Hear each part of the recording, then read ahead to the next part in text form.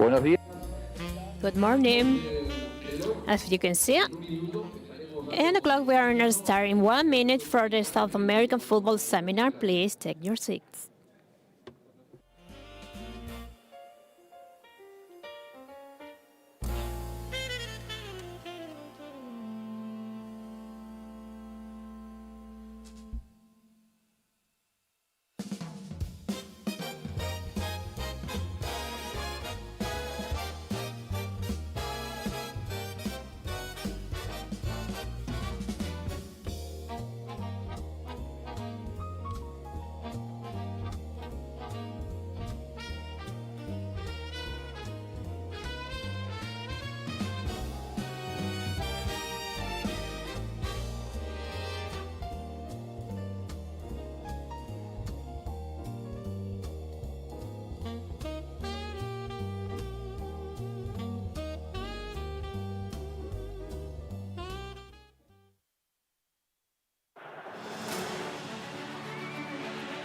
El mundo celebra las estrellas. Nosotros creemos en sus comienzos. Sudamérica, cuna de talento, pasión, identidad. Porque Sudamérica es fútbol, es cultura, es historia. Es el lenguaje que nos une. Es el ADN del fútbol sudamericano. Por eso, desde 2017, CONMEBOL impulsa el desarrollo del fútbol dentro y fuera de la cancha. Una iniciativa que trabaja en cada rincón del continente para fortalecer el fútbol desde su base. En 2025, ese compromiso se tradujo en hechos. Hechos que hoy impulsan el desarrollo a través de 4 pilares estratégicos. Gestiona, educa, construye y juega. Gestiona es el eje que pone en movimiento el desarrollo, el que asegura transparencia, planificación y buena gobernanza, el que alinea procesos y fortalece a cada asociación miembro para crecer con reglas claras, fortaleciendo la estrategia de la CONMEBOL, el legado de nuestras leyendas y la lucha por la inclusión. Educar es transformar el juego, porque no hay desarrollo sin formación. En 2025, impulsamos becas, seminarios y manuales. Más de 15,000 personas en 50 países formándose para el futuro. Porque educar no es solo enseñar, es dejar conocimiento, es preparar el fútbol del futuro. Construir es transformar la visión en legado, infraestructura, tecnología, condiciones reales para crecer. Más de 9 millones de dólares invertidos en el futuro del fútbol. Jugar es donde el desarrollo se vuelve real, donde miles de niños, niñas y jóvenes encuentran una cancha para crecer. Más de 53,000 participantes, creciendo en toda la región, porque competir también es formar valores. Detrás de cada atleta, de cada árbitro y árbitra, de cada equipo, hay un proceso, hay formación, hay gestión. Esto es CONMEBOL Evolución, el motor que fortalece nuestra base para hacer más grande al fútbol sudamericano. Porque cuando el fútbol crece desde la base, cree. Y cuando cree, todo el fútbol evoluciona.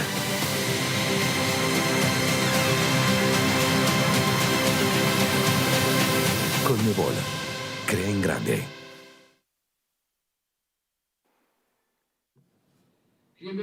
Welcome to the South American Football Seminar 2026, the first seminar of this kind. It's a pleasure to receive you in the halls of the CONMEBOL. It's a special year for the worldwide football. We are 60 days from the beginning of the World Cup that will be celebrated in United States, Mexico, and Canada. And in the previous days of the 2027 Women's World Cup that for the first time will come to South America, and we have great expectation and aspiration for that World Cup stay here for the CONMEBOL.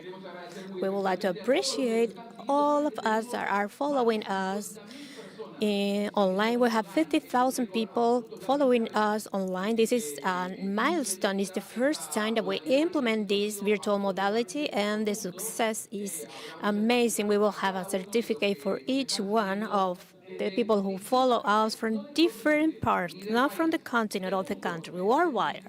We have enrolled from 6 continents. Over 50 countries have requested participation and the inscription with their official certificate that the CONMEBOL will issue.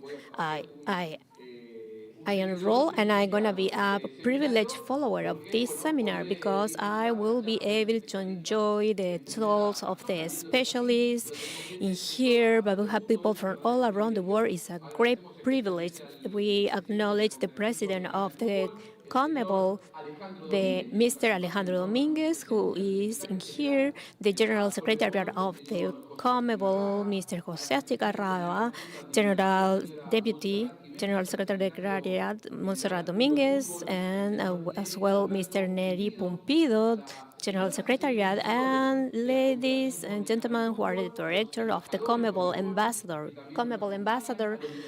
Director for Development, instructors from CONMEBOL, special guests, to the speaker. We are going to learn a lot because we will go through different aspects that has to do not only with the grassroots football, but with the persistent in the development and the high competition of professional football. To the speakers and especially to our legends that are in here with us, not only one who makes history, but they write it with passion, courage, and glory that they teach us to believe big. And today remind us that the present is the fruit of the result of our legends. It's a pleasure to join us here in Luque, Paraguay, being part of a great continental network. We have over 50,000 people. Last night we have 51,000 people enrolled. It's a very difficult number to imagine. We are having a full stadium like the Defensores del Chaco, like the seat from Cachamay, Venezuela, where the Pinotinto selection playing in the Boca Juniors Stadium. And we have aspiration during these 2 days is to fulfill the Centenario Stadium. After the finals of 2021, they have 70,000 people seats. So we will have more activities in this 2026 with the Copa Libertadores in Montevideo. So greetings for all the member associations who are online and participating actively during these days. Argentina, Brazil, Colombia, Peru, Brazil, Uruguay, Venezuela, Bolivia, the 10 member associations for CONMEBOL. During these 2 days, we will share experiences, methodologies, and real cases linked to the development of the football in our region. This seminar is available in 3 languages and through simultaneous interpretation: Spanish, Portuguese, and English. We are transmitting this worldwide. You can follow this through YouTube and through the official platform. We are going to be 100 people in here, but around the world more than 50,000. We are going to show you the agenda of today to start listening to the protagonists of the day. We have the agenda. We will have great speaker first, our president Alejandro Dominguez, and then different highlight personalities of the sport that has to do not only with the training or formation with the high competences to get use of the request or demanding of professional football to have high-level performance worldwide. And around 4:30, we are going to end this seminar, and we will have a break around noon to continue the day. Tomorrow we will have a very great agenda, and we will have a debate panel. We're going to talk about football. We want to hear you. We're going to have discussions, and we want to participate with each one of you to know your ideas so you can get information, that's an insight from the speaker of today. We have a video to start, and then we will continue with our president, Alejandro Dominguez. In CONMEBOL, the development of the South American football has a clear purpose to transform societies through the football and their reference. How? With direct projects with the 10 member associations. That's how CONMEBOL Evolution is born, that promotes the emotional development, social, technical, and professional development of the South American football through four main axes: management, play, educate, and build. We manage to sustain the development. And we play to transform athletes, we educate to make them more professional, and we build to innovate through technology. Investments are transferred in professionalization opportunities, inspiration, inclusion. We have eight South American competition, 1,400 athletes in development, and 22,000 who compete locally. 244 played, 3,000 trainers per year. We have 10 countries, 30 teams, 50,000 youth every year. A same DNA, because the South American football is creativity and talent elevated to the passion. That's identity, it's opportunity, it's future, CONMEBOL evolution, the DNA to believe big. Very good. That's our presentation video with our four thematic axes that are developed by the area that is managed by Mr. Neri Pompido. He is proud of his state. Now you can see on the screen the member association who follow us. If you would like to greet us from your positions.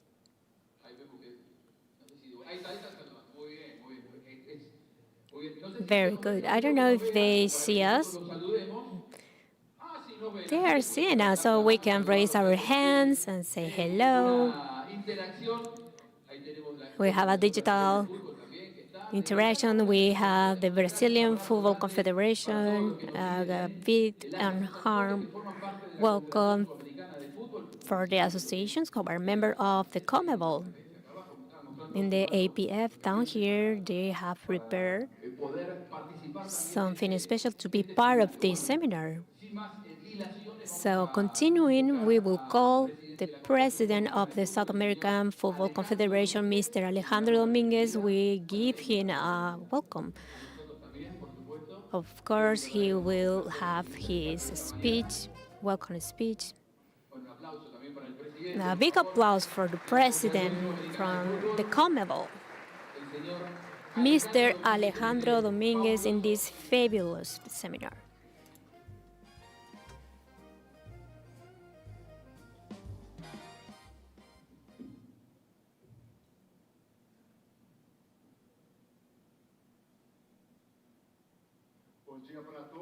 Good morning, everyone. Welcome. This is an emotional, exciting moment for myself in particular to be here with you and enjoy as a participant of what we truly love, football. We would like to greet our legends today. We would like to welcome the legend of the football that are following us through streaming or in any ways. But even though today they are not following us or they are not connected, we would like to give them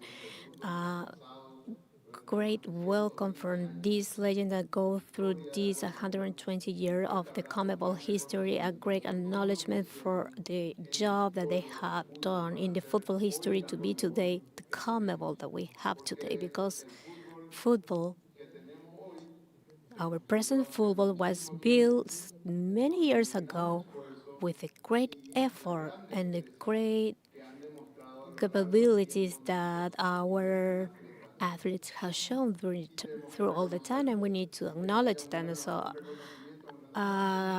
warm welcome and thank you very much to all of them for their job, what they did and they continue doing for our football. The authorities in here present, thank you For the ones who are going to be speakers today, thank you for your predisposition to everything that help us to be able to transfer and have the broadcasting of this football seminar that is from South America, but it has become something global.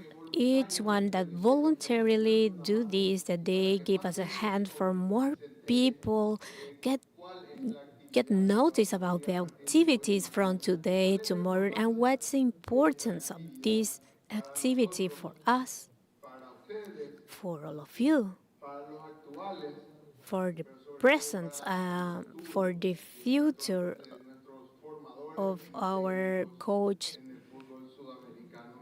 in the South American footballs and globally. Saying this, 10 years ago from today, when we started our commitment with the South American football, to getting into the CONMEBOL building, show us a big, very big building, but it was empty inside. Believe me, unfortunately, what they didn't talk inside here and what you can discuss into the old CONMEBOL building, it was about football. I'm not saying because the environment, what I should say that we are going to go into these details, but what we have found into the structure. And just to put you a graphic, it was an empty egg. It was both without a compass. It was a very big transatlantic that does not have a road map, a north. They didn't have a map that doesn't have a GPS. Then can let us know this is the football destination, the South American football destination. It was a very big vessel where the winds we were under the ride, and everywhere was a destination. We didn't have a goal. But I have a principle that I learned from football. I will not teach, I just wanna share with you. I have two quotes that the football teach me one of them. To be a champion, you need to create the best team. If you have the best players, you can be a champion. And my other quote it is for myself. I always say this to myself: "Win. The winner is the one who most want to win." So the crisis is an opportunity. I criticize, but today it was my position, and I think that today is in here with us to make us responsible from a very big institution. And I don't want to make this a discussion or getting into the political aspects. The football community in South America does not have borders. Doesn't matter if we are playing in the north of the continent or in the south of the American continent, the east, west. Doesn't matter if we are playing in the middle, in the center. The football has an only language that is the language of the ball. It doesn't matter who is playing, if they are speaking Portuguese, Spanish, and other languages.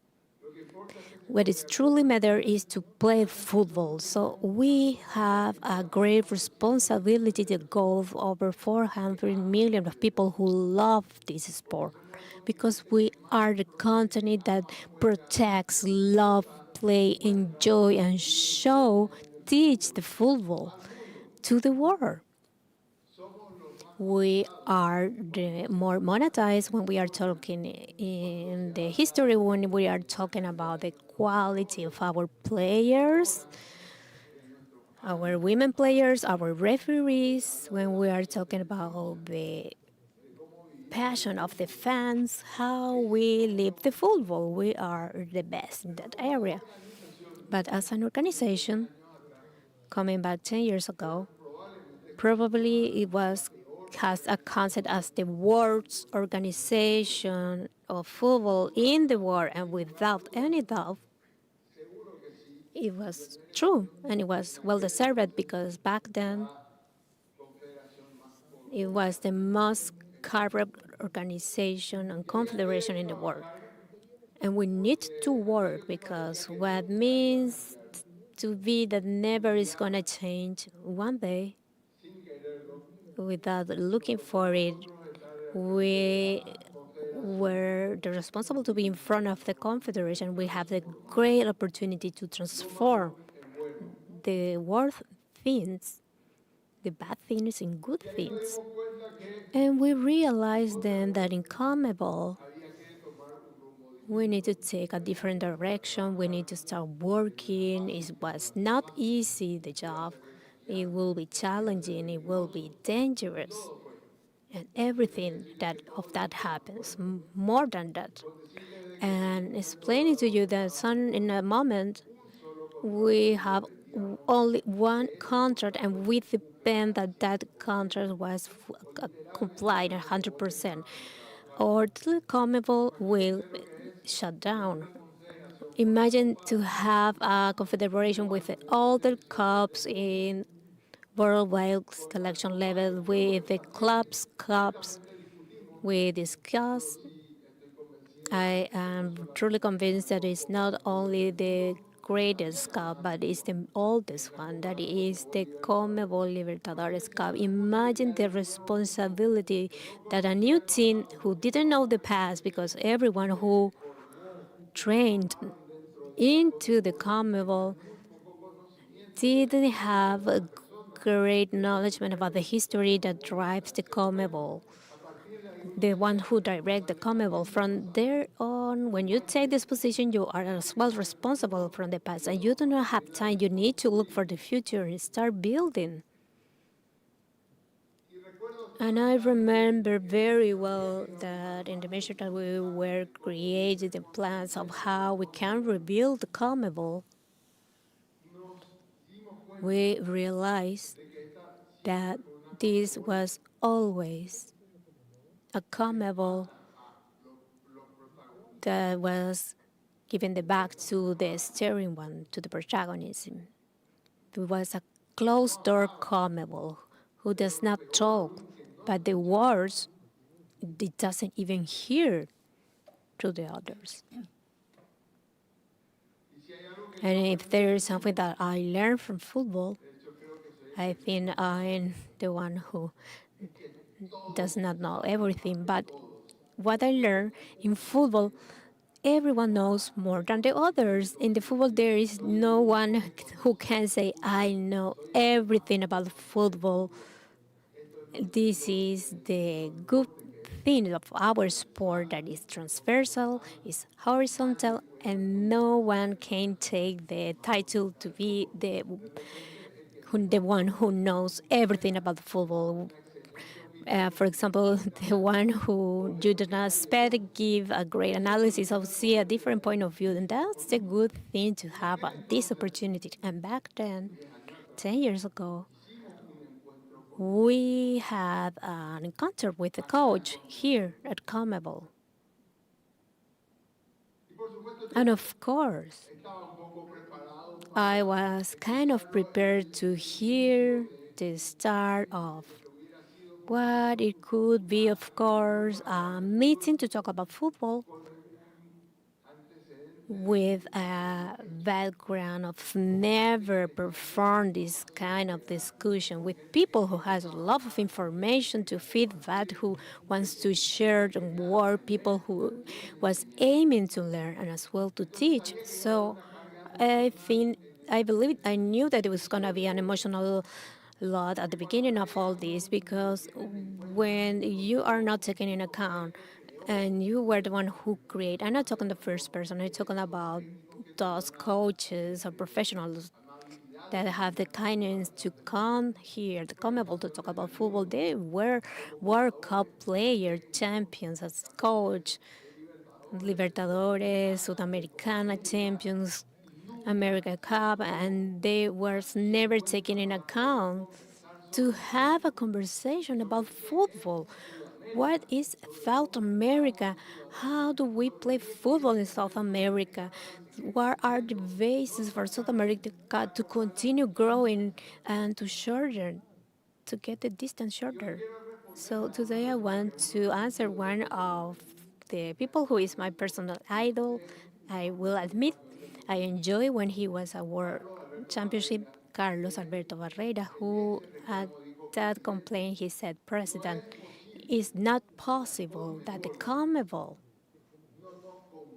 does not call us that we want to give, and was a great humble gesture when someone who win all these awards, he said, I want to give to the others.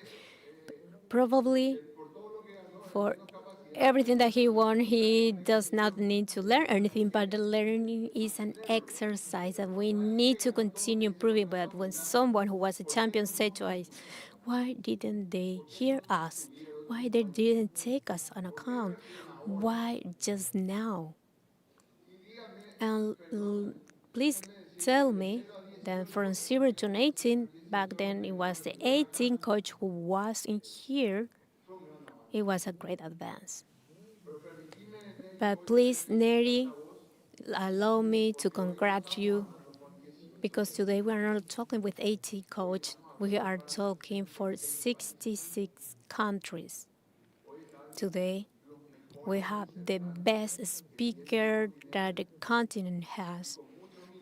And with humble, I will say, but also sure that the best worldwide representative are the ones who will speak in this seminar. I'm not saying that they are the only one, but I'm meaning that you who will have the words, microphone, are the best representative of the world because the best football world football is still playing here in South America. And I'm not gonna be based in just a phrase. I will sustain this that today no one can win us, that our players, men and women, are the one who create a difference worldwide, and they make that other confederation are having a good stand in their football with the provision of our players who was born here in South America. So saying this,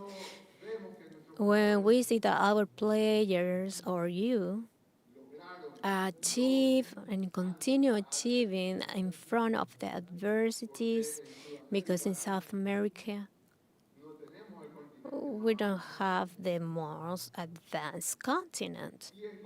But in CONMEBOL, we start with a vision, with a commitment, with a responsibility, and we knew what we have to do.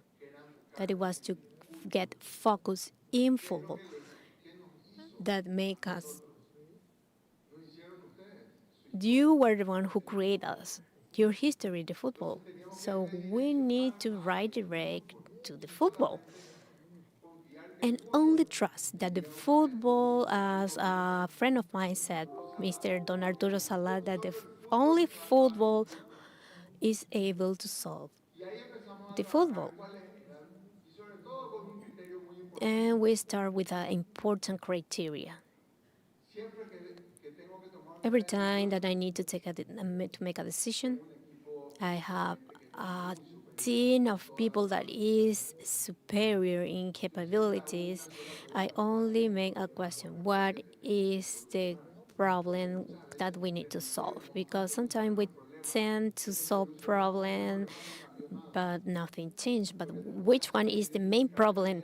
We need to identify that problem, and if we can solve this, everything change. And that's how we continue building this new CONMEBOL, identifying the problems. If we solve this problem, we will be able to change. And you need to be humble to acknowledge that luckily other confederation as well, the FIFA, have done this, and they have done this very well. Why I am saying this? Not because we copy from them, because I am someone that I am able to copy the good things and to copy with proud. But in this case, it's not that we want to copy something, we identify which were the probable reasons why the football was not overcoming or making better. Remember, 10 years ago, we were a memory confederation because back then we remember that when Uruguay was a champion, when Argentina was a champion, when Brazil was the champion. In what year we won that cup? When we used to be club champion in the Intercontinental, but in the present, we didn't have anything to celebrate. So we continue working to make this more modern, change, and find the actual problems to solve.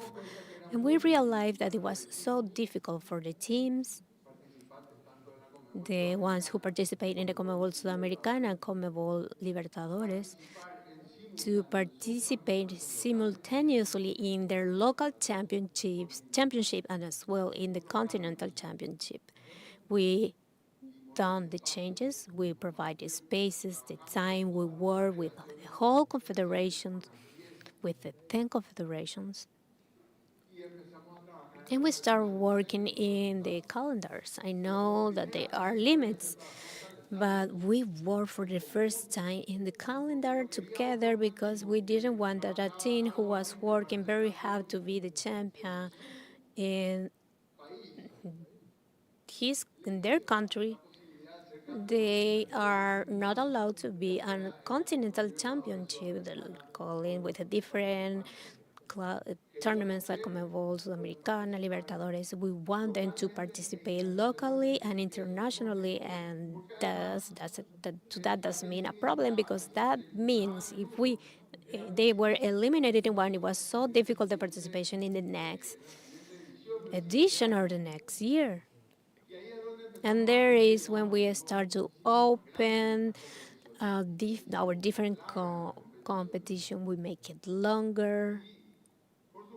And of course, that shows when we are just not looking the paper and we look outside the box, we were running backward. Why? Because the time has warned us, because there are other confederations that have identified this problem in their confederations and they solved it correctly and they have the sport results that made them to have advantage in front of us. And I love to compete. And I love to compete, especially with the one who do the things better than me, than us.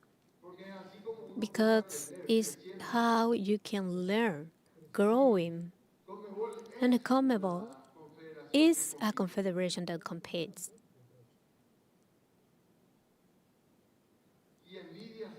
And I have a healthy envy. I love to see people who are doing the things better than us. I love the people are doing better than us and doing well because if they find a path, we could need to continue finding it. If they find a path, that means that we have a path as well. And once we found it, we need to accelerate and win to them. And that's how we create this new culture into the South American Confederation. We identify our mistakes, our errors, and changing and transforming, but far away from copying. That we need to admit there was people who were better than us, yes, but the results is not just a result of the casualty. Is the results are something that is coming from the things that we do. We cannot sit and criticize and say, oh, for the one that were before us, we are delayed, and everyone support that things because they have better opportunities. If we didn't do our thing, we will not be able to talk about the future and the past, and we have transformed CONMEBOL, thinking that if we support the football, the other things will be a consequence. And in there, we inspire once again in this new logo that the word of the CONMEBOL, without borders, because it's a bigger population in the world, in the continent, and with a footprint that shows that our football is unique. Why? Because how the football growth in South America was unnaturally formed. And I'm not gonna teach you, but I'm gonna talk to the one that perhaps does not know the history of all of you. You are were all it was always a difficult moment. It was not easy. Anyone can find our best idols from the football till the next. And that's why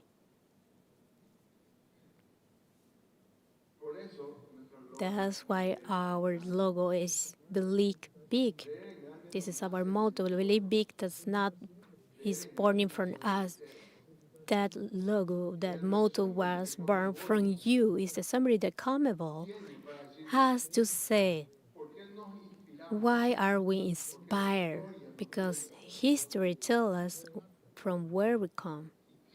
And who arrived? The ones who didn't see the adversity, the ones who believe big, that adversity is just a test to show us that you are the best. Inspired in you, this logo has an identity, has an history to tell, and has a future to believe. To believe. Knowing the past, we can see the future.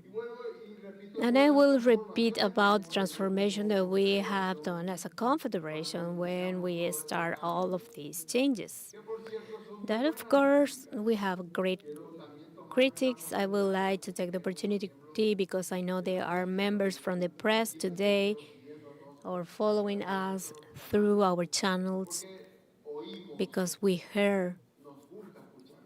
love to hear about you. And we do not always share your ideas, but we have great learners in the path, and we have heard a lot of criticism, but very valuable. Even though when your criticism may be from a subjective motivation, we have transformed all of these opinions in a value one because I repeat, we all know something about football. And we find a data that I would love to share with you. You may hear me talk about this, or anyone who represents the CONMEBOL is that in the finals, that of course, how we live those finals and who has the great opportunity to live or be part of a final from inside or different finals. We are a privilege to be able to live that moment. But as well, we realize that from every 10 finals, 7 won the team that was a local in the second match. So one of our pillars is to have sport justice, not only justice about the CONMEBOL, the history in the past, the present, the future, but the sport justice. We decided the fair is gonna be to do only one match, and we can play without the opportunity of other chance. You can have 90 minutes, 120, and a final with penalty. We want one opportunity, all or nothing. Always looking ahead, a place that guarantee us to be neutral. We have recently the occasion where we need to play the final in a stadium where one of the team play as a local, but thanks to this new final of the Cup prediction, we can well before and give the security that both teams that will play in equal conditions, not only in the field of the play, but in the whole environment. And we have transformed, and now we have some competitions that call the attention of the world. Today, we have finals that are broadcasting or streaming all around the world, not in the block countries that we know that we go there like in a gray way. Were right there. But it's true that South American football is valuable. People want to see the South American football. They know us. And aiming to the football is that we start to generate more resources. This is not a confederation. This president is not a president that is looking after money. We are an organization who is seeking the football and what generates their incomes. Of course, the commercial department, general directions that has it is doing a great work. All the ones here are great strategies, partners. I have a great friend and responsible of this, driving Diego Zanotti, the first victim of my president. And I can talk more about him to the General Secretariat, Jose Atigarraba, the Dr. Montserrat Jimenez, our General Secretary Deputy, and John's Secretariat. In the world, she is the first adjunct general secretariat, and of course, Mr. Neri Alberto Pompido, our football general secretariat. But talking about this is not just a confederation. People, to all of you, I don't want to miss someone. The CONMEBOL family, we were 60 and we were not able to get into that building. Today we are 260 people and we are all into there and we still have place. I would like to appreciate to all of you. But focusing back on what we were talking about, to into the football, make us to have revenue that are different from the ones that I mentioned at the beginning of my speech. We were talking about it depends in only one contract. And in 10 years, and why I'm gonna mention the money, I repeat, it's important for two reasons. I'm gonna mention the money. First, because we are continue trusting in that the South American football will continue giving us stars, present and future stars. This will be naturally, but we cannot trust only in that the natural will be enough because all the other confederations are working and as well they compete against us. Perhaps it's not a motivation, but they compete against us and they are concerned about their future generation. And if we do not generate the resources and we do not reinvest in the places that we need to reinvest, we cannot only trust in the nature. We need to give our kids, our youth, the next generation, next coaches, next trainers, next, or the present as well. I'm saying this in a not generic way. Our physician, the medical staff, the whole football environment, we need to provide them accessibility and conditions, and this is only able to work redistributing the funds. And 95% of everything that comes into the CONMEBOL, we reinvest directly. The other 5% is indirect invest. Today, this seminar has a cost, but it's an indirect reinvestment, inversion to the football. And if we do not do this, it's probably that our youth that have talents, are born with talent, they may search or they may be looking other continents or perhaps they get frustrated. But in this direction, in 10 years, we have achieved to distribute or reinvest as awards or assistance to the member association, the 10 from CONMEBOL and from the clubs that participate in our championships, over 3.200 million of US dollar with the goal, with additional objective to dignify the work of the people that has the football as a profession. South American. The South American should be recognized in a material way, and that they should be feeling comfortable working in their team, acknowledged in a high recognition in their continent, and what this generates does not goes in another destination, but they need to end in where it started, in you. I know that this is going to be a long day as well tomorrow.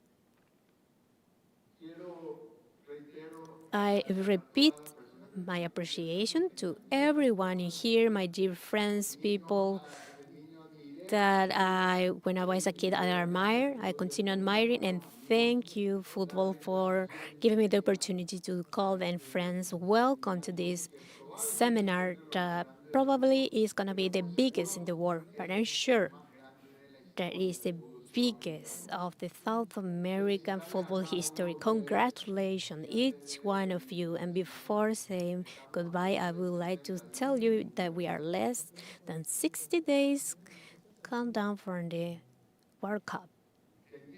In 10 years, you have recovered all the cups that are played around the world. That recently we celebrated from the first time women's World Championship that won Brazil in futsal, that for the first time in the history in over 110 years, we will have a woman World Cup in Brazil. That for the first time in history, we will have 6 representatives in the World Cup that will start soon in the north of the continent.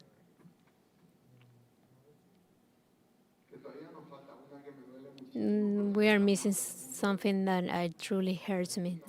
I know that we are just about, but I have my great idol here, Filipe Luis, that's shown, and we are demonstrating the ones who make excuse that the money is the factor to be a champion, or that without lacking the money we cannot be champions. For everyone who used this excuse, with a great and different budget, we were to a penalty to step to one the Intercontinental. That's the most important. That's the reason of this meeting. To return to talk us about football. We have a lot of things to talk about, but first we need to remind us to start hearing. We need to talk again. We need to get a way to get together as a football society and find our identity and prove to the world that we know who we are, that we know what we want. That is not just a we, it's that this is a group of people that just want to have fun. No, we love to have fun because no one has more fun in the football than us. But we do this in a professional, projected, managed, and programmed way because we have ambition. We want to continue providing the football and showing the football, and we want to continue having this competition in equal condition, but we need to be prepared inside and we need to be self-critics. If we do not take our space, no one will give this space. Of course, the people that are working in a planified way and consistently will take the places, the position, but we do not have to just talk about this, but if we do different things, if we manage, if we plan, and we work, we have the right to have an opinion and to believe. And now that we are just in a few days to start this World Cup, in where we are proud to be the continent. With Argentina, there are the World Championship. We are the champion that will go to defend and fight for that cup to stay in South America. I want to share a dream with you. And my dream is not only to win the Europeans, I love to win the Europeans. Who plays more?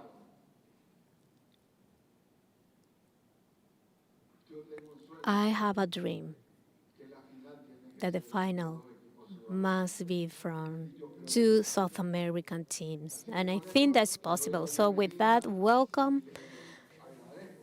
I truly appreciate and to our selection that will be representing us in the World Cup. You are gonna have us with you working hand by hand in anything that you may need. If you need a bottle of water, we are gonna be next to you to help you, to support you, because we want to win. And what we are showing today, if we get together, if we unify as a continent, if by separate we were invincible, if we are all joined together and we realize that we all talk the same language, what is waiting for us is a great future. So the door of our house is open to all the continent, to everyone who is following us. But the ball from now on, I will pass to you. Thank you very much. Have a great day. Gracias, Alejandro. Thanks, Alejandro. I asked a picture for you, world champion, and another. Can we ask the director of development of the Confederation of Football to come up here? And Alejandro, this has been a success, amazing. I'm really happy. What happens with the seed? A few years ago, we had 18 technicians, and the claim was why we never had the opportunity to share and talk and speak. Now we have more than 52,000 people, and 52,000 people are registered, and we see that there's a lot of people in all the halls around online, which is superior, and it's a record. And that's good because we can debate, listen, speak, and to learn together of what we love, which is football. I would like Professor Pereira. Here we are. Thank you for your advice. Here we are to speak. And now we have a leader like Neri, who makes this opportunity possible for this seminar here. Welcome, Neri. A picture, please.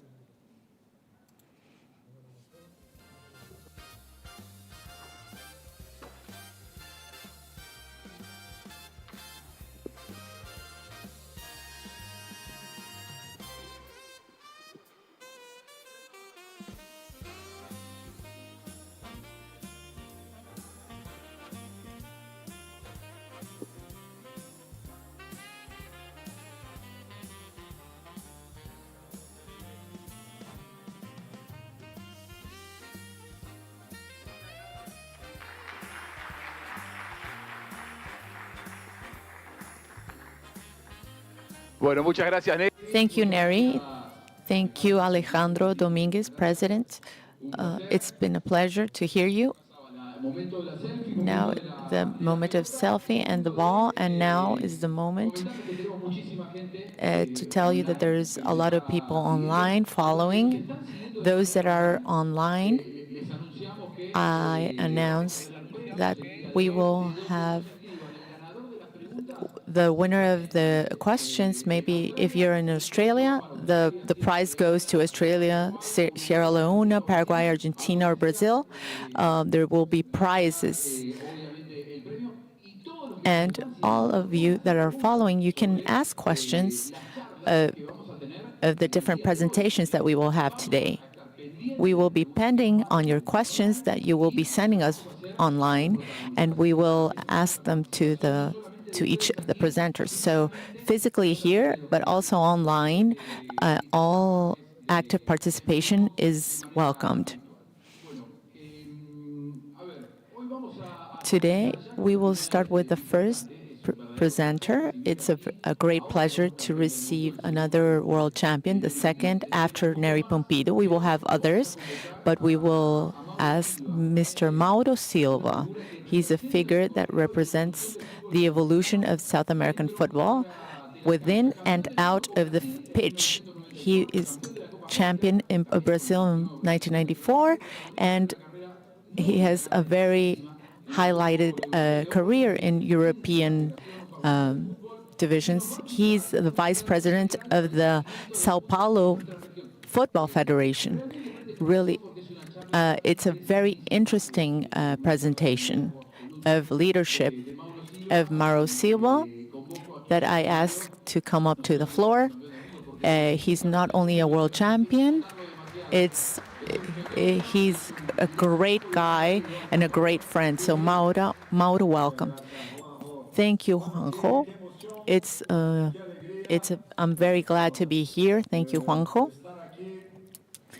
Listening to the words of Alejandro, the president, I remember my first match of the Libertadores Championship in Lima in 1988, almost 40 years ago, and it's a very special day for me to be here today because South American football changed my life. I had the luck I won a cup in Bolivia in 1997, but I wouldn't be here.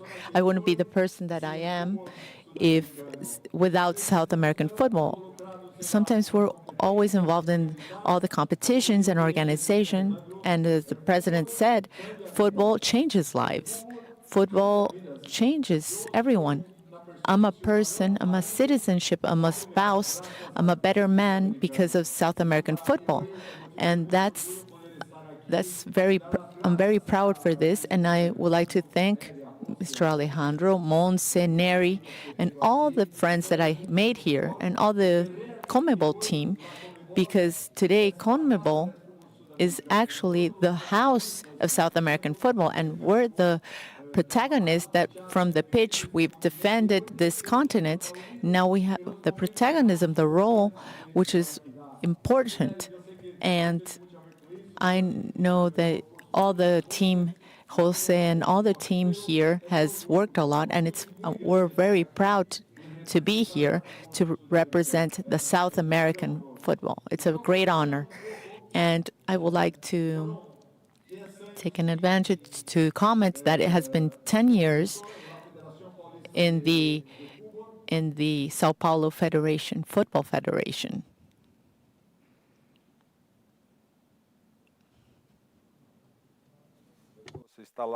Let's see if the presentation. Okay, now. Of course, the time I've been in the pitch, it's been 20 years in the field of play and 10 more years as vice president of the Sao Paulo Football Federation. So the perspective that I come with today to share with you, President Alejandro commented to strengthen the South American football. And my presentation today is to provoke this question from what I've lived, not only in the field of play, but what I've lived in these 10 years in an office. And I would like to provoke some questions so that you can reflect on what we can do to strengthen and develop the South American football each time. And it's a question that for me is important. The world has changed a lot within these days. We need to ask ourselves a question. This is a question for you. What about us? Did we change? Did we sufficiently change, or do we need to keep changing? Because the world, it's clear, will keep changing. So we need to understand how this new world is functioning, how the new generations are coming about, and if South American football has the same relevance that it had before. And in that sense, it's important to know that President Alejandro talked about being united. We're not competing for titles only here. We're competing for the attention. We understand that football is part of the industry of entertainment. We're in the economy of attention.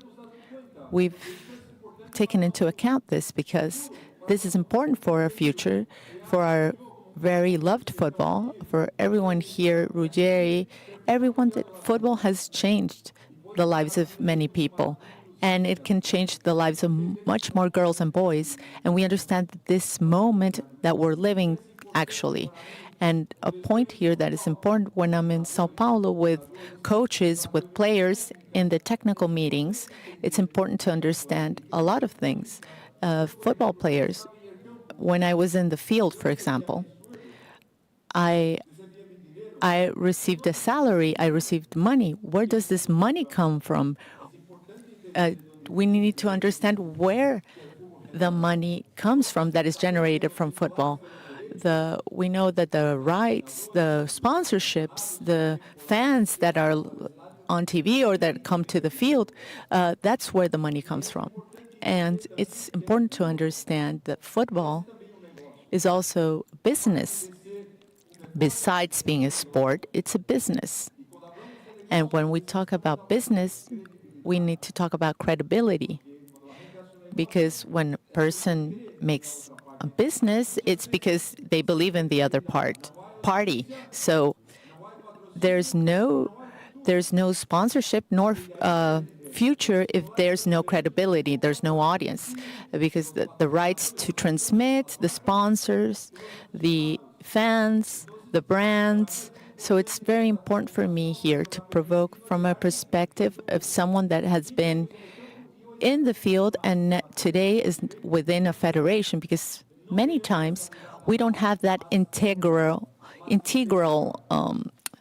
perspective, because a lot of times we're our own rivals, we ourselves, because sometimes the player that, if we're the first to criticize our product instead of defending our product.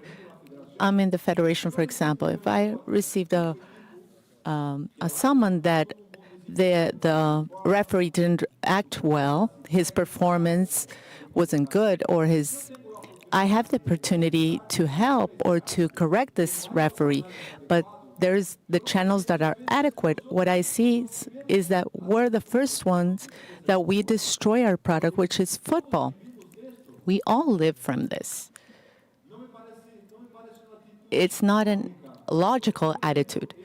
For example, in Brazil, I played in Bragantino and Guarani. They were very modest teams. I've won titles, and I went to Spain for 13 years, and with La Coruña, I've won a lot of titles against Madrid and against Barcelona.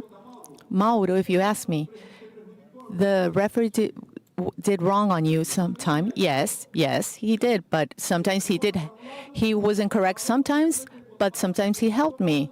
Did he? I don't know if he helped me more or he harmed me more. So it's easier.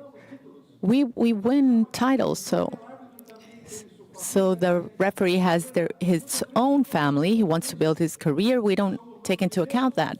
And we're the first ones to criticize our product, because if the brands and television, if the referee is saying this, if the player is saying that, if the team leader, we need to take care of our product. We need to be much more united. As President Alejandro pointed out, unity. We need to take into account the world that we're living today and how things have been changing and changed. Look at this number. I don't know if it's because of the experience in the stadium is not good or why, or because they don't trust the product, but one can say it's a problem of Brazil. 81% of Brazilians don't go to the stadium, not because they don't love football. They don't buy a shirt, they don't buy an admission, so it's a stadium that is not being made if there's no business, or even training or education. We all need to be working to change this. It's very important for us to understand that we're all part of football here. And if we want to protest, as President Alejandro said, there's channels to do that, to make claims, to construct and to build and to improve the world, not to attack and destroy our own product. Why is this so important? Because before, it was just football. We didn't need to fight with anyone or anything. We predominated. Ruggeri, you're probably in Argentina. It was only the ball. I had no other entertainment but to be with my friends. Now the TV is on, and look the young people, what the young people are doing in this image. I need that we're being conscious about the world that we're living in now, because it's our responsibility that if we want to improve and to better the South American football, we need to work all together in harmony to change that sad reality. Look at this number here. Between 7 and 9 hours a day is the screen time that young people in South America have. Where are the young people? I think that our unity must be to change this sad reality. This seminar, which is the greatest seminar in the history of CONMEBOL, is to speak about this. It's our responsibility, and as I've said before, if we need to change our mentality and to be more united and together. It's fundamental, because the new generations, they consume in other ways. They are fans of the future. Okay, it's them. That's a reality, and this is our reality, and we need to face this.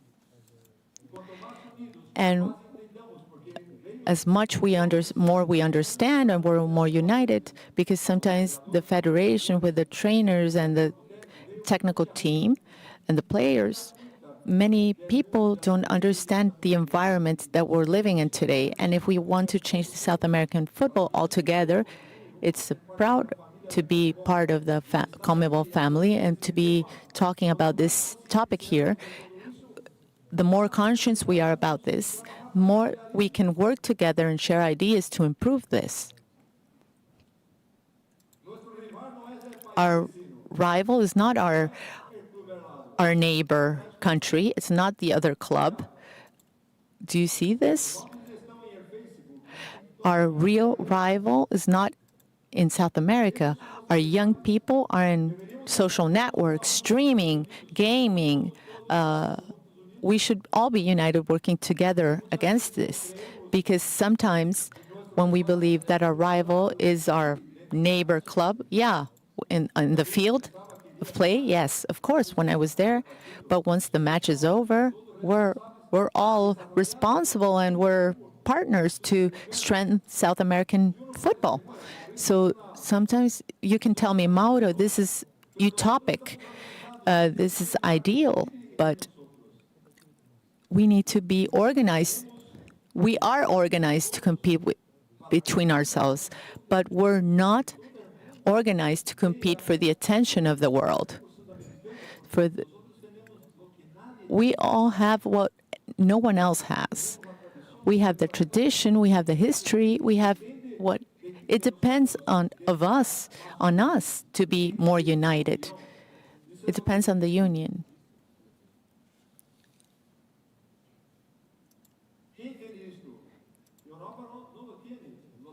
Europe doesn't have this. The talents, they're here in South America. Europe comes for South American talents. What we're lacking of is unity outside of the field of play.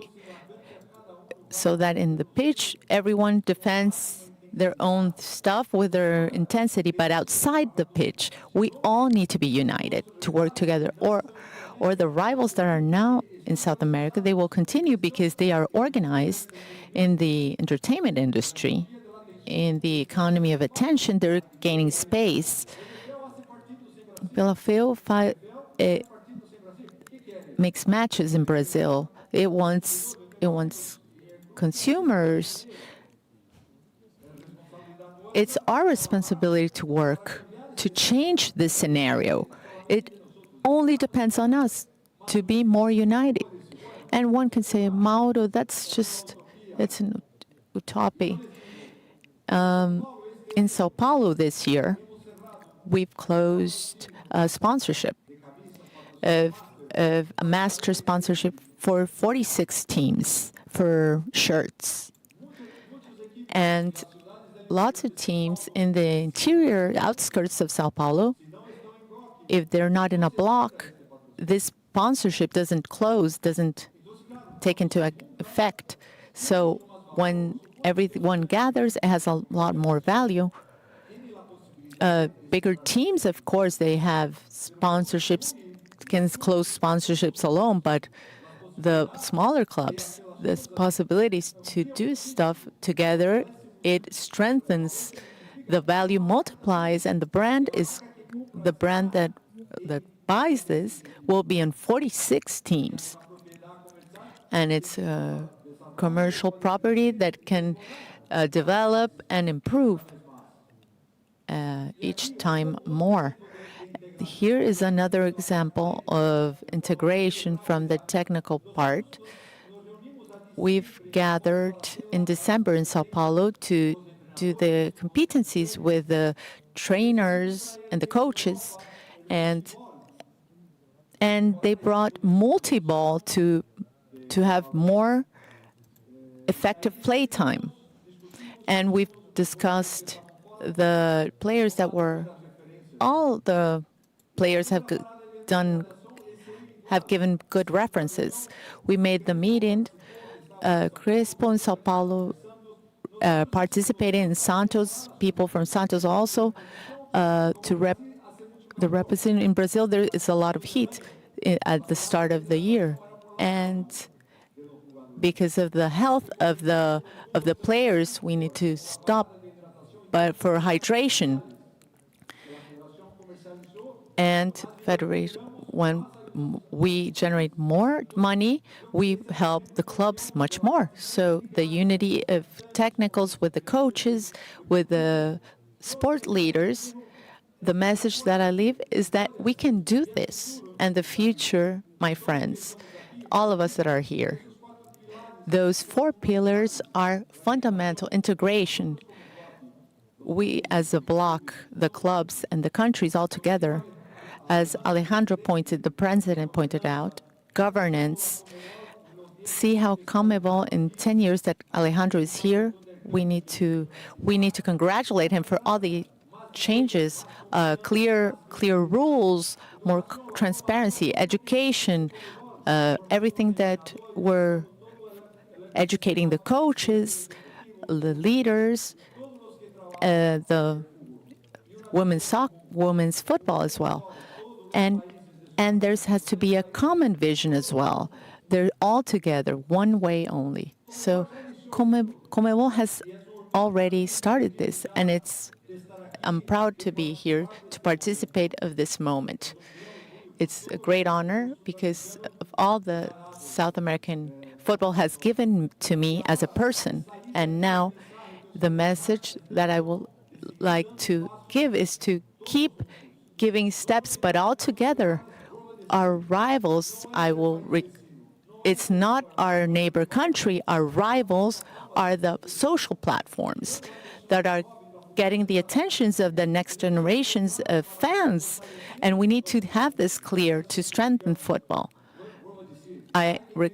Once again, I repeat, we need to, if we like this football and we need to improve, there's the channels and the ways to strengthen this. And this is very important to keep improving. There's a video from a person that I respect a lot now, and he believes that we can keep improving football in South America. I believe that not only in Argentina, and I can say that in other countries, this selection has, with its motivation, has inspired a lot of people. Thank you. There's a lot of people and a lot of friends. Mauro Silva that I've seen today, I love him. He's Brazilian and he's proud of us.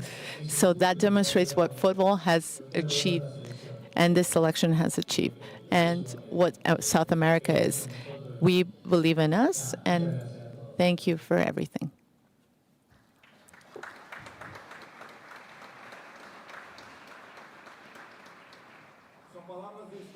Those are words from Scaloni. This demonstrates what football is and what is South America. Brazil from 2002 didn't win. Brazil was eliminated. I, of course, wanted Argentina to be a winner. I didn't want England or Germany to be. We need to be clear on this. And I go back to the past, how much we've changed that the fans, that there's this rivalry that's so intense between the fans and there are Brazil-Argentina, Brazil-Uruguay. That's good because we live from that. But it's not that good when that's within us, that we need to work all together to unify South American football. So we need to have this very clear, how we want South American football to be more strong each time. Being together, and the greatness of Argentinian football is intimately related to the Brazilian football. As Alejandro said, one improves the other one, Uruguay and the rivalries in the South America.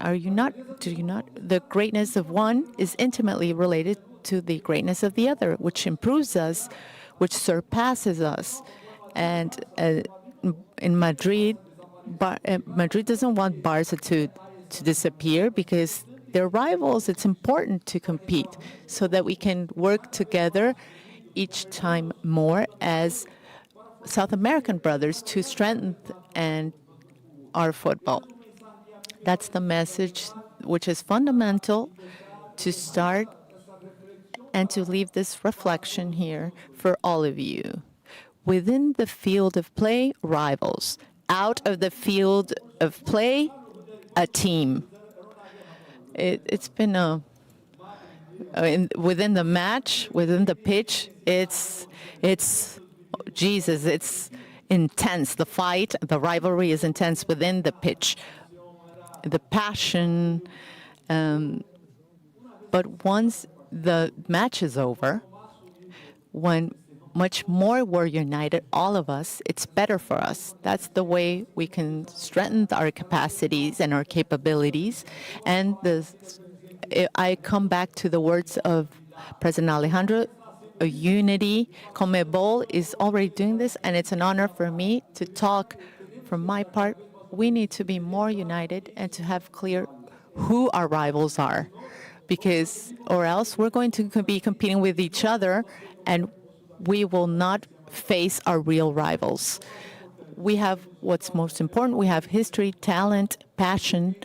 It only depends on us, on our decision to be all together as brothers and to learn from each other and strengthen the South American football. Thank you.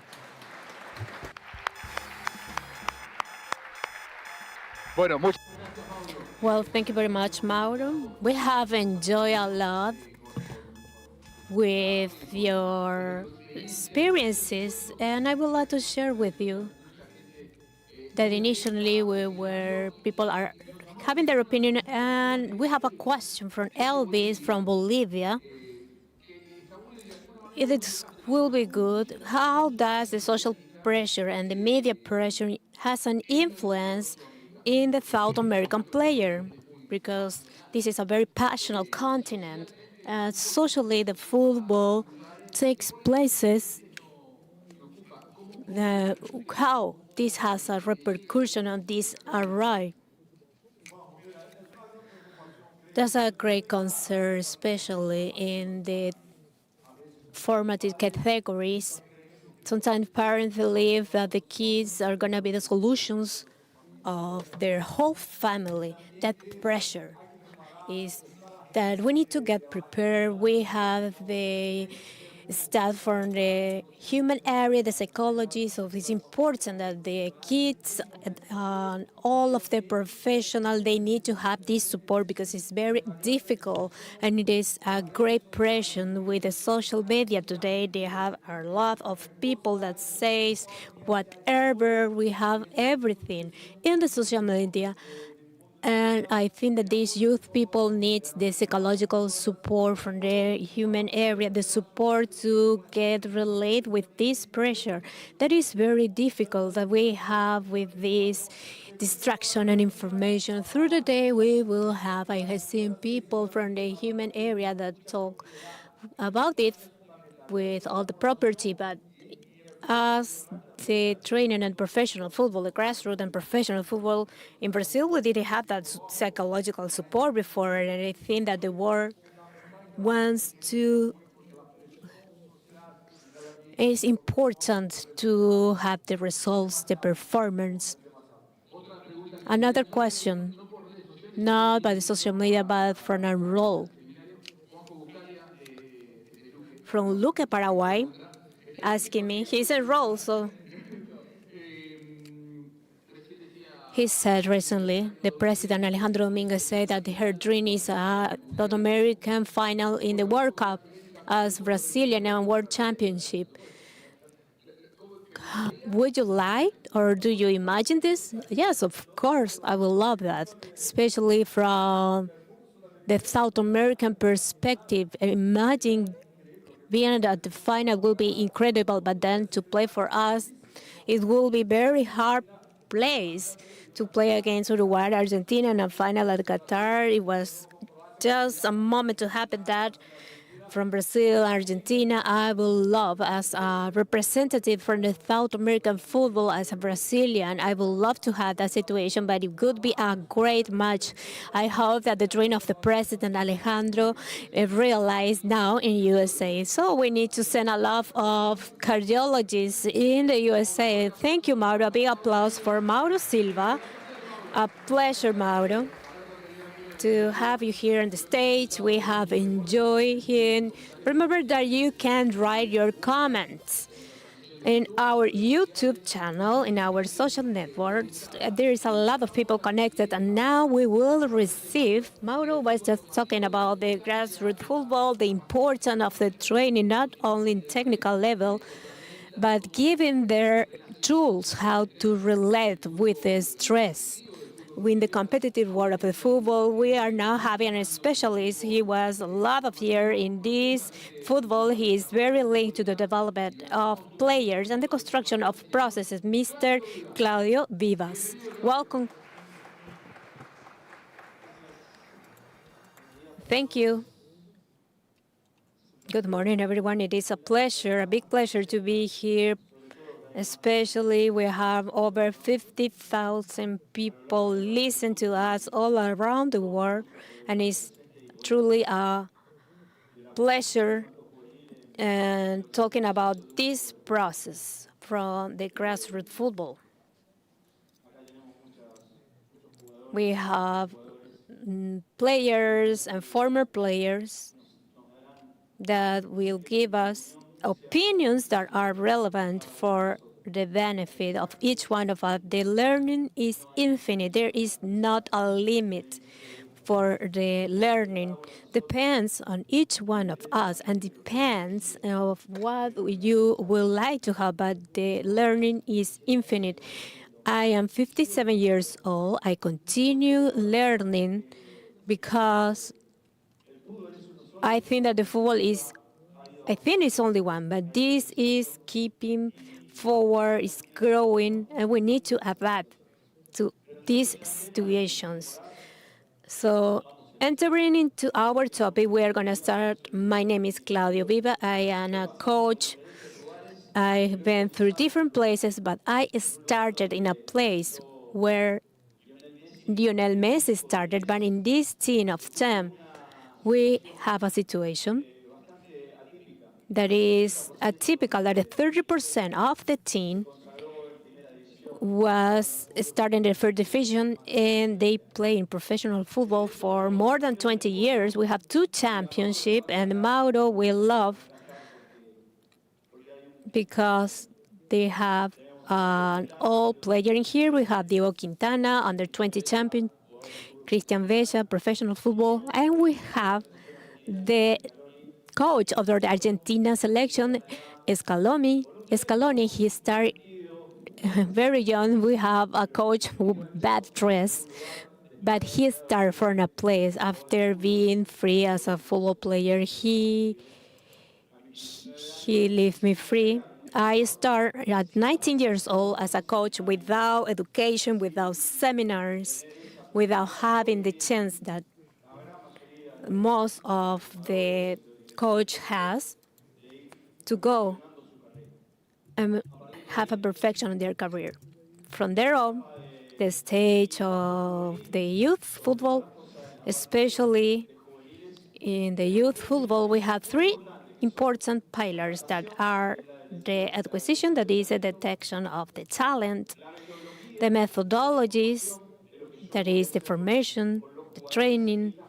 What are you going to do with this player is also applied to the women's football, a football that is growing day by day. That is very important not put those on a side because it's transcendental, considering all the CONMEBOL support for the growth of the sport, especially in the youth football, and the competition. And some countries are developed very good players, have 30 matches, and from my point of view, and without getting into polemics, because we have opinions and different opinions that are respectable, the most important is not to win in this training, but we need to truly teach them.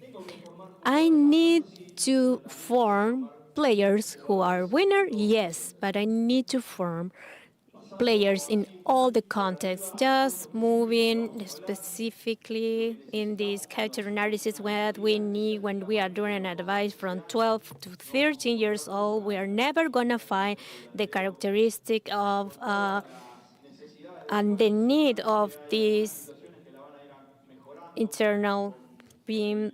Perhaps we're going to have different situations that we are going to improve with the permanent work. But in the youth football, we need to try to promote in different countries for the kids to start playing at 6 years old. I am 57 years old. I play on the streets, but that doesn't happen nowadays. So I need to promote that kids from 6, 7, 8 years plays in reduced spaces with a small ball. They can adapt they need to know that there is a law of the football, a regulation. It is important that at that age, the play is over everything, and from 9 to 10 years, start working with the technique, try to promote these creative players that are starting from young age, and not to privilege a system or a way. The most important at these ages is to find the players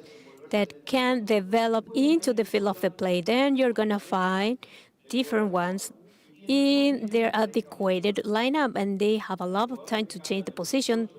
I have a player, Matteo Rotteri, who played in the Italian selection. He was working as a right back and an offensive midfielder, and today he is a forward center internationally. From 6 to 13 years old, all the practices must end with a football match.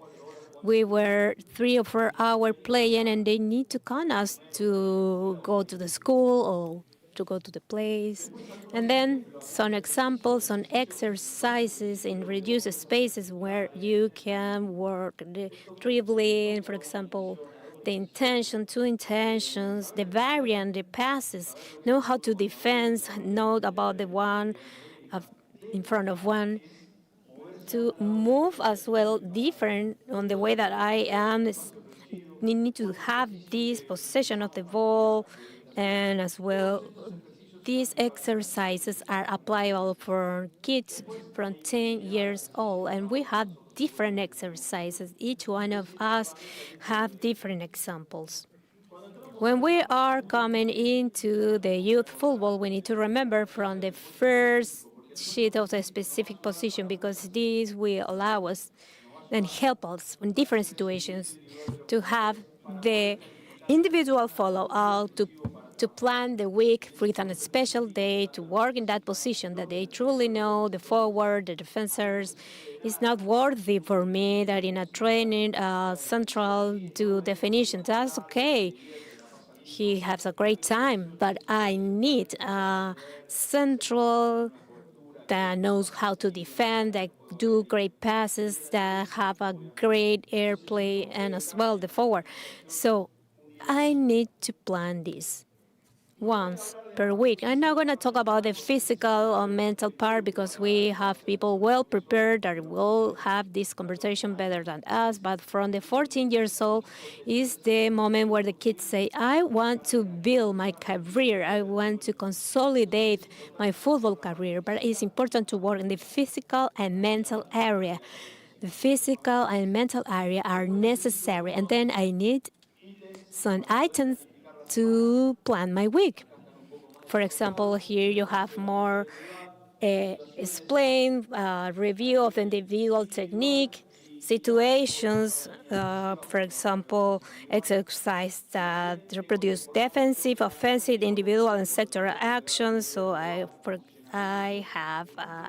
need to provide them a style, how you would like to call it. So I need to dedicate one day to the football practice and other day to the technical area. So you need to teach the kids the laterals, the execution of penalties, tactical exercises. We can have different variables, because some we would like to be having a dribbling or different style of play. But it's important from the 14 years old till the first division to give them an organization of the game to the different categories, not that they have. Now we are going to talk about the game system, but it's important that the category understand that there are defensive and offensive aspects in where we need to work from the start. It's not only there is a short, long mix start, and we can work during the week on Monday or Wednesday, because I need to find an organization of this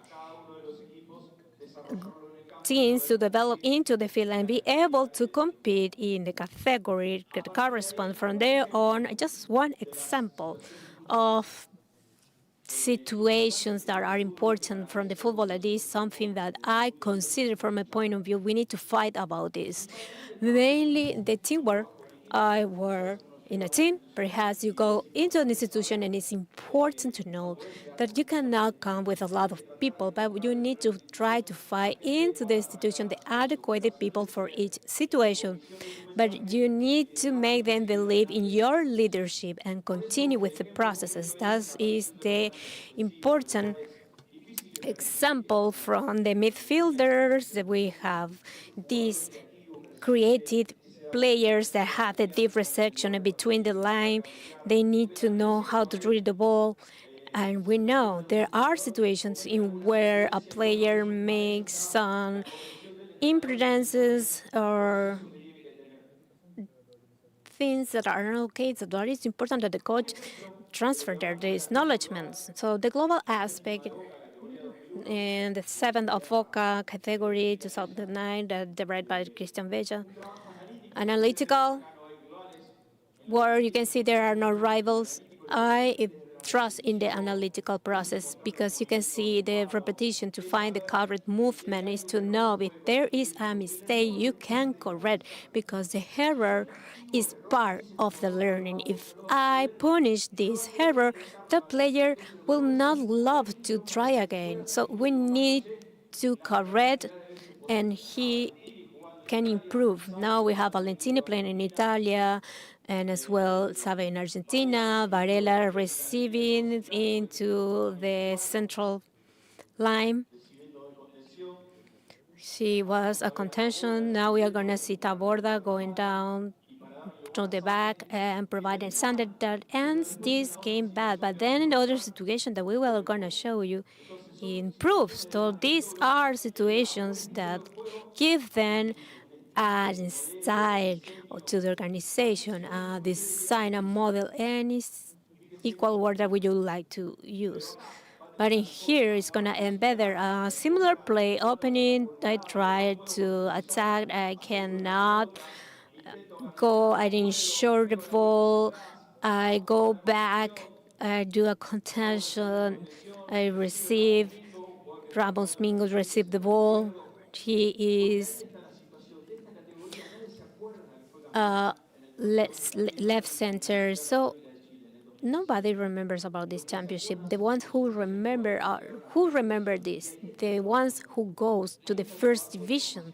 That's our word. That's the training. That's the challenge that we have as educators. We love to be champions, but we need to correct. For example, Sanders that he has the ball out of the goalpost and the Taborda creates a double. That's a training work. Perhaps, I believe, I think the Patronato was a rival, but it's not the most important. The most important is that at 16-year-old, 5 or 6 players, now they are playing in the elite football. To develop this idea, the youth football, I would like to develop 2-game system because mandatory from the 10 years old, the same competitions force you to have to compete. You need to create a football idea, and it's important to start with the basics. And as well, from 14 years old, we need to go deeper. This 2-game lineup from the 4-game system, there is something that is outstanding. Is the number 10, the defensive midfielder. We are getting a mistake positioning there. We need to leverage this. In youth division, from 14 years old, we should develop a system that you can, if you want to play with 2 defense, right back, left back, number 8, the defensive midfielder, attacking midfielder. And there another system with the lineup of 3. the line of three, we have more spaces, the coverages are different. The changes are different. If you play with two contentions, you can play sometime with some midfielders. They were in different extremes. So you can see the polyvalence in here. This right back is playing in here, but then they need to move in front of the field. Then he needs to end in the center. So this is the polyvalence that we need to provide. The problem in here is in the first division when the speed of the pass from one youth play is different from a first division play. I remember in an interview, Lautaro Martinez said that when he came to Italy, the most difficult was the pass speed. Sometimes you need to do a strong pass, a soft pass. Sometimes you need to change the kick. So all of these things are very important. These are key aspects in the development of a football player. All of these should be resolved in the youth division because they will not have time to learn this in the first league football. But if I do not teach this in the youth division, it's because something I'm not doing good. The pass speed, the reception, orientated control, profilers. Sometimes the midfielder receive this from the back. The decision making. Watching a game from the Libertadores, attacking midfielder, he moved to the right and they block the kick. So sometimes we need to say to first you need to learn how to play football to understand the sport, to know that there is a rival goalpost. So the leg that is not the dominating, you need to teach these kids that his not dominant leg is part of their body, is part of the game. The profiles for continuity of the play, this inability leg, the peripheral vision, all of these aspects are key aspects that we need to develop in this youth player. If we do not create this, we are going to have problems. So finally, just ending with a concrete conclusion. The projects of the youth football should be supported with a directive. Because in that aspect, the projects are investment. They are not expenses. Because if you invest, you first invest, you train. Once you train, you have this player in the first league, and then you should enjoy them. You can enjoy 50 plays in the first, and then you can give the possibility to make this better and have the projects on the day to serve in their career. But I need to have the direction to support me, not only ask me what happened in your category, but they need to ask me how many players do we have to project in this succession line that we all have in our head, because that's the mapping that we have to set. You can sell him, you can transfer, because the next year we're going to have this player in the first division. We need to respect the training timelines regardless of the results, to prioritize the growth of footballer in all aspects, to trust in the teamwork. As our president Alejandro Dominguez said, it's very important to know that each one of the people who works in the technical staff are important. The psychologists, nutritionists, physicians, goalkeeper trainer, they are all doing their work to promote the structure and especially the growth of the youth players, to promote the training of the coach.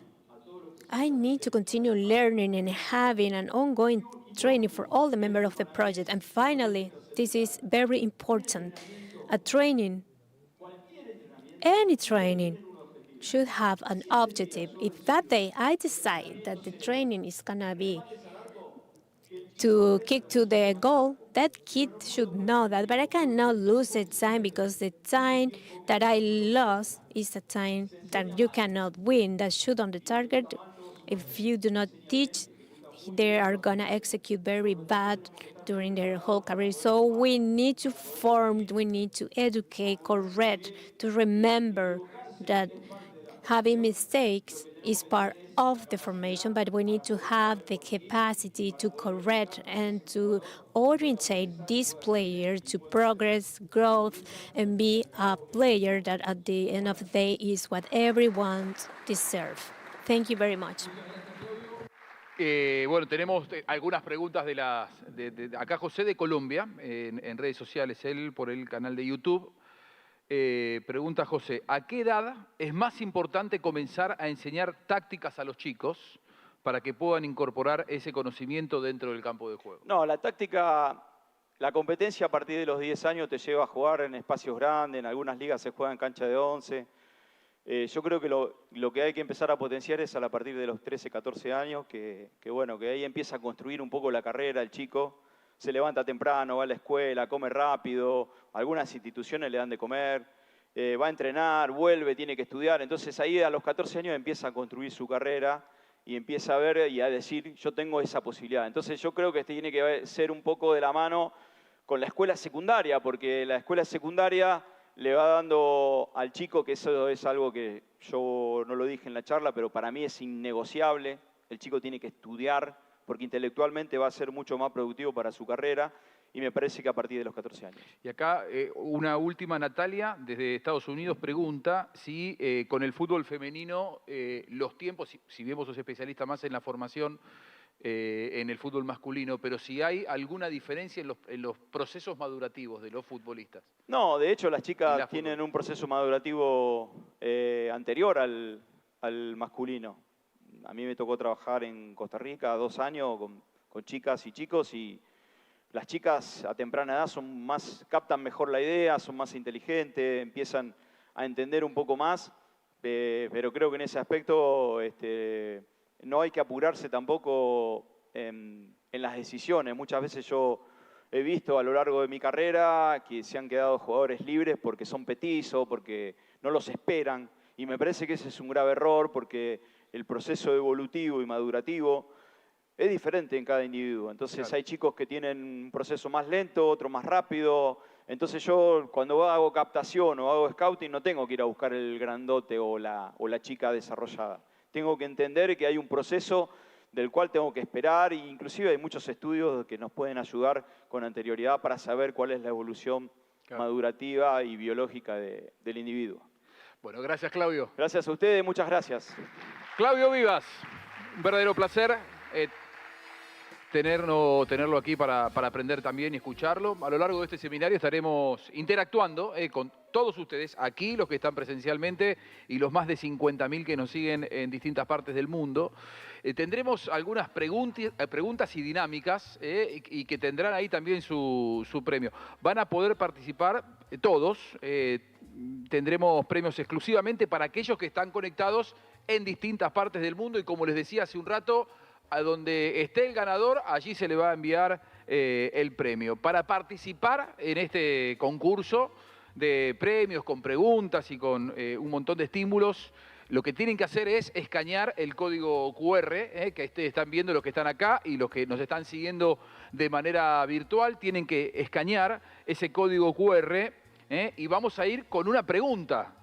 Ahí está, escanean el código QR, tienen que poner su nombre, su país, para registrarse, y el que responda correctamente la pregunta que vamos a hacer, que les va a aparecer ahí con el código QR, el primero que responda bien se lleva el primer premio del día de hoy. Vamos a tener varios durante esta primera jornada. A ver, la gente está inscribiéndose, ahí tenemos la gente que está anotándose, que está sumándose desde distintas partes del mundo. Se llama Mentimeter. 5 últimos segundos para anotarse. Ahí están sumándose las últimas personas. Ustedes también pueden hacerlo desde aquí. Y ya podemos hacer entonces, hasta ahí llegamos entonces, la primera pregunta. ¿Cuál es el país con el mayor número de registros en este seminario? Ustedes saben, se anotó gente de todas partes del mundo, pero hay un país que ha tenido... Hay algunos protagonistas de ese país hoy representando a su querida patria, que están aquí en el seminario con nosotros. Hay un país, les voy a dar una pista, de Sudamérica, que es el que tiene más inscriptos en estos más de 50.000 anotados para este primer seminario de fútbol sudamericano. La gente está votando. Todos pueden contestar, claro. Sí, pero mirá, Neri. Colombia, hubo gente que puso Argentina 506, la que tuvo mayor cantidad de preguntas, estuvieron mal las 506 respuestas.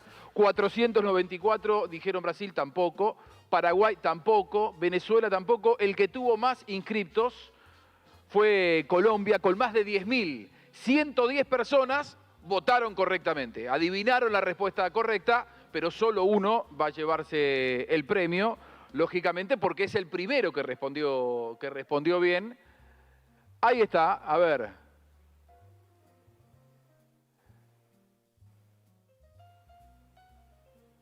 Geraldine Layton es la ganadora del primer premio, del primer cuestionario, el primer Mentimeter que hacemos en el día de hoy. Felicidades para Geraldine. Entre todos los que hay, ella fue la más rápida en contestar, así que felicitaciones. Bueno, vamos a ponernos en contacto con Geraldine para enviarle su premio a donde esté. No sabemos de dónde es Geraldine, ¿no? Todavía no sabemos de dónde es Geraldine, pero bueno, ya tendremos los datos desde dónde nos escribió como para poder enviarle el premio. Muy bien, felicitaciones entonces para Geraldine. Le vamos a dar la bienvenida a otro de los campeones del mundo que tenemos en el día de hoy, Marcelo Broli, entrenador uruguayo, campeón del mundo sub-20 con Uruguay en 2023, campeón de la CONMEBOL Libertadores sub-20 con Peñarol. Aquí llega para contarnos sobre su experiencia. Hola Marcelo. En ambos ámbitos, en Sudamérica y lógicamente en el medio uruguayo, en categorías formativas, cómo se viven las diferencias y cuáles son las similitudes en esta categoría de trabajo. Un referente en el trabajo con los jóvenes talentos y en los procesos de formación. Bienvenido, Marcelo. Además que viene ahora de una experiencia muy lejana y que seguramente también ahí podrá transmitirnos todo su conocimiento. Marcelo, bienvenido, un placer. Gracias, Juanjo. Bueno, saludos a todos. Primero que nada, un honor estar acá en el seminario de CONMEBOL. Participar con todo, gente espectacular, no solo futbolistas, entrenadores, para mí es un honor. Y ojalá que pueda compartir con ustedes mi experiencia, es eso, no es enseñar, sino solo transmitir la experiencia y que ustedes se lleven algo.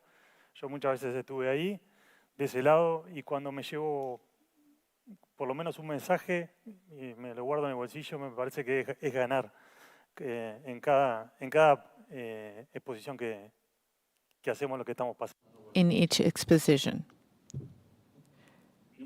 My name is Marcelo Broli. I'm a football trainer, coach. Clarence called me. He gave me the title of my talk, which is Developing Talent in Different Environments. Obviously, I was in two different contexts because my country was, in my country, I played as a player within the country. I understand the culture there.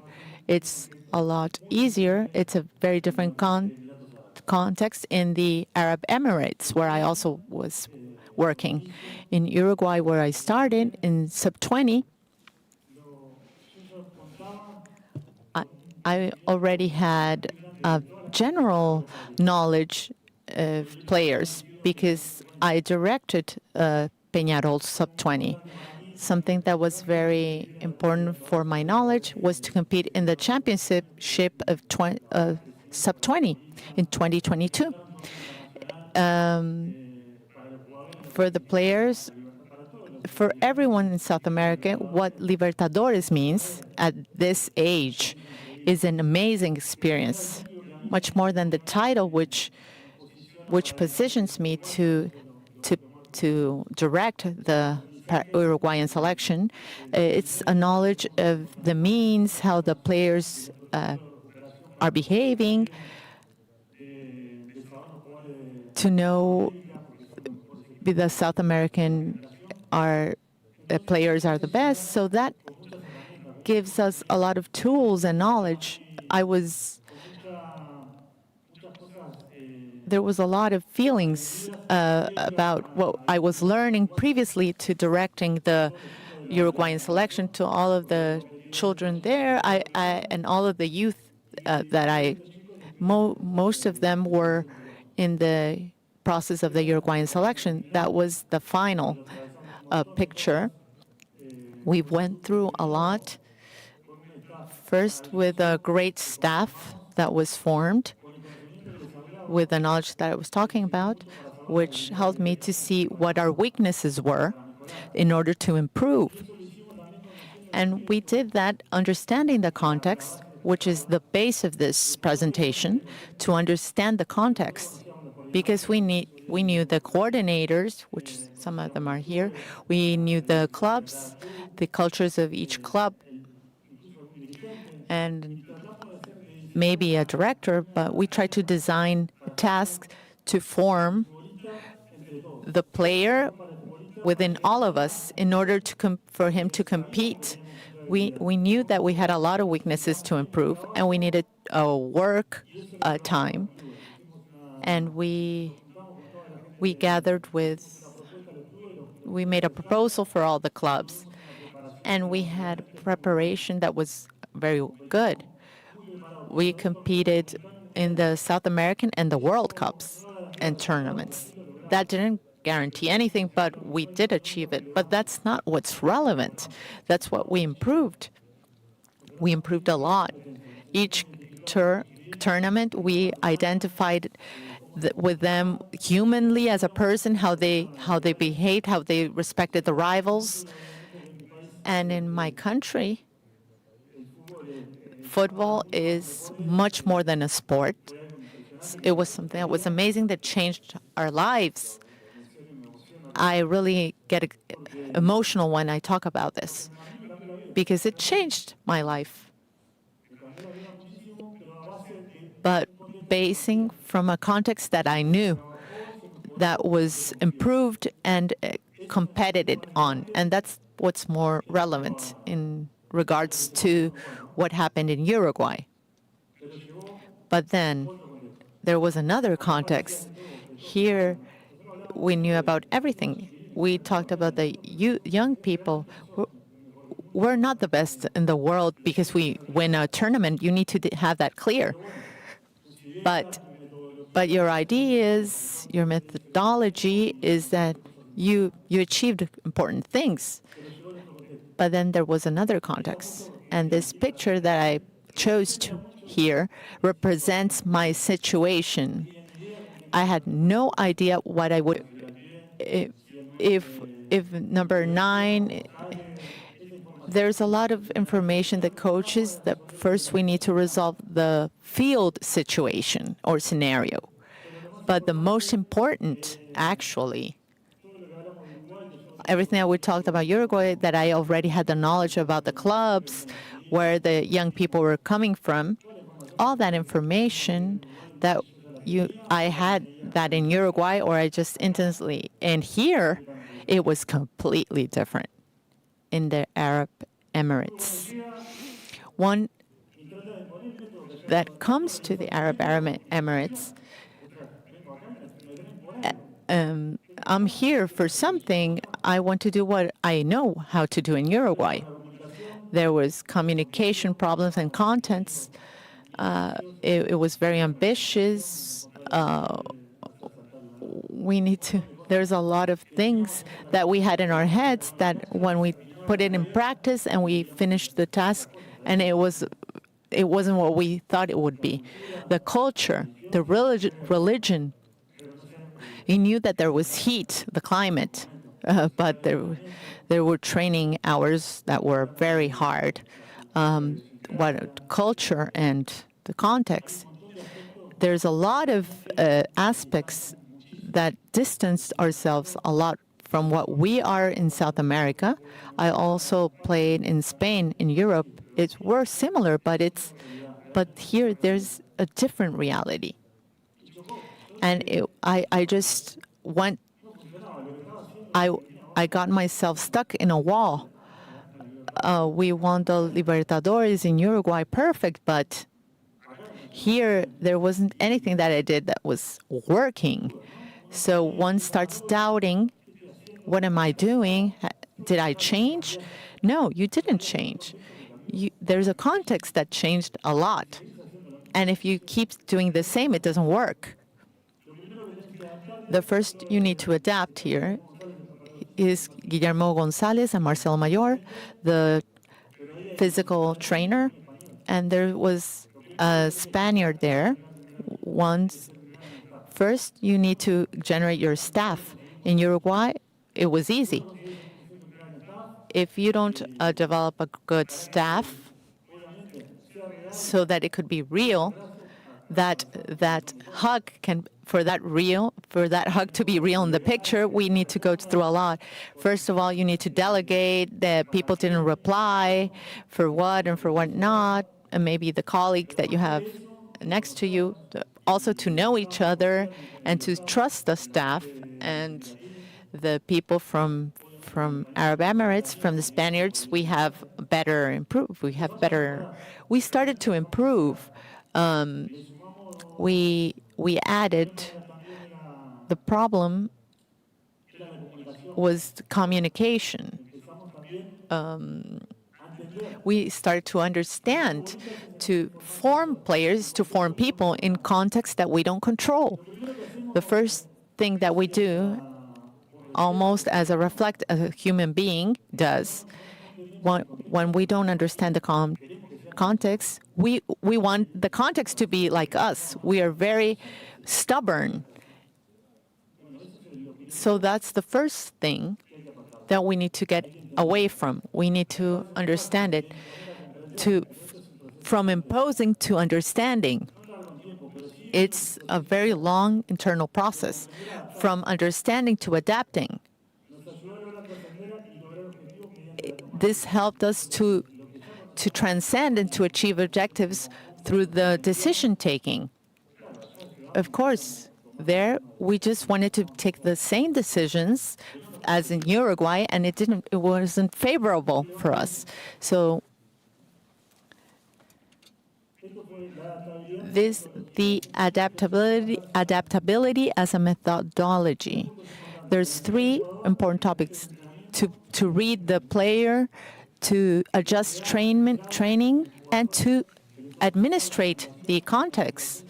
Motivation are very different from what we have over there. South American player, for example, we have football in our blood. We want to get our family to improve, but over there that doesn't exist. To adjust training, complexity, intensity, communication. We've improved with a translator to Arab language because they didn't understand, not even English. We need to go from Spanish to Arab. So for the message to go well, they didn't understand anything we were saying. So all of these things we improved to administrate the context. We took better decisions when to go to the tournaments with the players, and from adapting, the young people, they grew, they improved, they compete better, because when the player competes better, it's because he's more motivated. And my conclusion here, I have learned to train or coach far away from home is the maximum proof of fidelity to our own roots. It's to search for the road. The objective is the same. What changes is the road to get there. Our values are not negotiable. Our passion for football, we, the workers in football, are in South America, that makes us unique. To search for the solutions, not to give everything. that distinguishes us, because we don't drop our efforts. We do everything that we can possibly do. We all have necessities or needs. We took baths with very cold water. There's always adversity. We need to find solution. One not only directs a team, but it represents a culture of effort and of improvement. This is a capture of a cell phone print, which is a player that dedicated to me a story. This, for me, is amazing. That hug is a real hug of warmth, that he gave everything, and all the players gave everything they had on the field. We had the connections with players that were very different from us. This is the best gift. Besides any title, this is the best gift for any coach. In the Gulf Cup and the Asian Cup, we competed thanks to that adaptation we had.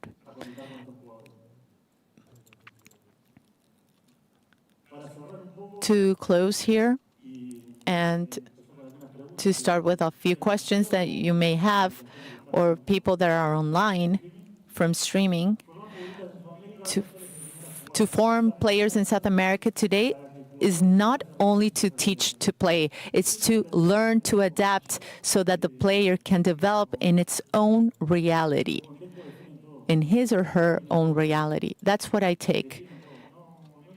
There's not a method. We don't need to close or to be squared. Every player has a reality and a context, and if we don't reach that, we're not going to improve him.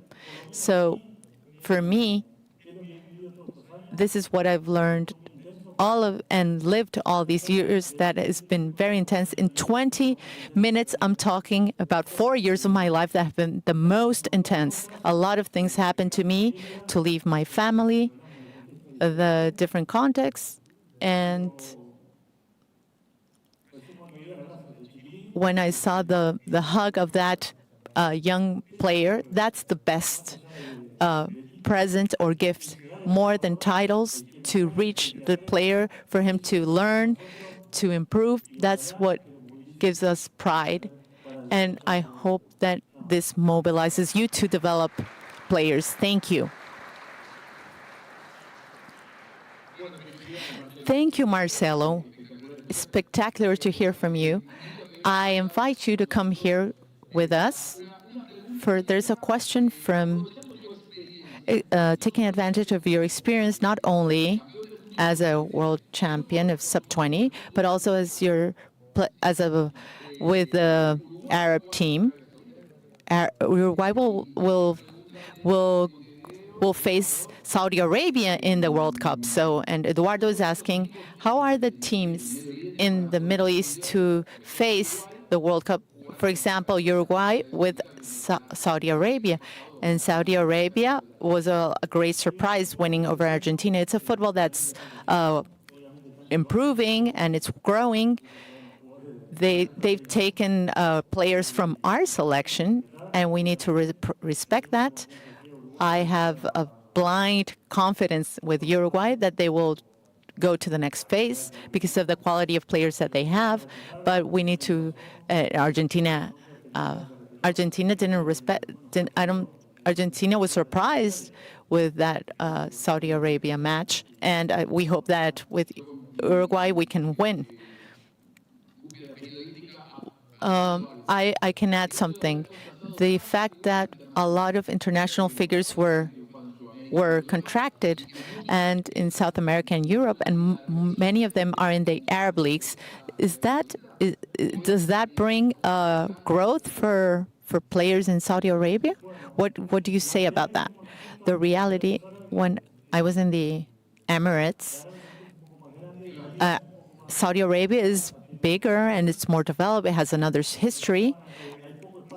There's a small space for locals. That's a reality. But it gives them potential because they have a great level players and great quality. It gives a lot of potential to the league. In sub-23, the youth have small spaces. That's a reality because of a lot of foreigners. An applause for Marcelo and other 50,000 registrants that are online here.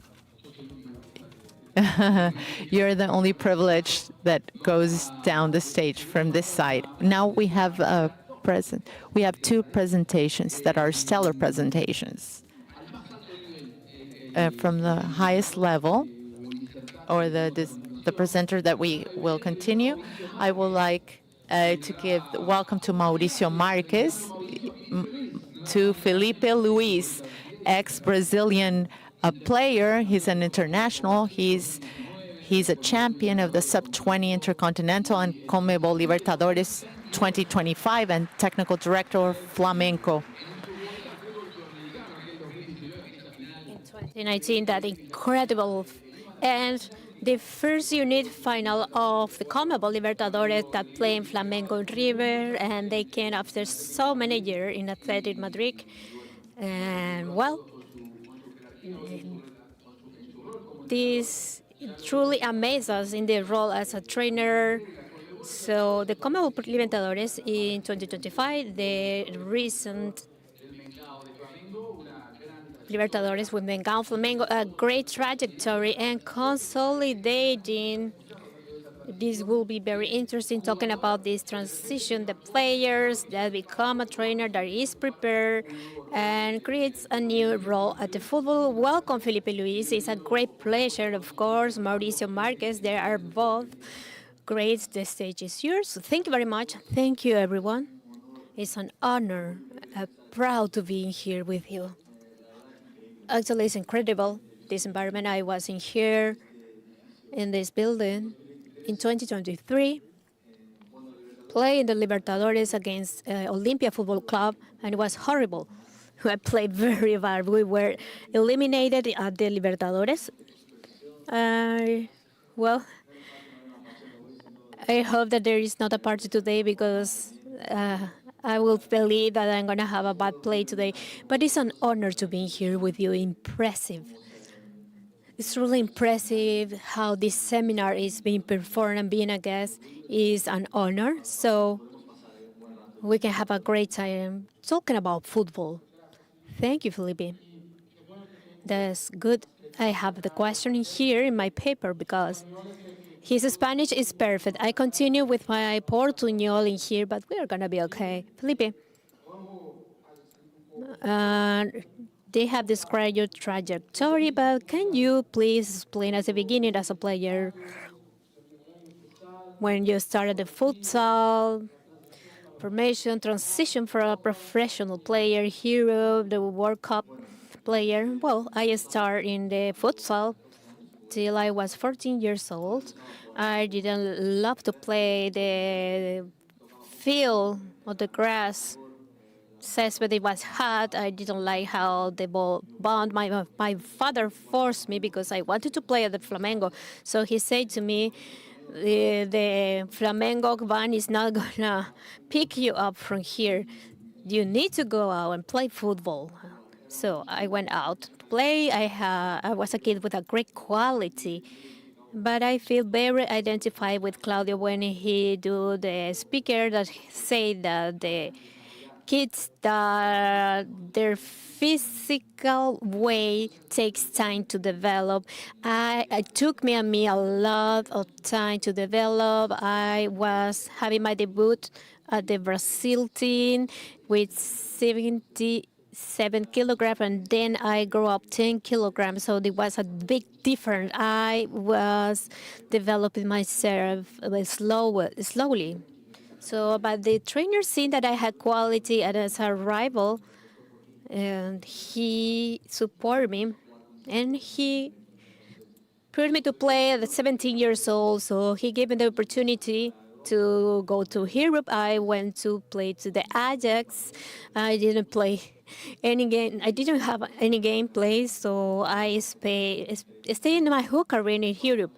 Then I'm 34 years old. I retired in Brazil, and I thought it was gonna be 6 months, but it was 6 years and the best moments in the South American football where I was so happy. When did you start thinking to be a coach? When you prefer this interest? Well, it was like when I was 27 years old. My whole career I played, and I always hear the coach say, intensity. The typical that you say in a dress locker, come on, intensity, let's go. We need to put the ball and the game.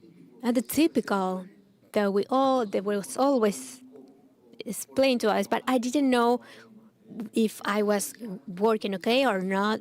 Sometimes they say to me, you didn't have intensity, but I feel myself that I do the best on the field. Did I work in the Atletico Madrid with the Cholo?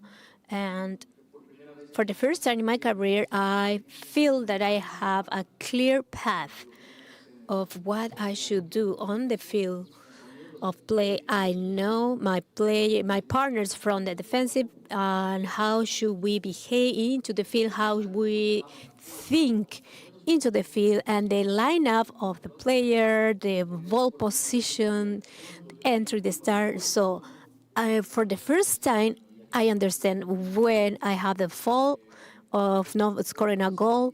So I finally feel a relief. I feel very identified with that situation, and that changed my life, my way of play, my career. I have quality, but I put understanding in the game, adding this quality. So my career start and transform my life. I have other experience with other coaches, but the Cholo was the one who teach me the mentality, management, how the football gets into your head. That transformed me in a winner. That not only play ping pong just for playing, I was playing for killing, to compete. And I said, if someone makes me change my mindset and transform my life, I want to do the same thing. That's the reason why I start thinking to be a coach. You have 27 years old, so you have a planification. How you did that change from player to coach? So when I was 28 years old, I start looking how the Cholo talks, typical. And the dressing room, I imagine giving the talks with the guys of the team. And I have great talks in the lockers. But that's happened. But I start working with things that I love, some things that I didn't like talking less or more with the player. I start to have a goal to improve, because in the management area, I love it, but in the football area, I love the ones who makes me suffer into the field of the player. For example, I play against the Guardiola team. I suffer, but I love the sensation that left me, that I feel that I was always overcoming something. I start to learn from another coach. The one who knows me knows that I am very curious. I do a lot of questions. I want to learn everything, and at the end of the day is that, as Claudio said, we will never stop learning. And we are constantly learning and copying from each other to improve. I consider myself that I somewhat the copy, but I have a very clear idea, but always trying to evolve. So we were preparing for your visit to CONMEBOL, and you arrived from Europe the last week. And you named a lot of coaches. You were with Guardiola recently. What are the takeaways that you have when you are having an encounter with this reference? Well, I love to see. I retired recently. I have friends that continue playing with coach as Guardiola. I continue asking this player the matches plan, things that they're doing to learn more about that. But I love to see training methodologies because the key of everything is how you train, how you prepare the player in that 1.5 hours on the field, and how you create a mental roadmap for the player that truly understand what is going to happen on the field of the play, that they have done this on the trains during the week. So I love to see how they prepare the week and how the way of training is evolving. We have improved a lot into this. I have been many years of my career going up and down in the pitch. So I'm not saying that this is wrong. You teach, you learn a lot of things. People say to me, this team does not play anything. I never agree because of that, because not playing anything is play something. The football is about competition.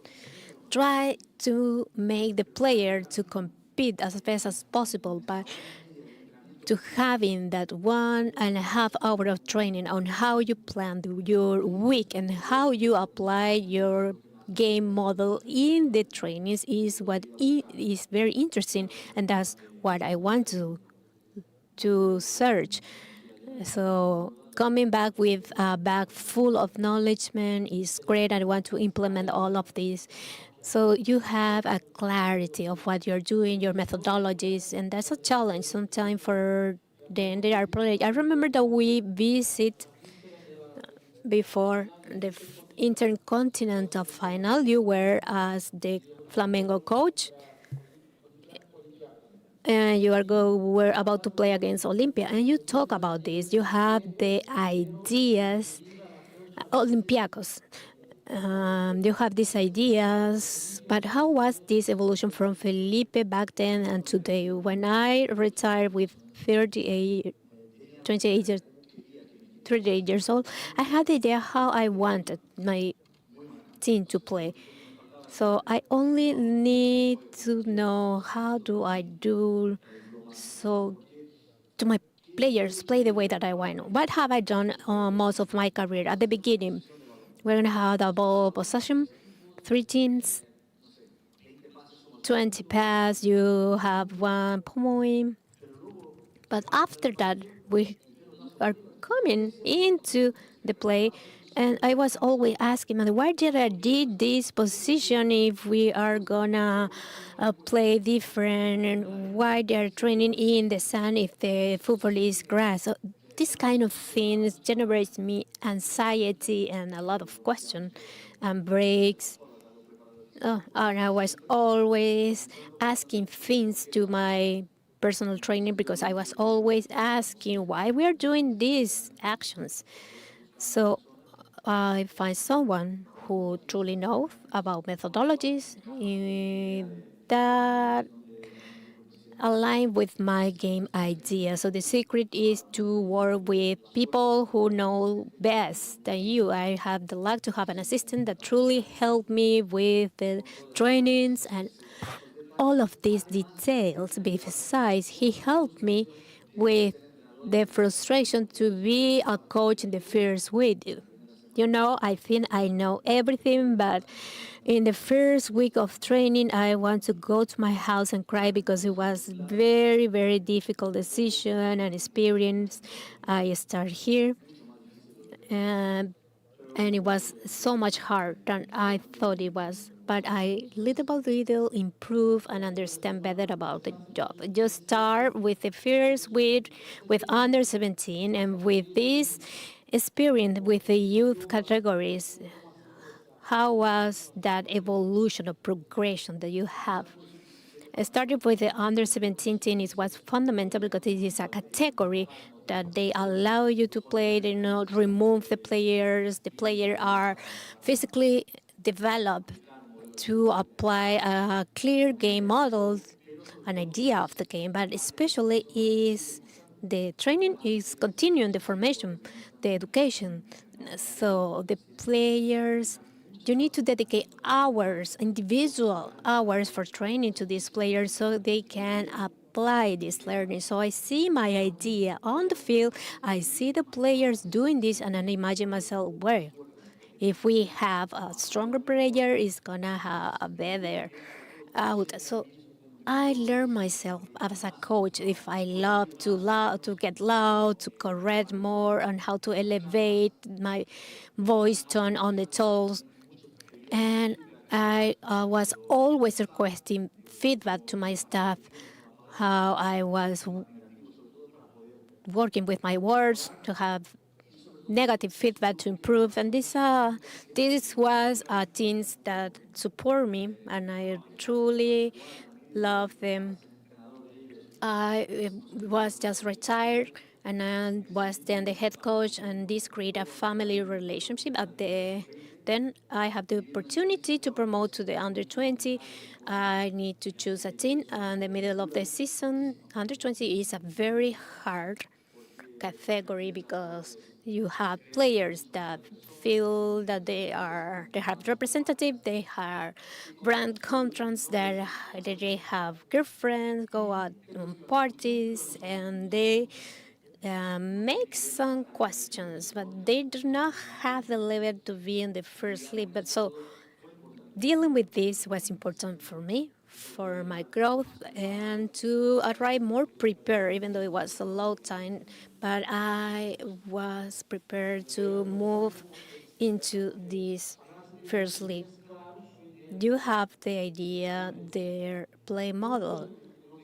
So now with Flamengo, how much is from Filipe, your idea, and how much are from the players' ideas from between the players and the coach? There are principles that are not negotiable in game model, but then we need to adapt this to the player characteristic. For me, the player are the most important, and of course, as Claudio said, Flamengo has a team that is a crack, and we need to adapt him to that model. It was very important, sorry, to adapt the model is very important, to use the best, explore the best of their characteristic, to give this tiny space so they can develop and create their best version of themselves. So for me, this is important to understand the player characteristic, to find the structure so they can have the best performance in their position and feel playing in a form more natural, nothing forced to teach things to them. The polyvalence that we talk about, but always respecting this principle are unnegotiable.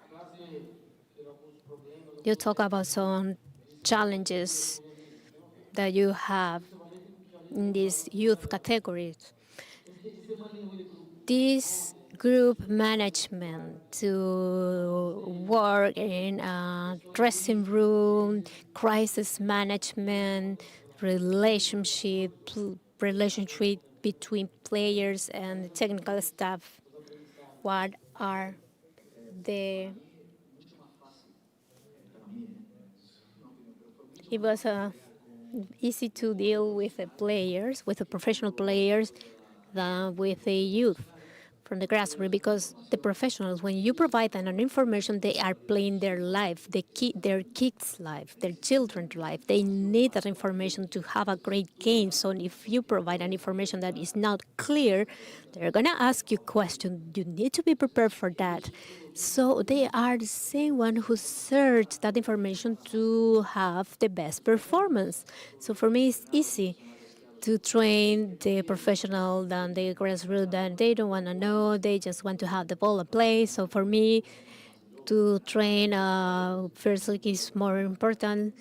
So training great players as the Flamengo, I think that is the best players team from South America. So a good player knows when something is okay or not, why he is playing or why not. So I think it's easy to deal with the stars, like we can say, but rather than playing with underdeveloped players. That's my personal opinion. I'm not having the truth, but that's what I believe.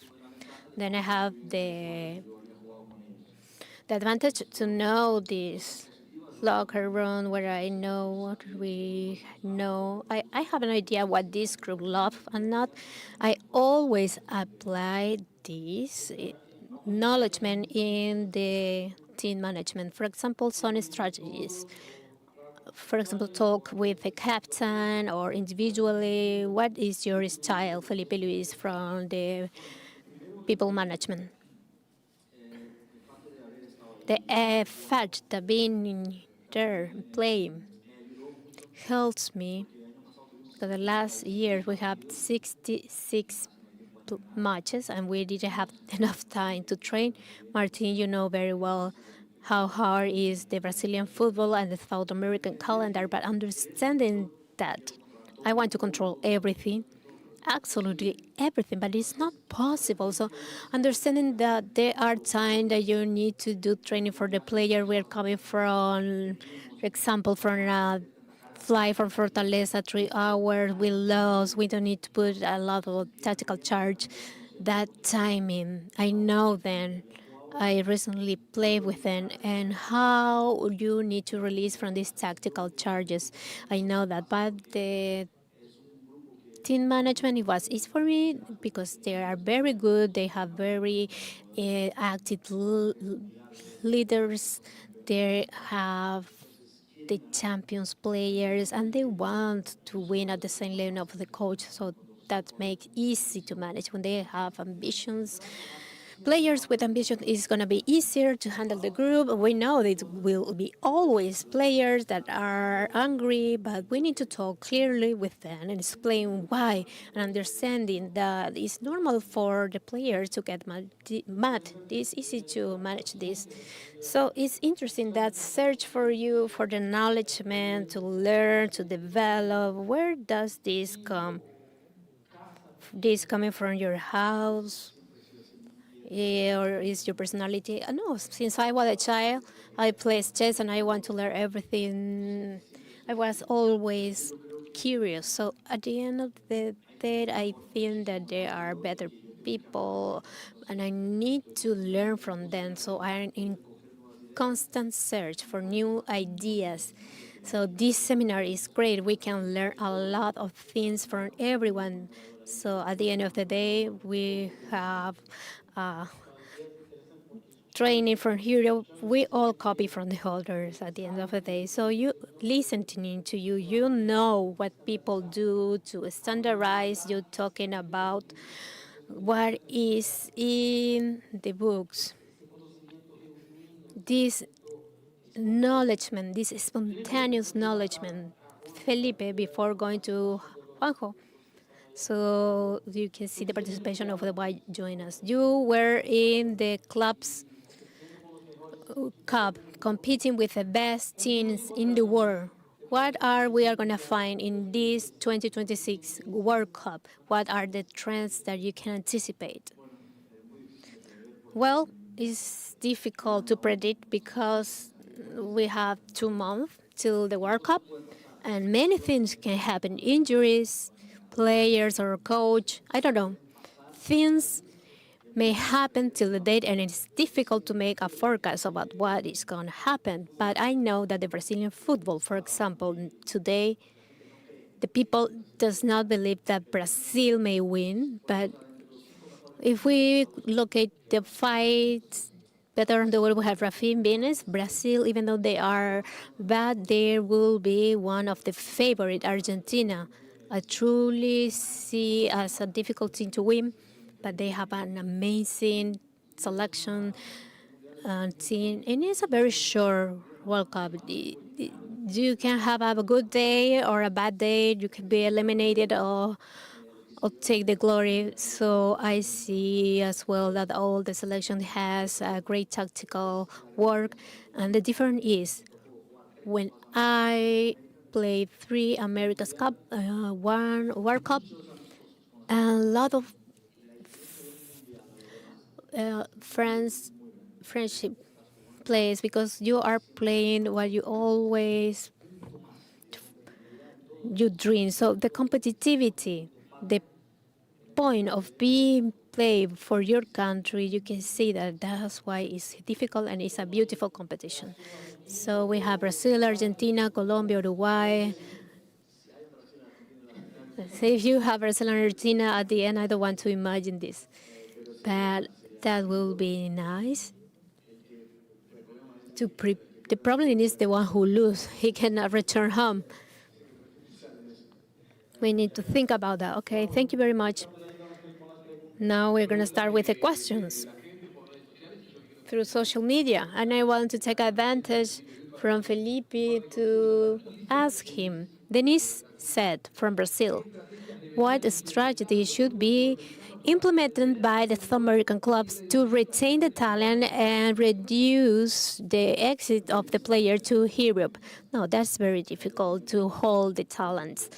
Once you develop that, you train from 8 to 10 years old, and you debut them with 18, 19 years old, please enjoy them. But at the same time, I understand that it is hard for the club if the player low their level or he goes to the substitute bench. So that timing is complicated for the clubs. But the whole years, we have new talents arriving. The South American football has a lot of talent. Colombia, Argentina, Ecuador, Brazil. Brazil is a factory of young talents. So I see it difficult to hold this with the economical power that we have. But now Brazil is in a great economical moment. So talking about the coach, today we have is directing with one of the more prestigious coach, Carleto Ancelotti. Do you think the presence of Carleto is supporting this selection? Is weird that Brazil have a foreign coach. I think they have a Argentinian coach, but they were always having Brazilian coach. You, as a coach, how do you feel about that? And you think it's okay for the verde amarela or green yellow to have a foreign trainer? Yes, I think it's the best. Carlos Ancelotti coming does not guarantee that we're gonna win something, but I think it's the best decision from the president to bring him to the club. There was a moment that we need someone a great person that have the enough support to take the decision. The people respect their decision. Brazil have a process with a lot of hesitation process for not winning a World Cup. So the coming of Ancelotti bring us good things, stability with a selection into the own Brazilian Confederation is more healthy and stable. He called the coach. I was talking a whole afternoon with him. He's a very open person and a greater champion of the history of the championship. So we need to listen to him. We have a master that is in front of our selection and has the respect from everyone, the press, the players. And nowadays, in a local coach level, I think that we don't have someone else that comes with this background. So I think this is an ideal moment for the Brazil restructuration, and I believe he is a great person. So we need to pass to the next speaker, but I will take another question. Ancelotti said recently, and Scaloni said this the 2022, that there will be a world championship, the one who defends the best. Do you agree?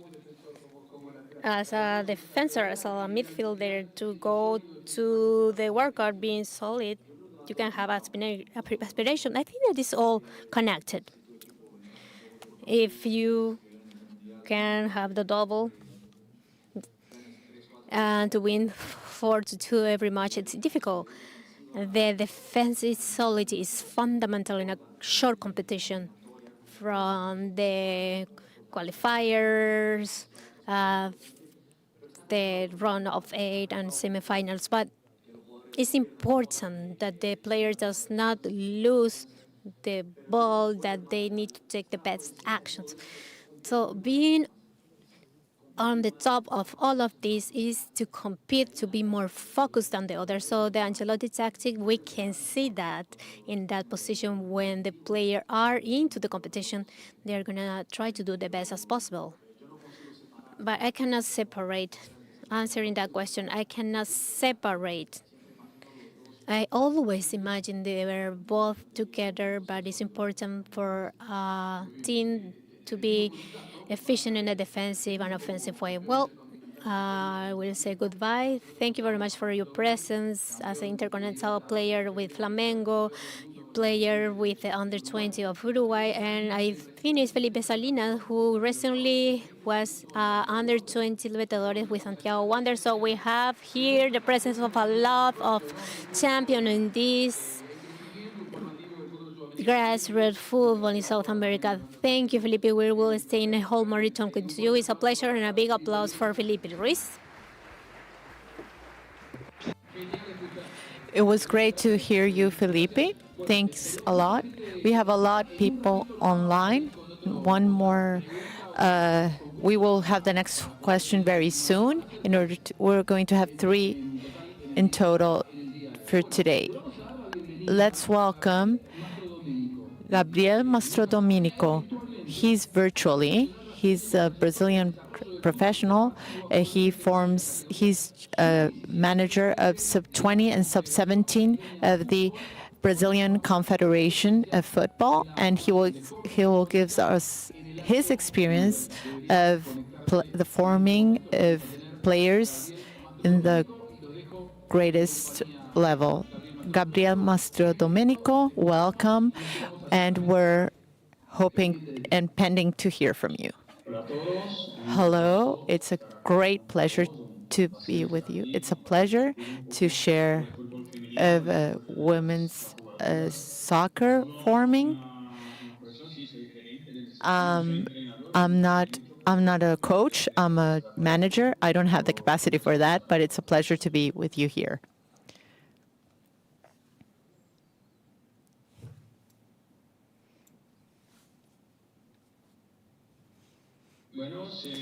Okay. If you can put the next slide, we have not little time to share with you the organization, the connection that we have here in Brazil with the clubs to have the best technical team to form the players. As we know, women's football is in different stages and phases of development. We're going very rapidly in women's football. This is a concept that we have here in Brazil. We have a fixed technical team in sub-20 and sub-17, and the trainer sub-15 or the coach acts jointly with sub-17. We have a budget that is tight, and so besides, we have professionals of a long list that we did this with the technical team with the main selection, and this is a health and performance center which is coordinated by professionals that are linked to the adult principal. We had a very long list of professionals. This is an organigram. We have 3 fixed professionals in sub-20 and sub-17, with liberty of each one to have their own composition. For sub-17 has a fixed physical coach, and sub-20 we have a performance analyst, which is fixed. Others are called upon or summoned by the clubs. We can have structures as chefs, masseuses, chiefs of security. In a tournament, for example, recently that we had in Paraguay in sub-20, we had 21 people in the staff and 22 players. So that's fundamental to have the best structure, to develop and to compete. It's a challenge of formation, to compete and to develop at the same time. So above all this, there's a technical direction and Christian Barre in the national selections. And regarding the long list here, to put this long list in place, we need to have 3 pillars. We're talking about to give the professionals in their own seasons in order for this to be part of the selection. So imagine you get your trainers when you have a tournament in your country. So we need to base ourselves in 3 pillars, which is trust from both parties, transparency in all that we're going to do. Always we need to be objective and very clear on what we need to do. And obviously, dialogue. We need to know when there's a key point or moment for the selection or the team. And all of this gives us a feeling of belonging, because in this way, the clubs feel part of the process. It's not a question when we have a selected player, for example, she's lost for the team. We're doing something jointly. So we're always talking with the directors, with the managers, the team managers, but also with the health and performance professionals that are constantly proposing meetings and giving talks online. So to make a selection of Brazil with only 3 professionals, it would be impossible. So we built a feeling of belonging with all of what is women's football in Brazil. So when Brazil wins in sub-20, as we won, and we all win, and that's the main idea. Next slide. Obviously, here we want to share this has positive points and negative points. It would be impossible without the long list to have a multidisciplinary team. We're talking about psychologists, nutritionists, doctors, physiotherapists. This would be impossible to put in practice if we don't have the means to do this, but it's great to have a long list to offer this to the players. Another point which is fundamental is to have an exchange of information experiences. We're bringing professionals from different clubs, from women's professionals football, women's youth football, and also professionals that are coming from men's football. So it's exchange of information experiences is very amazing. As Filipe said, we're always learning. We're always trying to know, to have new informations that we need to bring to comply with our objectives. So it's very important. Another positive point that I would like to mention, and which is a great challenge, is to propose protocols and processes that make sense to everyone jointly with the clubs. Everyone has their own way of managing their juvenile categories or divisions, and the women's football is different, and at the same time we're constantly changing. So to propose protocols, part of dialogue, so that the national selection of Brazil and the clubs can talk about the same physical parameters to evaluate a player. That's an example. Protocols on the part of health. What type of medical information do we need to have in order to take the best decisions? And what type of information do we need to give as feedback to the clubs? How was the player doing over there? Another positive point that we're forming constantly these professionals focused specifically in women's football. Football is football, but women's football needs some specific points, which normally is to share. In Brazil, happened a lot of years without practicing football. We lost generations of talent that couldn't practice football. So we need to gain time to have a professional focus on this, which is fundamental. There's also negative points. If the professionals are not exclusive of the selection, there's calendar conflicts with the official competitions. For example, they are overlapping their. You're a coach, for example. You take a player from your technical commission in order to receive the Brazilian selection for 30, 40 days. So it's very difficult to coordinate that. The coordination is, as I said, more complex. It's a reality. And Brazil is almost a continent. It's a very big country. So what happens in Sao Paulo is not what happens in Recife. It's a very complex coordination, and we need to have a lot. We need the professionals of the long list to be coordinated with the other professionals. So it's very complex, and it's possible, but it demands time, talks, patience, and tolerance. Another very sensitive point, we're talking about data of players. It's information, and we need to be very careful with the information that are coming from the clubs and are exiting the clubs. There has to be a unique channel.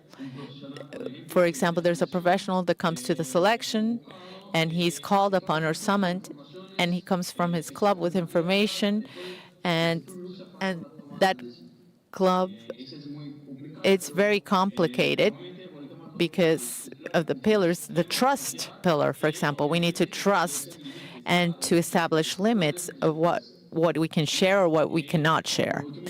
The last but not least, which is a very sensitive point, is the professional secret is non-negotiable. We're talking about girls of 14, 15, 16, 17 years old, and formation is very sensitive. So there's secrets that we don't negotiate. For example, a girl that has a specific situation is treated only by the professionals that are during the summon. And then we go back to the other professionals that coordinate the process, because it's fundamental for the secret to be maintained. And what is most important, that the player in development is protected and her condition preserved. So the idea is to do this quickly, because we have participation afterwards. And if you have any questions regarding my presentation, any comments, I'm open to them. Thank you so much. Thank you, Gabrielle. Mauro Dominico. We will come back with the questions with Gabrielle. Here they're talking about, Renato from Fortaleza, first question. How has the number been growing of potential players in women's football with all of the programs of development programs and accompaniment that the Confederation in Brazil has established? Do you think there's more players that want to go to the professional league? Or yes, 2 or 3 years ago, the Confederation achieved to increase the number of tournaments, sub-20 to sub-17. The logic is the same. We have the tournaments so that they can develop themselves and we can select. So we need each federation local that is local to do the work. We need incentives, motivation. Brazilian Confederation has had a lot of success with this, principally for the minors, juvenile, sub 14, 15, the base of the pyramid needs to be documented. So we need to, in the last 3-4 years, We had 18 tournaments, and we increased to 40, and we expect more. Thank you, Gabrielle. Great applause for you, and a big hug to all the Brazilian Confederation. It's a pleasure for you to have you here. And now we'll start with a speaker from the. She's from the women's football. And as Gabrielle Dominico said, football is football. It's in men's or women's, it's always football. And Formiga is a legend in football because she has grown in a context very different from now, that the players that are forming now that Gabrielle was talking about. She has a history of life, a story of life that is incredible, someone that has loved and has defended football in every way. We have a talk with this legend and with Riani Silva, which is the selector. How has formation evolved until the professionalism that today players are going about currently? And we receive Formiga now. We have this legend here. It's a pleasure, this example of resilience and improvement and love for football. And also Arielani Silva, we have her virtually accompanying us here. She's a trainer and former from Brazil. Formiga, bem-vinda. Welcome. Good day to everyone. Thank you for being here. And we'll talk about women's football. We're evolving a lot for our football. We have this Rilani here, and there's a lot of. We hope that a lot of legends will come from Brazil with her training. I think she's hearing us, Rilani.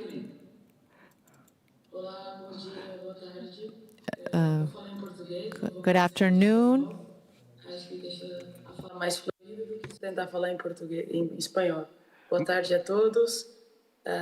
Boa tarde, Fu. Acho que raras as vezes que a gente tem o prazer, depois que as duas pararam de jogar futebol, de estarmos no mesmo ambiente aí. Talvez seja a primeira vez que a gente esteja junta numa ação. Prazer estar com você de novo. Bueno, un placer que estés con nosotros, Rirani. Primera pregunta que voy a hacer para... It's a pleasure to be with you once again. For you, at your time, he was talking about the resilience, overcoming, survivor from some time related to the football. How would you able to learn and work through the stress of the competition? You had to be self-educated. How was this process? When I started playing football, I didn't have nothing of experience. But I was learning with the girls, but I didn't have the process. Of course, it is a difficult moment that we are living 40 years of the Brazilian football. So I need to look from my partners, my experience to learn from there, and I continue working. Many times I have some concerns about how to do something on the field.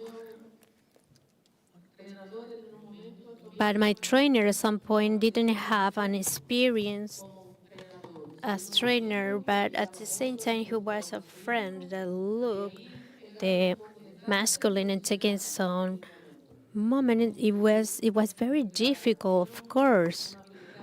They have an ability. I was a different girl, but I have a lot of curiosity to learn a lot of things. So every time that I was part of the selection, how they play football and they play futsal, I didn't have someone as a reference.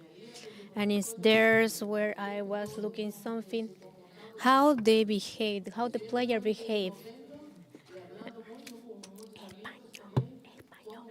how we can improve every day. Que muitas vezes lo dizia que era So many times I say there was a trainer and he need to play like this or that. They need to learn every day to be better prepared, and it is. And then at my 17 years old, they were praying with the same, and it was hard to process. You suffer for the lack of support that you have in the system. Yes, a lot. It was difficult because it was very difficult because we don't have a support. How we are gonna have an album? How are we are gonna fly? How are you gonna play football if you do not have competition? If the competition that we have was 3 months alone, and how you're gonna to develop? We didn't have anything. We didn't have data. Less water to drink. We didn't have energetic supplements. We didn't have feel of the play to have a synthetic grass that we have today. We were just playing on the field, in the street, or in a very muddy field. So I started developing little by little, even though we had difficulties at that time. I didn't even have my shoes for playing, so it was difficult. What I needed is that I should be good physically or mentally. I worked that every day, only with myself, my family, and they were giving me the whole support that I needed. So I'm going to do a first question for Riani. I hope that you can understand me. Your players, as Ana Borcanti, mentioned that you are training them in chaotic scenarios. So during the matches, this could be easier for them. Could you please explain to us what are these chaotic scenarios and how these prepare to your youth for the decision making of the games? What we are trying to do daily is to make them understand that the football is not only about the actions that happen into the field. We try to connect the whole areas, so the whole areas understand our goal, or from that training session or that week session or during the full preparation. So we try to work into this content in different areas. So when we go to the field of the play, the game is the chaos. It's very unpredictable.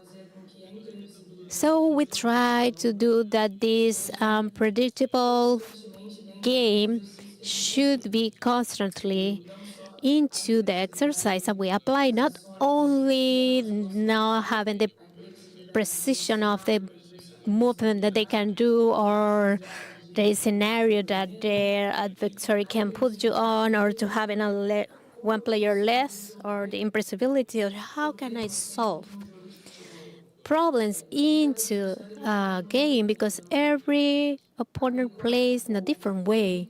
So we need to adapt and connect the chaos of the game to the unpredictability with the game that we truly want to play. That depends of the game of the model. We try to connect this daily. So when we come into these chaotic scenarios is when we do these exercises during the training based on a model of the game that we want to play with some different environments or chaotic environments that we would love to connect with the different areas. We plan during those days, we are gonna work into this kind of chaos. Another day, different kind of chaos. And when we have a football match with any kind of selection, you have already seen different environment and they are prepared to experience this chaos. And when it truly happens, we recover their memories so they can feel comfortable in this kind of situation, explaining they have already been into this situation. So very interesting. Formiga, you just explained your case about how many times you need to play on the mug without your adequate shoes, not being able to drink water into the trainings. That helps you to make your mentality more strength of working with the chaos or coming from a preparation, a very difficult preparation to working at the Paris Saint-Germain in France. Yes, sure. All the difficulties that I went through my career make me think a lot, make me grow mentally. We have a big dream to play in Europe, and I achieved that. I was 38 years old to go to the PSG, and I truly believe I will overcome these difficulties for the first time in playing in Europe. And I think I love what to do. What happened with me, what happened with the other girls when I started playing football. So when I find very different from my reality, a training very difficult, that is going up to the Eiffel Tower at the end of the season. I saw the Eiffel Tower. I saw my player, my coach, and I said, we need to go up this tower. Yes, this is part of the training, the mental training. Because when we are facing a difficulty, we think that we do not have enough mental force and balance to overcome that challenge. Yes, they're saying something very true, something very true. And I told to him, I said, from everything that happened at the beginning, this is giving me a lot of strength to go up into this tower. So they asked me what happened, and I didn't have my shoes, I didn't have water, I didn't have a field to play. But this for me is easy because I know that the thing that I go through the past make me stronger to go up and to go twice at the end of the season. Of course, I was tired, but going up the Eiffel Tower, doing the whole training where what our team needs, and another moment, we went to do a training at the military base. I have never done that before, and I think this coach is crazy for doing this, but it is an important mental work that knowing that you and your team together making strategies will achieve the goal, the objective that is coming from the night to the morning in a forest with a lot of cold, without food. So how do I overcome all of this? My experience has strengthened me to face all these challenges when I was at the Paris Saint-Germain. Of course, I was already mature, but it was two situations that I have never lived in my life. So these two moments make me stronger. So I believe that every challenge are in there to show that we are able to overcome anything. For when you have the will, the trust to overcome this. Great. This is surprising. Riani, I want to ask you about the more traditional system, the tactical system 4-4-2. But in under 17, you create a different system, 3-4-2-1 with a lot of flexibility. This system, do you consider is ideal for actual formation and how you go away from the myth that the Brazilian football depends on the individual shine of the women or men players. Eu acredito que I think that os sistemas do futebol, as estruturas, the football system, the game structures, apenas para tentar manipular algum tipo they de are espaço just to try to manipulate a space that the opponent could give us. But when the ball is on the field, these are dynamic structures. So we do not have this structure, you have this space occupation. So that opponent tanto que as nossas estruturas provide these spaces and our structures in our system during the South American competition in 2025. alterações, porque cada We have some alteration because every opponent para tipo de espaço provide us a different space. estrutura inicial, mas não é uma estrutura So we have an initial structure, but it's not a fixed structure because the game for us is about the occupation of the space and the situation that we are creating around the ball. So every opponent will help us to see the lineup for that game. And when we are in the training, the most difficult is make them understand that it's not about that system and it is more about the use of the space. So bringing their closer of the lineup, it should be how we want to play. So all the exercises that we perform is not about the lineup, but about the space manipulation. So we need to replicate some scenarios of an opponent that is playing in a different block or a player that is working on the pushing, pressure, or block opponent. So it's not about the fixed lineup, and it's where it makes our game more flexible, more adaptable for the chaotic or not the scenario that the game may provide us. Now we're going to talk about the defeat that always comes into the football. It is best to win, but sometimes you lose. I'm going to start with Rilani, and then I will finish with Formiga with this question. 0-2 lose with North Korea in semifinals. And losing against Mexico. What's the message that you give to your players to process that pain and how you redefine the success concept for your group after these two step backs? The defeats truly hurts, but I'm someone that I do my self-assessment constantly. So always,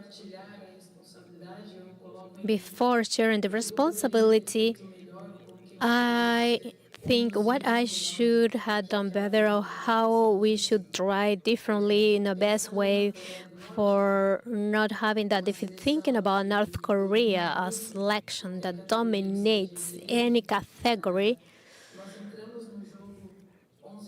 we came into the field 11 versus 11 in 45 minutes, and we were playing 11 against 10.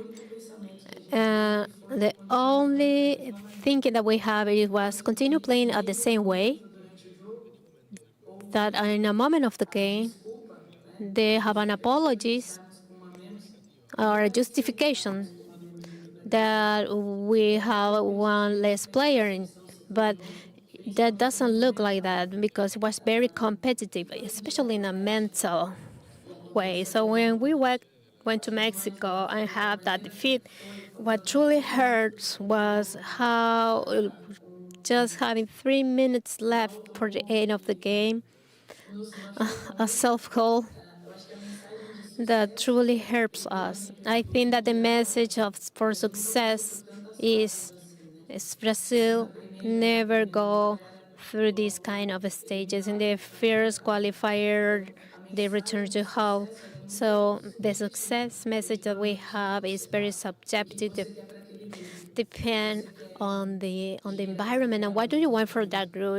What do you want to generate internally in there? So our key message is to make Brazil more competitive into the World Cup or into the Sudamericana. We need to make Brazil more competitive. So how can we transform? This is another project, another process. So I think that the message for them,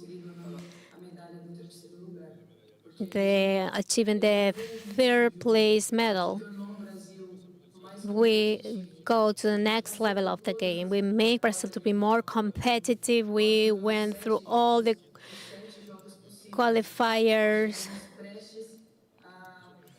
We were just one step more to have a medal, a gold medal. So we have seen that generation, the impact on that group. I have moments with another selection with different coaches, and I saw how they look the Brazilian selection in the World Cup. They see us as success. In football, success is about the award, the cup that you're raising, the medal that you put on your chest. But when you are building a process, especially when we were at 2025 with the Brazilian selection, the first come by the urgencies, and the urgencies to make Brazil more competitive, and this was not something immediate. And then we achieve our self-assessment to return to many things that we have done in our training and try to connect with the competition. And we understand why we recalculate the path to create and make Brazil more competitive in the World Cup. I think that we can work this with more time and look in the processes. So I think that the success was to making a Brazilian selection more competitive, to look any opponent as equal. And I don't think that we wish not to lose a player without for any injury. I didn't know what will happen from us if we have one player less against North Korea. So, but for our success, I think that we achieved to a level that has an orientation guideline working with the under 15, 16, and 20. We are coming into this path, and now we need to adjust some details to have the medal. So we have a gold medal and achieve this trophy. The biggest success was to place this athlete into this global level.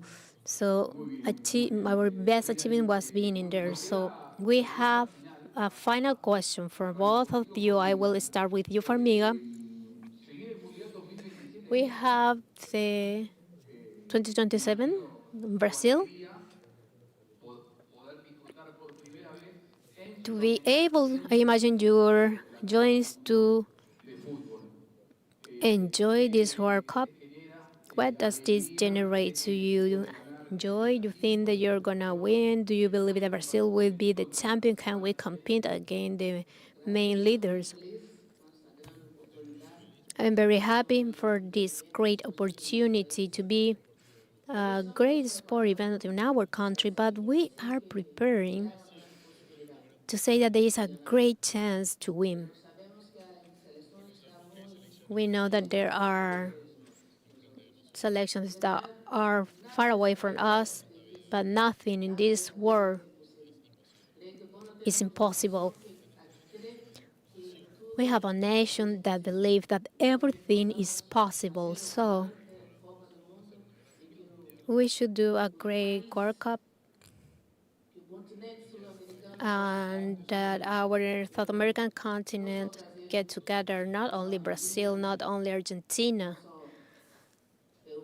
not only Uruguay, but the whole continent.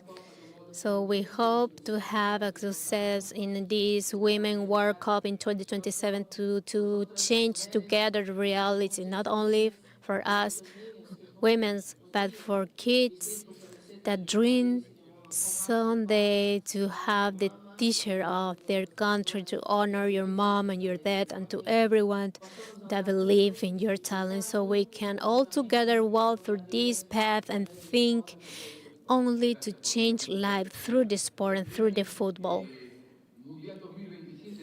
2027 World Cup, your dream will be the son of your player can achieve to that World Cup in 1 year from now. Yes, this will be the biggest success of a path of training with these young women, and this young player can play 1 or 2 years later in a World Cup. I hope that will happen. You can see names. During this process, we have players that have great values, emotional, tactics, cognitive. I think that they can be close to this adult World Cup. We have the name of this girl, and that depends on the coach. For the Brazil women's team selection at that moment, but we do have these girls that are mature, and as a coach, it will be a great success for me to have an under 15, 17, or 20 into the adults selection, even though they don't have enough age to be there. I think that will be the greatest success for any coach that hopes to see evolve their athletes. So for Formiga, a great pleasure to have you, learn from you, and share concepts. And we said not only for the Brazilian selection, but to all the continent selection, the best development. We have the South American here in Paraguay. We hope to have the best performance. So thank you very much to join us. Thank you, Formiga, a great legend from the women's football. A big applause for both of them. Thank you very much, and we have learned a lot with you. This is the first prize. With the first question, we all have Geraldine as the winner. And we have now a new QR for the next question so that you can participate in with our next prize. The second of the day, please scan this QR. I dropped the ball. It's football, so it's okay. I have the question around here. The question will be, what is the selection that currently we have a minute so that people can scan. You need to register with your name and country. Your name and country. And the first two people that respond correctly will be the winners of the prizes. Pumpido, Neri, it has your name. You scan the QR code, and that redirects you to the server. Do you understand? Oh, you did that. Okay. Neri underestimates him. Okay, so we wait 10 more seconds for people to register. The ball has the name of Neri Pompido. It says Neri Pompido. We will take care of it here. What is the selection that currently leads the table of the League of Nations in women's football? There's a triple journey that between the first and second. Brazil is not playing. That's the tip that I can give. That's the selection that will receive the 2027 World Cup. So Brazil doesn't need to dispute it. So it's an eliminatory. It's for the first time the League of Nations women's football. There's a selection that's leading 1,300 votes. In majority Brazil, and it's incorrect because Brazil is not participating in the League of Nations. 702 votes went. Brazil's already leaded a lot. There's 266 that vote Argentina, 169 Colombia, 62 Uruguay, and 86 Ecuador. A lot of wrong answers. And so the correct answers of the Women's League of Nations. And let's see who the winner of today is. Mateo Senna from Brazil. The ball goes to Mateo Senna in Brazil. Signed by Neri Pompido. And from the champions of all of the champions that are here, that they will sign the ball. So it goes for Mateo Senna. From this goes to Brazil, Neri. As you say, Neri. As Neri Pompido says. Let's continue with the agenda today. We've had a look on the role of the trainer. Let's see what happens in the field and the tendencies that are observed in South America. Let's see sports medicine, because within the field there's a lot that happens, and what's most important is to take care of the health and to prevent injuries. How the player arrives, or the football player arrives for the tournament, how we can solve the conflicts. Osvaldo Pangrasio is the president of the medical commission and anti-doping unit of CONMEBOL. First, he was a professional player, and now he's a doctor, traumatologist, and he will talk about the performance and the taking care. Welcome, Dr. Osvaldo. Good afternoon, everyone. Thanks, Neri, for opening this panel for the South American football, because it's very important what you're doing and what we're doing to have a knowledge in terms of South America.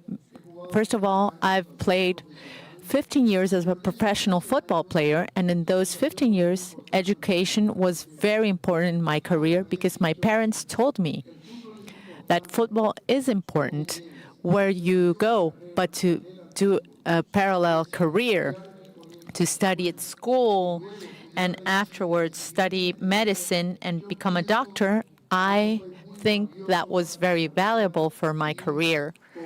And as a professional doctor, and to know about football, that was very important. And they always say that in football, there's no time.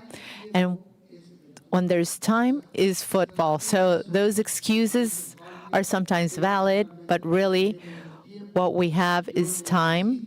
And I insist with people that are playing currently, you need to dedicate also to other careers, less demanding, so that afterwards you have a good future. So today, what I will talk about the injury prevention, current challenges and future directions. There's a lot of physical trainers and coaches, but the most severe problems are injuries. Luis Felipe talked about it today. What is the team that will be a champion? It's the team that least goals receive.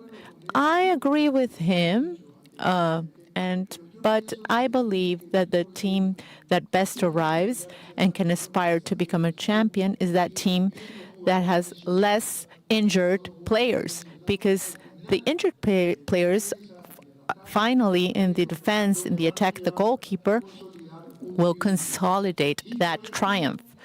That said, I will make an introduction that sport is never risk zero. Prevention seeks to reduce occurrence and severity of injuries. It's fundamental to understand the biological development of the player.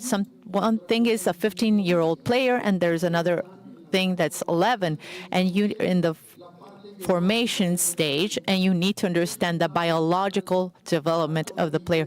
It's fundamental, the high performance at early years, and that demands control of charges and medical follow-up, and we need to avoid the excessive pressure of competitive environment.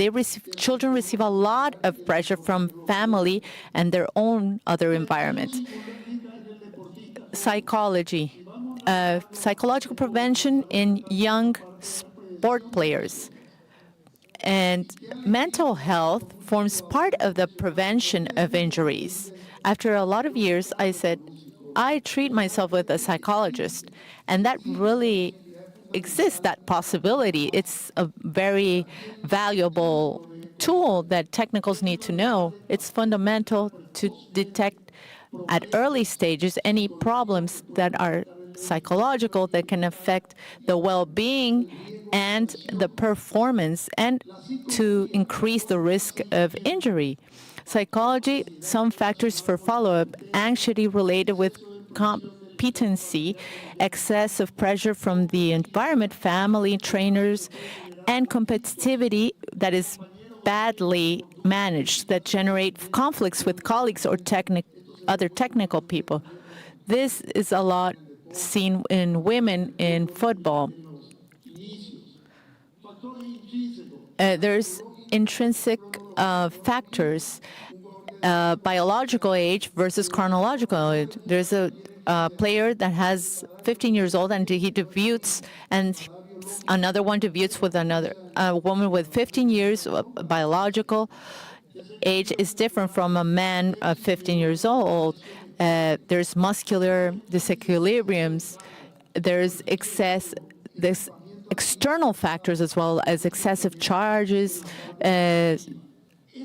This is fundamental. We need to know the structure, the biological structure of the people that we need to form and develop and train from birth, how they're developing 2 years, girl or boy, 6 years, 12 years, 25 years. This is fundamental that the technical trainers and coaches and physical coaches need to know the biological and physical. They need to polish this emerald. Prevention of child football that Claudio talked about, 6 to 12 years, general mobility, the running, jumping, falling, and hitting the ball, controlled load, avoid long or very intensive workouts, 2 and 3 sessions per week maximum. Natural strengthening, this is very important. Games of balance, coordination, and agility. This is what we can provide to these children in a formation stage of 6 to 12 years. It's very important, the rest of the child. We need to worry about this. Sleep well, get enough sleep and respect your days off. Appropriate clothing. We're in another generation to avoid early specialization and practice other sports. Helps if they can practice other sports like swimming, basketball, because this gives another type of mobility to the player in a formation phase or stage. There's a lot, the structured warm-up, for example, it changes their structure, cardiovascular activation, joint mobility, neuromuscular exercises, for example, supervised physical labor, body weight, correct technique before increasing the load, specific prevention, strengthening of knee, quadriceps, hamstrings, ankle. This is very important because the dynamics is different between 13 and 18 years old. Control, the growth control, to adjust loads during growth peaks. A lot of children in these stages have knee problems because of injuries that are sometimes caused from tendinitis and the ankle, and we need to control the loads, flexibility and mobility. We need to give special attention to hamstrings because it sustains the knees besides the quadriceps. Sports education, to learn to listen to pain and communicate discomfort. Sometimes we don't want to listen to the player's discomfort because we don't want to have any inconveniences, but this needs to be communicated. And this is very important. This is a prevention and specific program in amateur semi-professional football. Regular strength training is legs, core, and upper body, load control, balancing work, study or employment, recovery, post-workout, stretching, hydration, basic nutrition, proprioceptive work with ankle and knee, and monitoring of previous injuries. Do not return to competition without a full recovery. We need to recover muscular injured players that are pressured not only by the coach, but their own environment to keep on playing, and that's a very serious error, because an injury that is going to be a double time recovery for him. So prevention in professional football, both in women's and men's, there has to be constant evaluations, strength, mobility, asymmetries that they may have, the player that may have, individualized training based on position, history, and age, specific music prevention, I insist, hamstrings, eccentrics, abductors, because they sustain neuromuscular part of the player. Prevention in football, in professional football, we advance recovery, cryotherapy, massages, monitored sleep, dental checkup. This is fundamental. No one takes care of our dental checkup. We need to control if they don't have jaw problems or cavities. This is important to address different injuries and follow up, for example, in psychology. We don't sometimes accept the situation, but now it's time that we need to accept the situation of psychological follow-up, because a lot of players manifest that thanks to an encounter and a treatment, a psychological treatment, they have improved a lot. I remember when I was a doctor from the Paraguayan selection, and they talked to me, we need a psychologist, and the best psychologist is the coach. I was very, very mistaken. The coach was in need of the psychologist, and I said that the coach should be the psychologist. The coach cannot be a psychologist. So the psychological part, the psycho-emotional part, support is fundamental. Professional nutrition and supplementation is also very important for you to take into account. And a multidisciplinary team, physical trainer, physiotherapist, doctor, nutritionist. This needs to be the general context, as this morning was mentioned. There was a support technical team. Major medical risks, cardiovascular diseases. And sometimes we don't remember this. And it is very sad that sometimes we receive messages that a player faints with 18 years old and he dies. That's the sudden death. And that's for not the follow-up of certain situations that need to be addressed and controlled in our football. And our football needs to have a cardiologist control, because it happens a lot, the sudden death, and it will always occur. Head injuries. Head injuries is a topic from the last 2 years. It's been talked about a lot. We know the head injuries in the brain, can generate substances that are typical, Alzheimer, and other types of things because of these types of injuries. Growth cartilage injuries, 90% have cartilage of players have muscle and tendon injuries, of hip or knee, and sports, and they need to go to prosthesis for knee and hips. There's also muscle and tendon injuries and the dental checkups. Where's prevention going through? It's evidence-based sports medicine. If we have a sports team that doesn't have evidence, how many players are injured by season, there's no evidence for prevention. load-based monitoring, movement assessment, individualized prevention, and long-term athlete development models. We need to have a road, and that needs to be the model of training for each player. How to improve prevention, education for coaches and players. What you're doing here is very valuable. This is education in all aspects, not only medicine, but in the formation phase, to talk about the serious injuries and how to act in case of suspected sudden death. What happens if a player doesn't respond, he faints, and he has problems? We need to act quickly.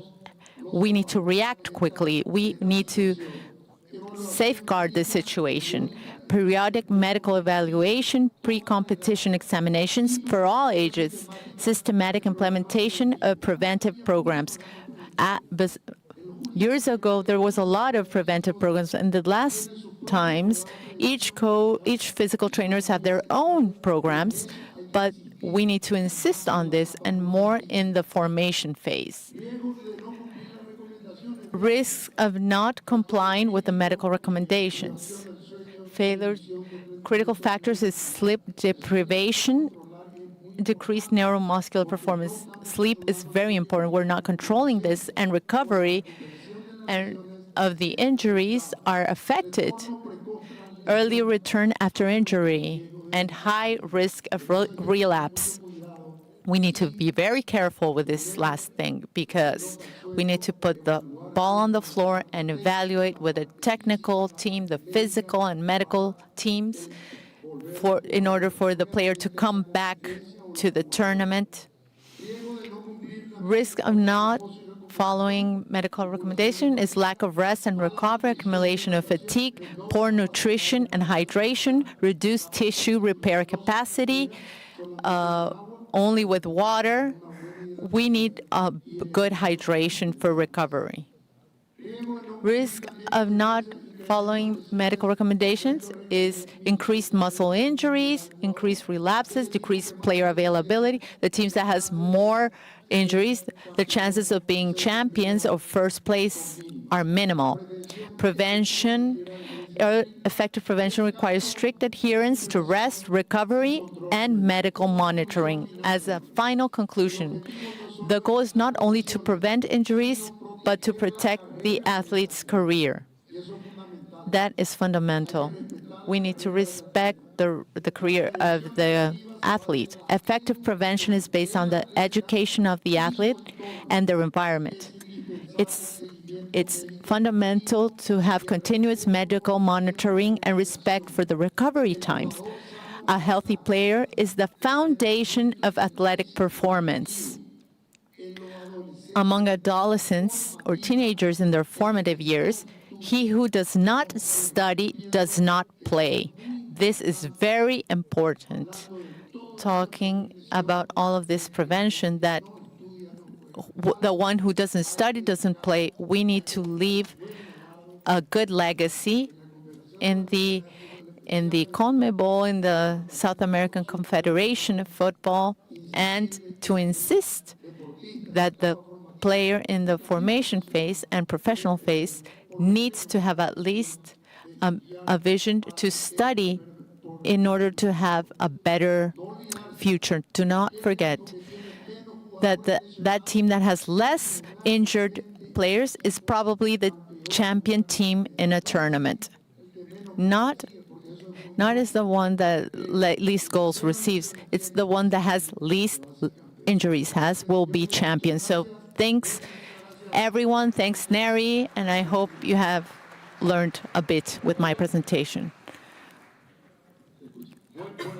Osvaldo, it's great what you've presented here. The one that has least injuries, for example, going to the practical part, I diagnosed of Cuti Romero 6 to 8 weeks of recovery, were 8 weeks for the World Cup, and with probably he will go to the United States directly.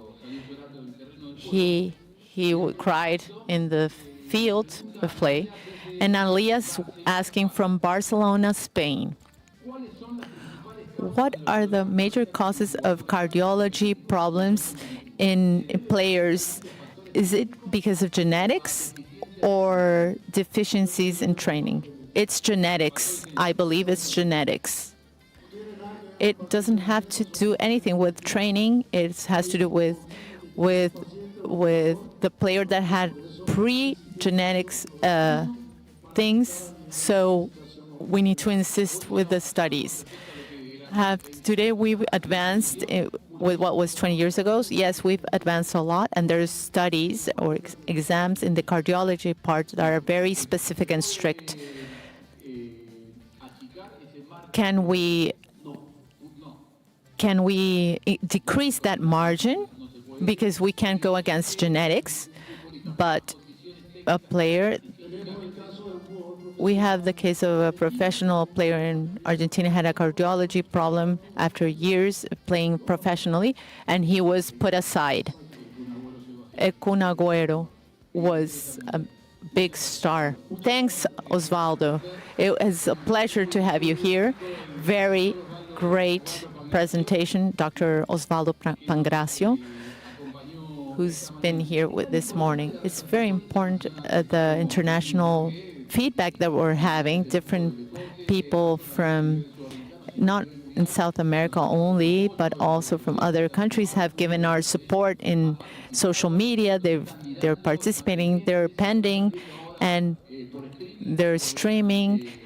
They will see it afterwards because it's incredible for football. This South American seminar, the first one, with the idea of Nery Pompidou, that comes this greeting from his cell phone.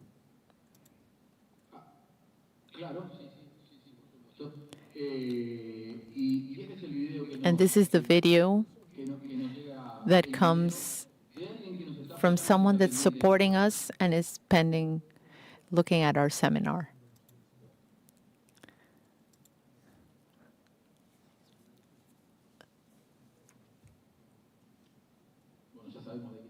Okay, we know who it is.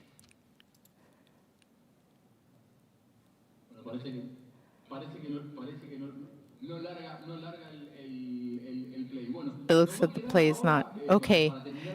To finish this agenda in the morning, previously to a coffee break for 45 minutes, to 10 to 15, we were good on schedule with the agenda. We will listen to Gerardo Peluso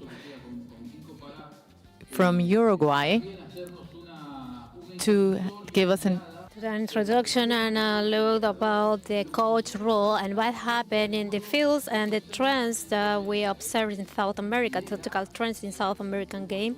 He leads the tactical study group of the CONMEBOL. They are working in every competences and how the tactical models are evolving. This is very updated, and welcome to Gerardo Peluso, trainer, coach, Uruguayan coach. Not only a former coach, he has an extensive trajectory in the South American football international competition, and now he's a member of the tactical study group of the CONMEBOL and with Kiko as well. Well, welcome. Hi, how are you? In the first place, this is not mine alone. This is not a conference. First, Kiko Latavian is with me. He is my partner from the first day in the tactical group, the study group, and I come in the representation of this group. There is a lot of people who participate and collaborate from this work that we have performed into this group. We're going to try to share with you some of these materials. First, you know that Nery Pompidou, he started being a member of this group, and now he is the director of development. That was his idea, and the concept is here for what we are living today, he's saying this last phrase: we want to deliver the greatest knowledge in every corner of South America. That was always our goal. We need to go to all the population in South America. We need to go to every classroom, students, trainers in South America. This will not be an achieved goal. So, from 10 years, we had Jorge Gorochaga and our master Fernando Rieda, who were the ones who started with us in 2015. We will never imagine that we were gonna be showing this to 50,000 people in the world. So imagine, I'm very excited about this. And sorry if I mix my ideas. So this is our tactical student group. We created, and it was established for coach. So now it's going beyond that, not only for coaches, but for psychologists. We have nutritionists, we have personal trainers, we have leaders in this group. We have the whole football environment. So as Mauro Silva said, he always repeats this, but he learned this. We are all together. Kiko, what is the books that we have and why we have it here? We have published these books. This is a combination between the men and women football. We have analysis with over 10 tournaments and books around the time. We have the Copa America, female Copa America, and as well for the last year, we have history from the South America and different competitions. We will be able to find this in the web page of the CONMEBOL publication site. This is all available. If you want to go in the CONMEBOL site, you can download this material. If you want to know what happens in a tournament, you have it all in there. You have the whole information to download. In this case, this group, the tactical study group, as well follow Libertadores, Cups, as well the analysis of the women's. And now we have an example. I will give you an example that is the Club World Cup from the last year. We have the support of Mauro Silva, Oscar Ruggieri. We have the support of Clarence in the development areas, Rodrigo and Luisito Paez, and they are special contributors. The idea is to show you an example of our last work. That was the analysis of the Under-20 Cup in Chile, 2025. We don't have enough time, but we try to compact the information and the material that is not yet finished, the final report of this World Cup in Chile in these 4 cities. In the center of the country of Chile, we have Valparaíso, Santiago de Chile, Rancagua, and Talca.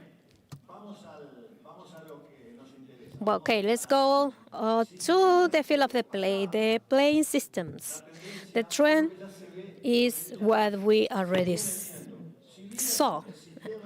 I know that the system is structural. The initial playing system, the most used in this tournament was 4-2-3-1,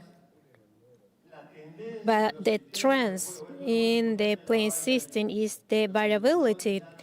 Coaches is not sticking to only one system. From different matches, they are having variation, and of course, into the different plays. For example, a team start with a lineup, and they change it because there was a trend that determined the change of the game. There are not a rigid system, but they are always variating. They have a variability. We have 2 selections that were at the final. There was Morocco and Argentina. About the games model, we should go to the general. Not only to go into the details, punctual details, but we need to go into the general playing system. We have seen 2 well-defined playing styles to start. One that is led by France, Spain, that has the best performance, as well as USA, Brazil, and Mexico. And on the other hand, Morocco, Colombia, there were selections that had great performance with a different playing style. We are going to see this in the images. And here, this game style from France and Spain, we are going to see. Now, white, we have front, how they are making a pressure, a high pressure, and a defender, they are in the middle of the fields, and they are on the back as well. This is France, and the first defense that are pressing into the oppositor, and they have outside defense or an elaborated attack. This is in the offensive. How do they attack? They were doing a pressing in the defense. But how do they attack? Through the ball possession, short pass, a lot of football elaboration. We are seeing that the opponent is in a lower area. We have the passes, the quantity of passes. The average of this selection is 10 or 11 passes in every attack. They are patiently looking the gap to try to determine the play. We have this defense, elaborated attack. In this model of game, we have the Reds that are Spain. They have the same high pressure from the beginning. They have this defense on the half of the field. This was the way to marking, and this attack is similar to France. They have a more elaborated attack, slower, moving forward into the opponent area, a lot of passes. And here we are counting the passes, the possession of the ball. They are moving 10, 12 passes, and some opportunities even more. The average is 10, 11 passes. The attack, in each one of the attack, they are looking that offensive play. This is a game style well-defined in Spain, France, and another teams. And we have another model that we're going to show you here that is Colombia, Morocco. That is completely different. Yellow are Colombia, great acting from Colombia. They prefer a low block. And here, the professor who is in here present could teach us better. Restrepo, I think. He has a great goal with the juvenile selection of Colombia. So they are playing in their low block. They clear the ball and go quickly to marking the rival. And it's here when they pass the middle of the field, they are 3 against 2. And this player that is called Joel Cancimbo, you can see on the screen, 83 meters he covers from. He takes the ball and he goes doing the counterattack. He has a lot of speed in big spaces. He has a hard tackle. Into this system, the 4-3-2-1 as well. In the pitch, this is strategic. They allow this to have these spaces and have a quick attack in speed, a fast attack. They recover the ball and they move out of these big spaces. And you can see the player in the middle of the field, the importance of that player at the end, at the goal moment, when they want to score a goal. That player comes, he brings the defense, and he is liberating, and they score a goal. But mainly, these are the two well-defined models of game. So, to highlight the player, because the championship, we are going to explain something right now. In this juvenile, under 20, under 17, championship that beside the teams, how do they play and what they can achieve. It is important to see the players. What are we trying to see in the future and long term? Who are the cracks that we have, the great players that are appearing here in South America that will be our defenders in the future? Just an example, we have Neisser Villarreal. He's a Colombian player that he was one of the scorers in the World Cup. He had 5 goals along with other 3 players because in the South American Championship that was held in Venezuela, qualifier for the World Cup in Chile, this kid, Villarreal, was the scorer, top scorer with 8 goals in the South America. It's just not a casualty that he was a scorer in the World Cup. He already was a scorer in the South American Championship, and here we are showing a great action of this player that he is scoring 3 goals against Spain. And Colombia eliminates Spain. It's not just a selection. He disqualified this hero selection. He scored 3 goals, 3 versus 2 against Spain. So we were talking about this follow-up. This is an example of Villarreal. Don't think that this is the only highlight players. In Colombia, they have a lot of players that are very good. But now we need to start visualizing these players. And in 2017, in a championship that was played in under-17 championship in Chile, in Rancagua, we had the luck to see Vinicius Jr. in there being the best South American under-17 player. And from there on, Vinicius is one of the 3 or 4 top players in the world. We had the trust in Vinicius and Rafinha to have a great performance in the World Cup.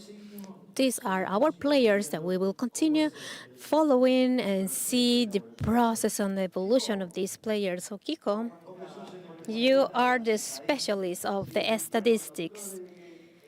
Well, since we start working into this project, the statistic data is something to discuss. We need to have data that is worthy for something. Nowadays, we have millions of data to make decisions, but we always work under this statistic. That is the red area. These are the goals. This is the penalty area dominates the results, and we have the 5 tournaments, and we continue having the same trend. They have a total goal of 740, but the 71% of these were preference in the penalty area. That is the team that dominates this or dominates the results. So now, how do you domain that area? So for every 7 out of 10 goals are scored near to the goal. Let's say we have this, 7 out of 10 goals are scored from there. We believe that the one who dominates the red area on the penalty in defense and attack dominates the result. The game is something else. If you have the possession of the ball, you can discuss a lot of things, but you cannot discuss the goal. That's what makes the game, or that's what makes a winner. I'm going to talk to you about an experience. In 1994 World Cup, reading the report of the FIFA from the statistic of the World Cup, I found this graphic that said that 75% of the goal was scored in this penalty area. It's like 3 goals of every 4. Personally, it changed the way to analyze football, and it changed the way to train my teams. I don't know if that was something, a casualty, but it was great because this is key. Because I think in the defense, we are going to this field and you can ask me, how do we do for the ball to now go into that area? Because if the goal are scored in that area, the thing is not to go into that area. Okay, Martin Palermo, you should solve this. And you used to wear, and especially to score a goal, and you were always waiting for the ball to come in there. And the other thing, if I want to score a goal, I need to arrive there. The midfielder say, no, he played very good, but he is not in the area. So when do you think you're going to score a goal? You need to achieve to get into there, into that red area. So I will leave you this as an example. Perhaps you use it or not. This is very worthy for me. So we continue using these numbers that are the same. So we were talking about playing models, about this. What is analyzed? Tactical, technical, physical, strategic. But we go on one step further, because the game model has to do with organization. If this is a club, organization, the culture, this is something that we have already clarified. Our coach knows the South American culture. We need to respect the Latin American and South American football. And the truth was to return to our roots, history, tradition. So through this, we have seen, through the analysis of the championship, we have seen some things that call our attention, and we go beyond. We were talking today. We start with our fight when it was a lot of confusion years ago. We say, please be careful. Copy, paste, copy, paste. No, be careful for the copy and paste, because that's what happened. Internet appears and we copy, paste. Okay, that's great, but the process, the analysis process, and the adaptation, I can copy and I add that. Is that something that is useful for my team? Is useful for me, for my player? Yes, you can copy if that is the situation. But to the others, they may continue investigating. Croatia, with an extraordinary results. Runner-up in Borussia 2018, and third place in Qatar 2022, a country of 3,800 inhabitants, and the kids here, they were living and racing into a war. It's an example. And now we have Morocco in the Qatar World Cup. They are into the fourth finalists, and he is an African team that qualified for the first time in the World Cup history. That was a great surprise. But 3 years later, they come here, and they are the winner or the champion of the Under-20 World Cup. But if this is repeating, it's not going to be a surprise anymore. So we start investigating, and here behind Morocco, we have a process, a project that is a state project. If you are interested, you can find this. But there are some things that are from our interest. For example, infrastructure and investment. We know this is the situation. And comprehensive football player training and global talent acquisition. These Morocco selection are born in Europe. So what they do, they go out, they collect the players, but they need to find, and then they need to fall in love for Morocco. As you know, Hakimi, we think is the best forward that we have. He's Spanish. He was raised in Spain, and then he work, but he's right back. He looked for Hakimi. They convinced to play for the Morocco selection. We do need to review these cases in Latin America, but for example, you have example from Chile, Peru, and the World Cup champion, Argentina, has his new jewel. It's a player that is called Nico Paz. perhaps I am making a mistake, but he is a boy who was born in Tenerife. He do the juvenile training in Tenerife because he is the son of Pablo Paz, who play in Tenerife. And why is he playing in Argentina? Because beside the scouting, the father convinced him to say, that kid can play for the Spain selection. He used to play in Spain. Now he's playing in Italy. But he is part of the Argentina selection. So we need to observe this because there's a lot of things to copy and adapt. We need to adapt. Now, closing, I want to say to you that this map is changing. Because when we start with this movement to start to convince the youth coaches and our coaches and say, please do not copy-paste, don't go for the same path. We need to go to our roots, to our digital footprint. Remember the Russia World Cup, the football match, we have 4 European finalists. It was a hit for us from Latin America.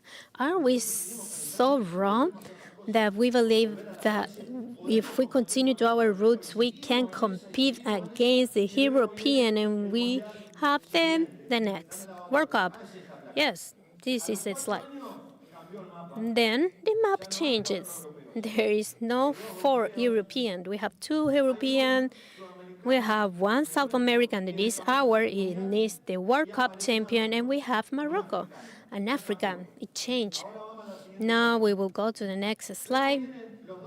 Then we have the Under-20 World Cup in Argentina.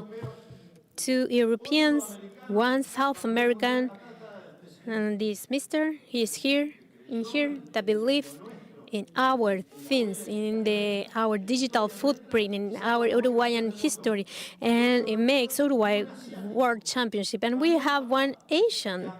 The map change. And this last that I show you in Chile 2025, you should look the maps. An African World Cup winner, Argentina, Colombia, France, Morocco, the champion. And even though we could not win, we were in 2 South America in the podium. We have Argentina and Colombia. So does the thing change in here? Yes. Now we need to maintain. Here I have a homework for you, a task. We were talking about the World Cup, who is going to win the World Cup.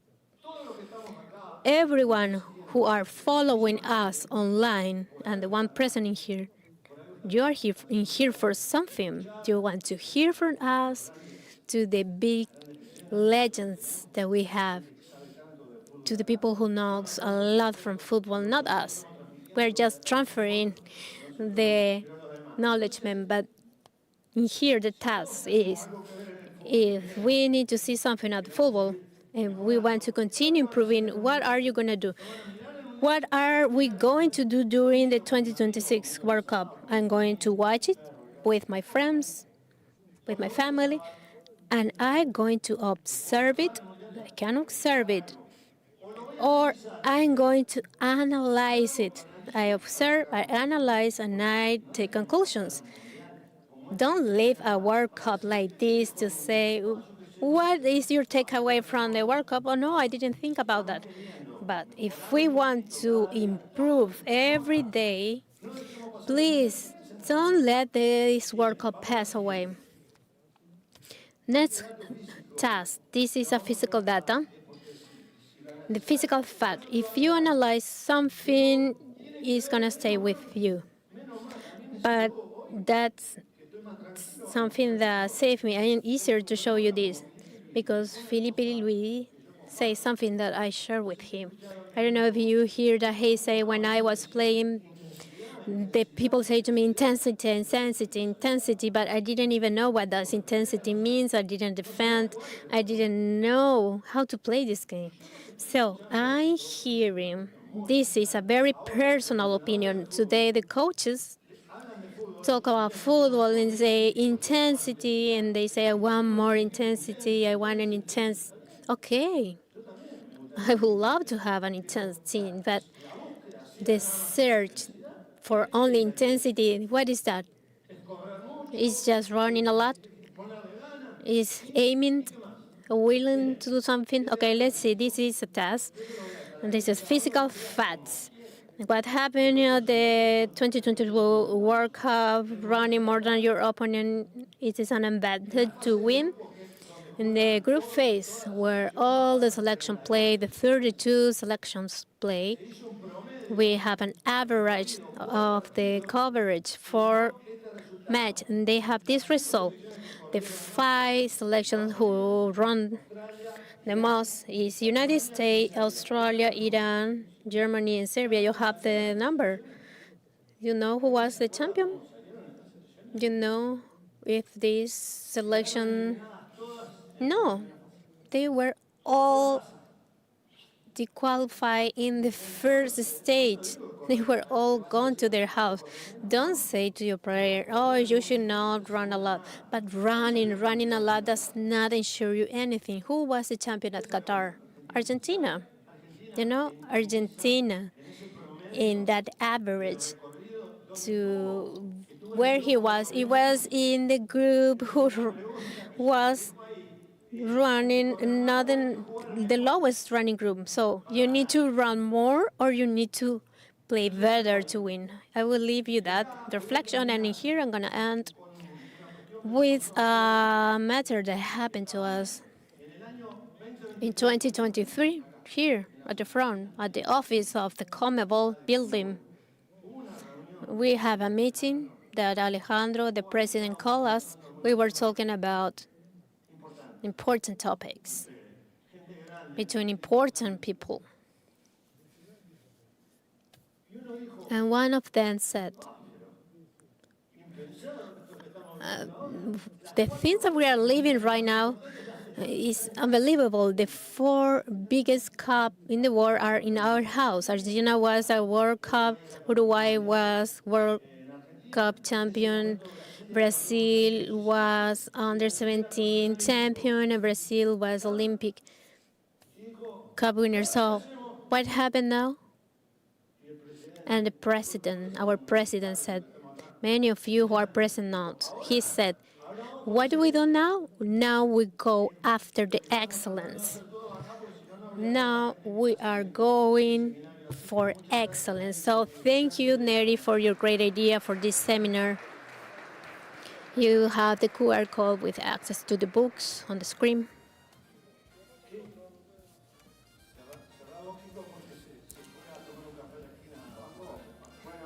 So please return to the previous. They have the QR up front, all the books that we were talking here. You can have all the material in this QR code. It's a great material that you have. No, I am in here.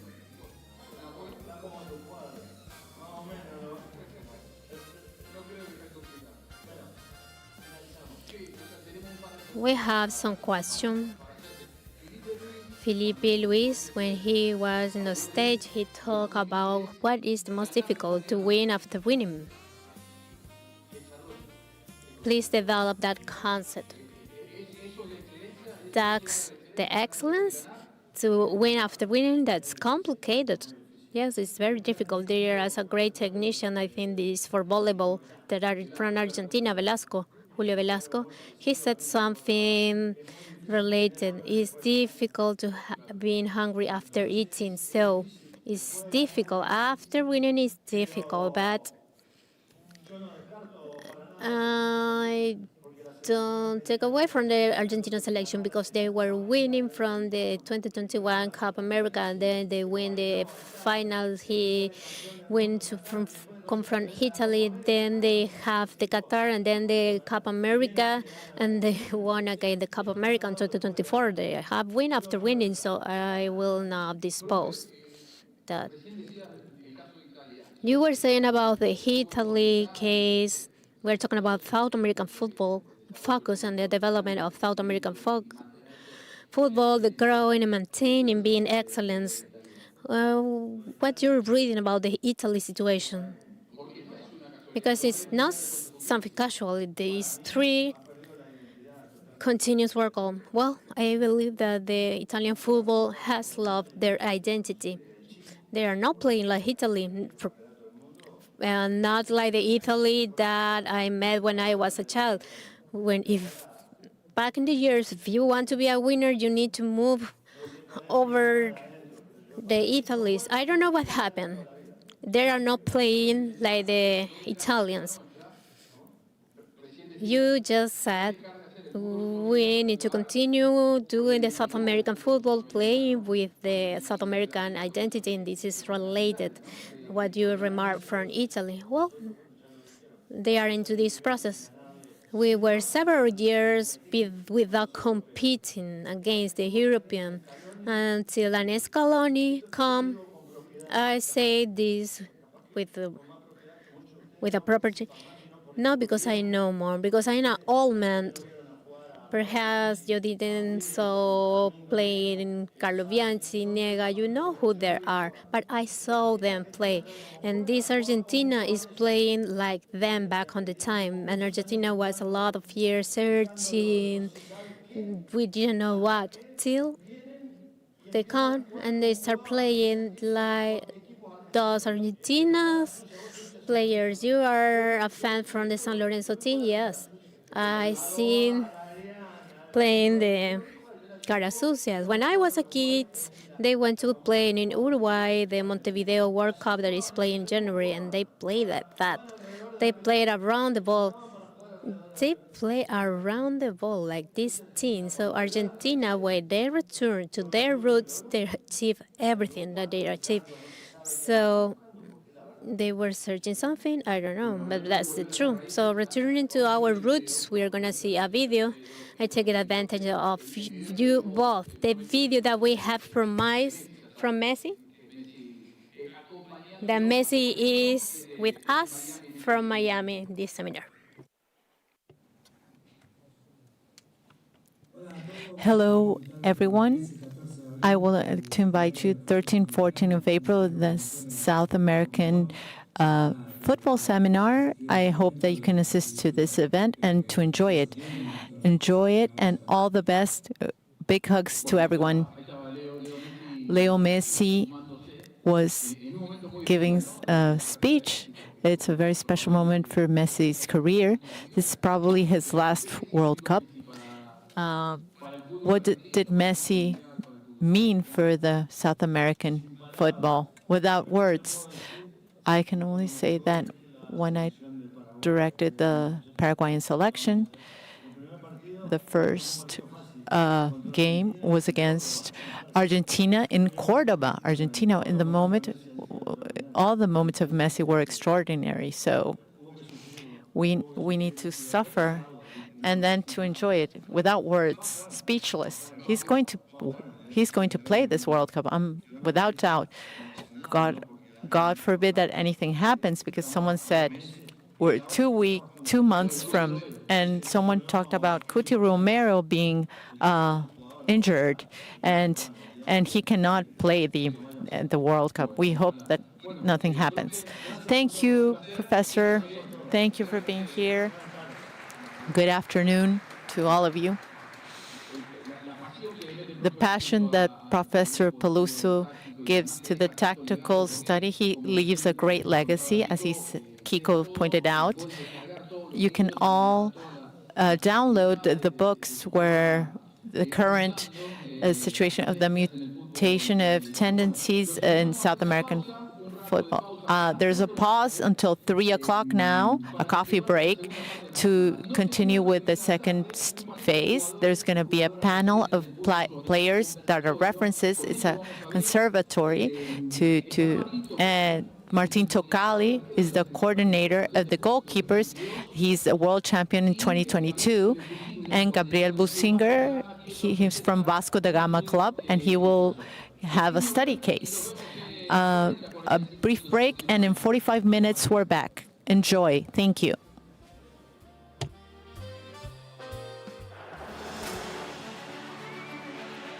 El mundo celebra las estrellas. Nosotros creemos en sus comienzos.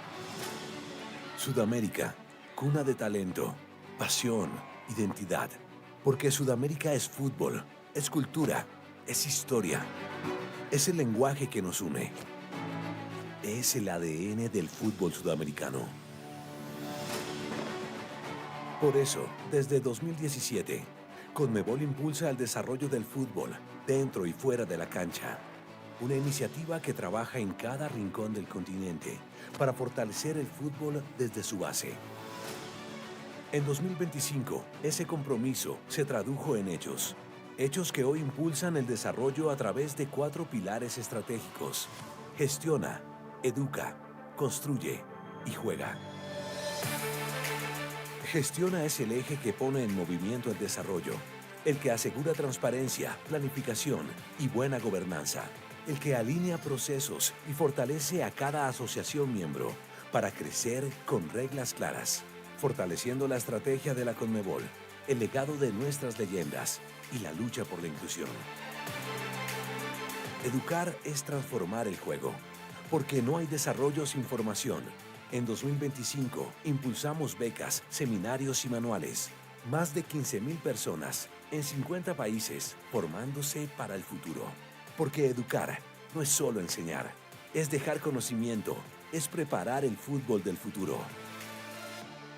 Construir es transformar la visión en legado, infraestructura, tecnología, condiciones reales para crecer. Más de 9 millones de dólares invertidos en el futuro del fútbol. Jugar es donde el desarrollo se vuelve real, donde miles de niños, niñas y jóvenes encuentran una cancha para crecer.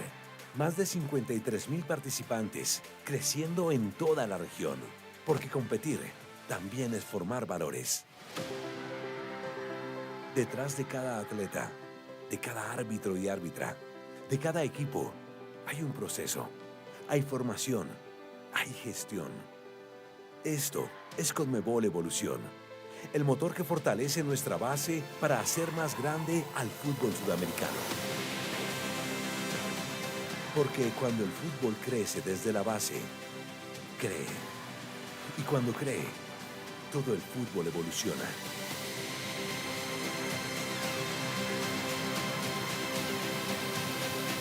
CONMEBOL, cree en grande.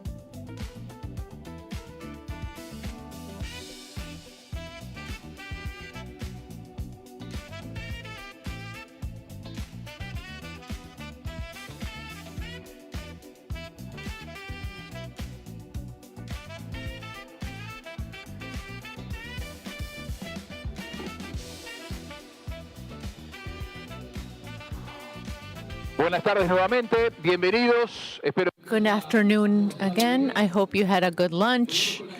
We're the second part of our seminar, the South American football seminar. It's going to be a part, reflections and debates on what we've been analyzing and sharing. 30 seconds and we're starting, so please come on in and take your seats. In 30 seconds, a minute, we're going to start.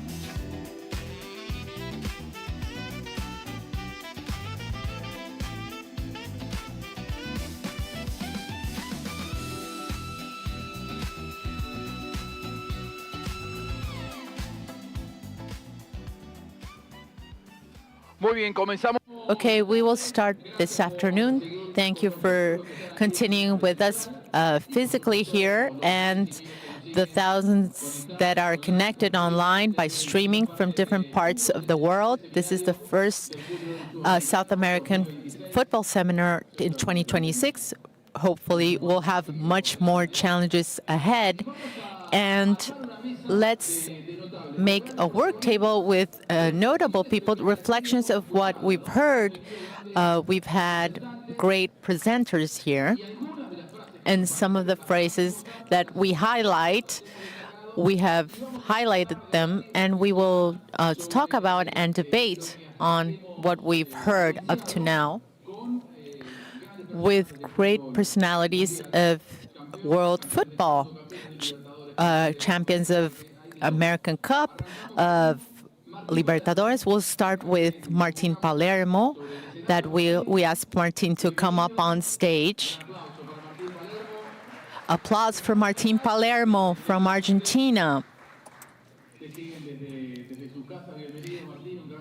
It's a great pleasure to have you here, Martin.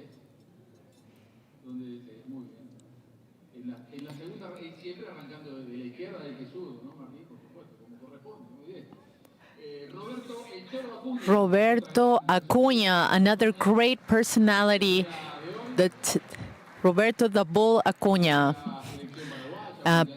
He's from Paraguay. He's participated in many tournaments worldwide, and he will share his experiences with World Cup times. Oscar Ruggeri, an applause for him. The Cabezon. He's a world champion with America Cup and champion of Libertadores as well. He's had a lot of titles. And Miss Formiga, the first one, the legend of football, of Brazilian football, Formiga. Welcome. It's a pleasure to have you here. And if we talk, Catalina Ume, the legend of Colombian football. International also with her selection, and at a level of club, she's a reference of the selection and one of the great figures of the women's football. It's a pleasure to have all five of you here in this panel. Is everything good, Oscar? Who's hitting who over there? We're players, so we need to correct.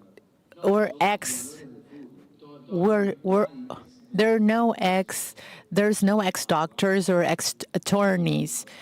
We're not ex-players. We're all our lives players. And there's no ex-trainers or coaches, no? the one that had the course is a coach. If he exercises his duties or not is another thing. Juanjo, we're going to start? Yes, we're live. I just wanted everything I've heard, which is very good. Each time one comes here, you learn, you hear new things. But what we didn't speak about, do you know what it is? The recognition of the people that educate us, the trainers, the people that forms us. That recognition doesn't still exist, and it can exist with this president that we have. There should be. It should be an obligation of the clubs, because I've heard that a child doesn't know how to use his left leg. You need to teach him to use his left leg. But how does a trainer that has a 25 child or juvenile team and to teach them to practice, one to use their heads correctly, one to use their left leg? How do they handle time? Because they're not being paid well. So they need to attend that team of 25 children, and they go rapidly to work in another place afterwards. Not in all cases. There's places where they're managed well, clubs that recognize that, but I believe that effective and economic, emotional recognition should be joint. That's a good reflection. I believe this, so that the people can dedicate to be real trainers, so that the trainer doesn't have expectation to leave of being a trainer and go to the professional because he needs more money. And that's the topic that we need to speak about. There's from the ones from below comes up, and my trainer goes somewhere else. You've changed my trainer. He goes above, and the person that was teaching me, he goes away. Those are stuff that we need to correct. The recognition of the trainers and the formers, that's a good point. That former, for example, in the case of Mastontono was sold 50 to 60 million, something like that. Let's put it that way. There has to be a prize for the trainer, so that that child or that young man for the Real Madrid come to get him with 17 years old. He should. Then the people that worked for his development should get a prize so that they can dedicate more in order to form the youth, to educate. And now they're making the young people study. In my season, I didn't have that chance. It wasn't an obligation. Carlos in Boca, he made me study, and I studied at 11 o'clock in the night. I came from school, and I studied. And when he was before with Flaco Gareca, which was another former, that guy needs to have a recognition, because he didn't want to go in the first division. He wanted to form children and young people. He wanted to dedicate himself to that. So that's a good reflection, good point in this panel in order to reflect and debate on the concepts that were left from this morning's presentations. Let's start with Formiga. Do not pick your phrases. We have our phrases here. Your phrases. The difficulties makes us grow. That's your phrase. Let's hear another person to reflect.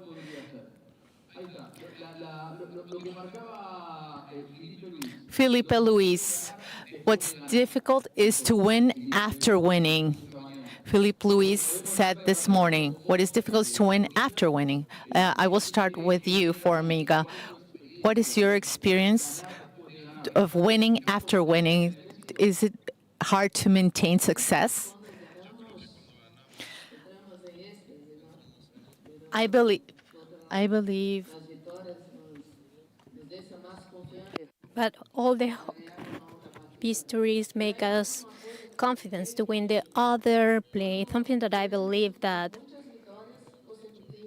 when we have consecutive victories, there is a moment where the team relax, but you cannot allow that because we are entering a comfort zone that can make us difficult in front or gaining more games. It's important that the coaches at some point they need to have the luck. You need to call the attention of your player to maintain calm and for them to know that the tournament does not end with 5 victories. We have more ahead. So it is necessary to put your foot on the land and not accelerate, but keep looking forward to continue to the glory and winning. And after winning, that's important, but it's not just getting into a comfort zone. So many times I live something like that. Good afternoon, everyone. It is a pleasure to be in here with you with this important panel. Yes, that happened so many times.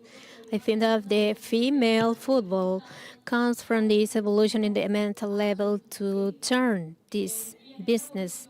And in that evolution, I think that the South American women football had changed in the mental aspect. I think that we continue evolving through the years. But yes, it happened to us. It's not simple to re-enter into this. I think the human beings work with a purpose. When we are talking about the season, we all have the purpose to win. That's our main purpose. That's why we prepare ourselves. But when we won, that was our purpose. We fulfilled that, and we need to return to the beginning in a new season. This is not so easy, and I think that in that aspect, the trainers, the coaches need to learn a lot because the head of the groups are the coaches, and we are the one who needs to continue focusing and refocusing the teams for the next season. I think that this is something very important. But I think this is improving a lot, but it's kind of complex to regain this. Well, I'm talking about trainers, and I include myself because I would like to have a technical team with Andres, but I don't want to retire myself. Martin, that happened to you to win after winning? Yes, a lot. Good afternoon. Welcome, Martin.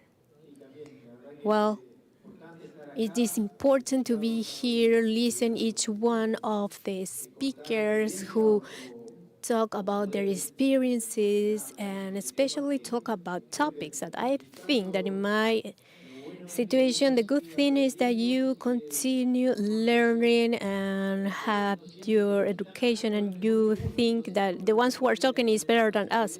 So you can take things from the different tools and make you better in your job. So with the experience as a player, I think that the most important is the one who lead the message that they provide, and we need to avoid this of the conformance. In my times as a player, I had Carlo Bianchi's celebration is now over. It's okay. We need to think that in 3 days we need to return to Argentina and play a game for the tournament. We were playing the title in that game, so we returned and we were champions of the local tournament. So the leader is the one who sent the message to the group, to each one of the players, to not get just in a comfort zone. Because when you achieve an objective, there is something that you need to have a constant challenge. Sunday to Sunday, You need to feed back this and the obsession to continue winning thing. I was not just conformed to having a goal this weekend. At the next weekend, I wanted to do more, score more goal. And if I didn't achieve that, I was concerned. I returned to my house, and I was preoccupied about this, but it was my obsession, my mentality to continue winning. So today, as a coach, I try to transfer this, that which you should not settle. You need to look always for more, not just staying with what you have achieved, but you need to look beyond this. And Toro Acuña, I don't know if it is easy, the legacy with today players. I think that the generation for today is different, and to be able to maintain that ambition to win, I think this is the mission of the educators, and that's the concept that you would like to. Can you, after hearing all of this great person, it's very difficult to add on something. They were very clear and complete, and coming back to the Oscar about the trainers, they are the most important people from the players. So he highlighted two best payments. If we have a player transfer, we need to focus into that. And we need to go into the glory. We need to go to Europe, achieve to be in the selection, not get in the comfort zone. You should not settle. That's something very important because it's not easy to arrive to achieve the goal. I do not take this as a sacrifice because we're doing something that we truly love. I think it's the best sport in the world, football. They take care of us. We travel everywhere. We have fans, we have haters, but this is something that happens. And we should not settle. We should not get relaxed. And we need to have a head, a leader that does not allow the player to get relaxed. It's very important for the football players. It's very important. We try to teach this to the youth. It's not the same generation of our seasons, but I think that with hard work, we can achieve that this new generation become like this legend. Talking about winning after winning, you win the World Cup in the 87, you came in the 90s with that final and the penalty, so we can talk a whole afternoon about this. You were looking the phrases. Would you like to choose a phrase for a reflection? Well, I'm seeing on the screen very good phrases that reminds you of things, what they were talking about. Not only the leader is the coach, but as well on the dressing room, you need to have 2 or 3 leaders, good leaders, that know where to go to finish this coverage. That's very important for me. And the difficult thing is to win after winning. But for me, it's not like that. Once you won, that happiness, what are you going to do in the next day? You just what you should do, you go to train even more to win again. Because when these things happen, it's beautiful. It's not easy. Only one team is the champion, so it's difficult. It's difficult that. But for me, in my opinion, it's not that when you just won, you can get relaxed. But if you have the leaders on with the trainer, I think that it's not so complicated. He said, the president of CONMEBOL say, I have a dream, a final with 2 South American teams in the World Cup. Well, we hope that Argentina and I don't know what other team would you prefer? Brazil, of course. Huh.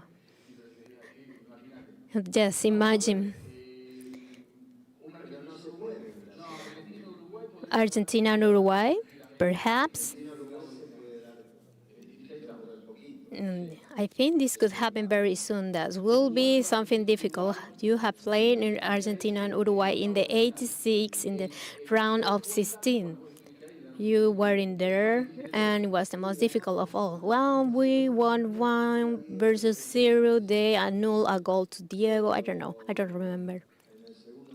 But at the second half, Ruben Pasi get into the field, and we have a bad time. No, I'm not saying about Paraguay. I said Argentina, and I asked him, who would you like to be? Brazil, but you need to say something in there and say Paraguay. I mean, come on. I wish. It's difficult and it's complicated. We need to see different paths. How do you see Colombia, Cata? Very good. I think that we have truly evolved. Nobody mentioned us. Exactly, yes. If you're asking me, I'm not going to tell you. No, I think that we're going to have a great World Cup. We are playing very good. And I think that this is going to be a great game. So, Martin, as a scorer, do you agree? Do you have to defend your cup? You need to do the both things. You need to have a great defense and then knows how to attack and score goals. So when you receive goals, you're going to have the obligation to score a goal more than the rival. So, or your or the opponent group. So you need to work defensive and then go searching the individualities and the players that truly creates the difference in the last meter of the field of the play. The midfielders are the most important. We have a forward, midfielder, and a defender, yes.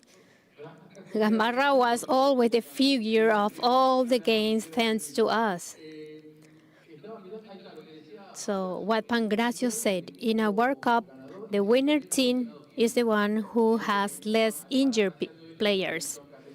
That Carlicho Ancelotti and Scaloni said that you need to be strong in the defensive, and he said you need to take care of the injuries. Formiga, did you ever need to face a difficult injury?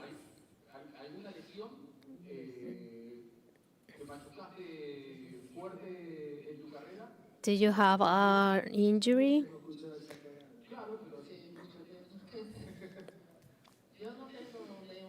I don't have any surgery, but I think that I have 5 muscular injuries in 30 years working. I don't have no surgery, but what I have brings me important things, especially in the recovery, post-game recovery. Because it was so intense when the game ended, then you need to train a little bit more. I believe that. But the rest is very important, and I wasn't aware about that. That's why I have these 5 muscle injuries. But I had that time to make a reflection and apply everything that my coaches speak about. You need to rest to recover yourself. But I was very, very, very stubborn, and I wanted to train for my team. So it takes me time to understand of what is the best.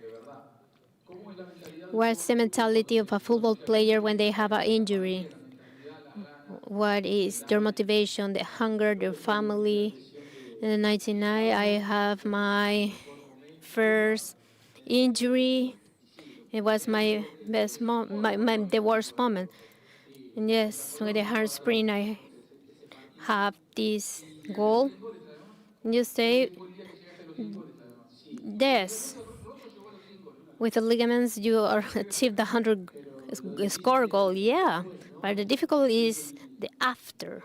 The most important is the family work at that moment. You need that, and to be prepared, this recovery time. When I start seeing that in that time we didn't have any psychologists or mental health support to work about the fears after the recovery, the fear that they say with these muscular injuries you may leave the football. So I have this bad moment, but it helps me now with the support of the psychological follow-up. Young people should use this. Then I have again the injuries, the muscle. Do you have another case like this in the World Cup? The fans when so the idea is that the fans into the stadium go over a wall, and this wall broke the leg of Palermo. So I was far away from my family. It was a very difficult moment. I was adapting to the Spanish football. They have a great expectation in my arrival, and that truly affects me. I think that I was never the same that before, and that was very hard for me. Being in Europe, and where after that I decided to return to Argentina, and over the time, being in Argentina, suffering in 2008 a new injury. It is now the moment to retire. But I say no, I need to persevere to face that situation, and that gives me living at my 36-year-old World Cup. I could be in 2010. So you need to prepare to have strength in your head, to have the contention, the support of the mental health professional. I think that it's important that in this particular situation of a player being outside the field is a mental issue, and we need support. It is the second time during the day that we're talking about psychology. So starting the day, we talk about this. And the football has always been something important. So we have 2 minutes, but we would like to hear all of you about the football was a very close and never open truly the physiological, the physical war, but you, in your process, as a football player, you have one point of view, and then as a trainer, you realize or visualize that so many times that mental support is important. Yes, as a player, I think that we didn't need that. As a kid, I am from a small town. I never heard the word psychologist. We were all the day playing on the street. We go to school, we go to our bed, sleep, and as a player, I grew up without that support. I think that if you go to a psychologist, and if they want to talk with the whole group, I didn't like. We were very close in that sense. My wife is a psychologist, so imagine after what happened in a player in the Club San Lorenzo, I realized the needs and the importance of the mental health, to be sitting and explaining them what happened to us, what do we feel when that kid explained to me what happened to him. There we start to react and realize that it's very necessary, this mental health support. And today the player has a wide range of possibilities to improve their career, to improve their life, to be a better person. The kids should take advantage of this. Kata, as a player, you said, I don't want to retire yet, but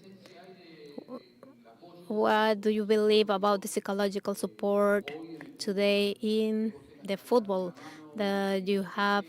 Do you have those tools? Do you consider that this is important? I think that the sports psychology changed the development of my career. My first injury I have in 2012 in the Olympic Games. I have this hairspring. The recovery was difficult, but then I again have the same problem, a very severe injury. So I continue with this psychological support, but not only for our career. Sometimes the people forget that we are not only football players, but we are humans. Not only the sport thing affects us, but our environment affects us. And if we do not pay attention and we do not work into this at time, it becomes a problem. So the psychological support, not only for the sport, but for the general life, is very important. For me, it was very useful. I change a lot of things in the way that I think. So I believe that we all, not only in the sport area, but in our general life, we should have the support of a professional. Before the injury, did you have it? No, because when I was raised in women's football, we never had accompaniment. We didn't even have a coach because women's football was an escape for a lot of people. So anyone just was training. We didn't know what football was. We just did it because we just were wanting to play. We were passionate about that, and we loved that. It's not because we had someone that was there for us. We didn't know what a physical trainer was, how to eat well. So the injuries came about from different things. And psychological support, we never had that. So as we evolved and grew, we saw the need of that, but also of the psychological part in order to reach the next level. And that's what's important, to have that support for all the staff. It's very important. Besides Toro, I've never heard you if you had some type of support. Do you think you consider it today important? No, I never had an important injury that let me get out of football. And psychologically speaking, at our moment, we didn't have a psychologist.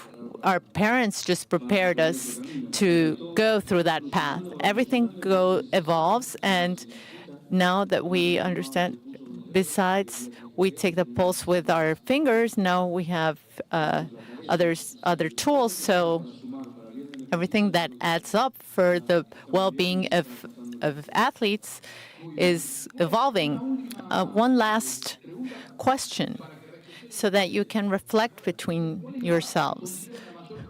What do you think is the greatest strength of the South American football? We have football is football, so it can be one objective that's in common, a common objective. Martin, if you'd like to start the greatest challenge and the greatest strength of South American football. I believe that the greatest challenge in women's football, and I will retake what Mr. Peluso said, which I identified, is to go back to our roots. Women's football has grown very rapidly, is evolving constantly, and sometimes we want to we want to be similar to European football, but we need to go back to our roots. Besides the physical, which are very similar, which one of the challenges we had, it's to go back to our own roots. Oh, Formiga, I think that a great personal challenge is to, in Brazil, to create spaces, a space that is safe for girls, and to send our players to all different countries, so that when we come back to Brazil, we can continue working and have a career, which is very important. I fight for this, and I will continue fighting for the women to have space, not only in the field, but also outside the field. Good reflection. Martin, the greatest strength, the greatest is what we talked about is early on to keep forming children and youths. South American football gives potential to the great leagues of Europe. More will come out. We need to propose and demand ourselves more. The formers and the trainers and the leaders of the different clubs to promote that, because that's the most important tool to grow, both in clubs and in South American football. So that focus is where we need to point out for great challenges. Toro, the same. Likewise, I go not to lose our own roots. In Paraguay, it was very hard for us to go back after 3 World Cups. We tried to change maybe the way of Paraguay playing, and it didn't result. So when we came back to our own roots, where we've been protagonists of great World Cups, we went back to the World Cup. So there's no big secret. Don't lose your roots, and to play how you do it. Guardiola maybe is the fault for this, because Guardiola wanted to bring all Barcelona football to South America, and if you don't have the players and the tools necessary for that, it costs. Chiellini said that after the first cup that Italy was eliminated. Chiellini said that the problem of Italian football, the fault is of Guardiola, because the Italians wanted to play like Barcelona and they didn't have the players. So, Oscar, it's very difficult what I will be pointing out, but the clubs will need to maintain the children much more so that we can take advantage of them here in South America, so that they don't leave at 18 years old, 17, 18 years old. They just kick a ball and they leave. I know the situation. I know when the important clubs come from outside, but because the clubs need to sell and the family also wants to go. Yeah, probably, but Neri, we want Neri here at CONMEBOL, so we have more seminars like this one, where we will be controlling you so that we can come here and we travel and we take conclusions and lessons. Okay, welcome. It's a pleasure, Oscar, Toro, Martin, Cata, Formiga. A great applause for this panel.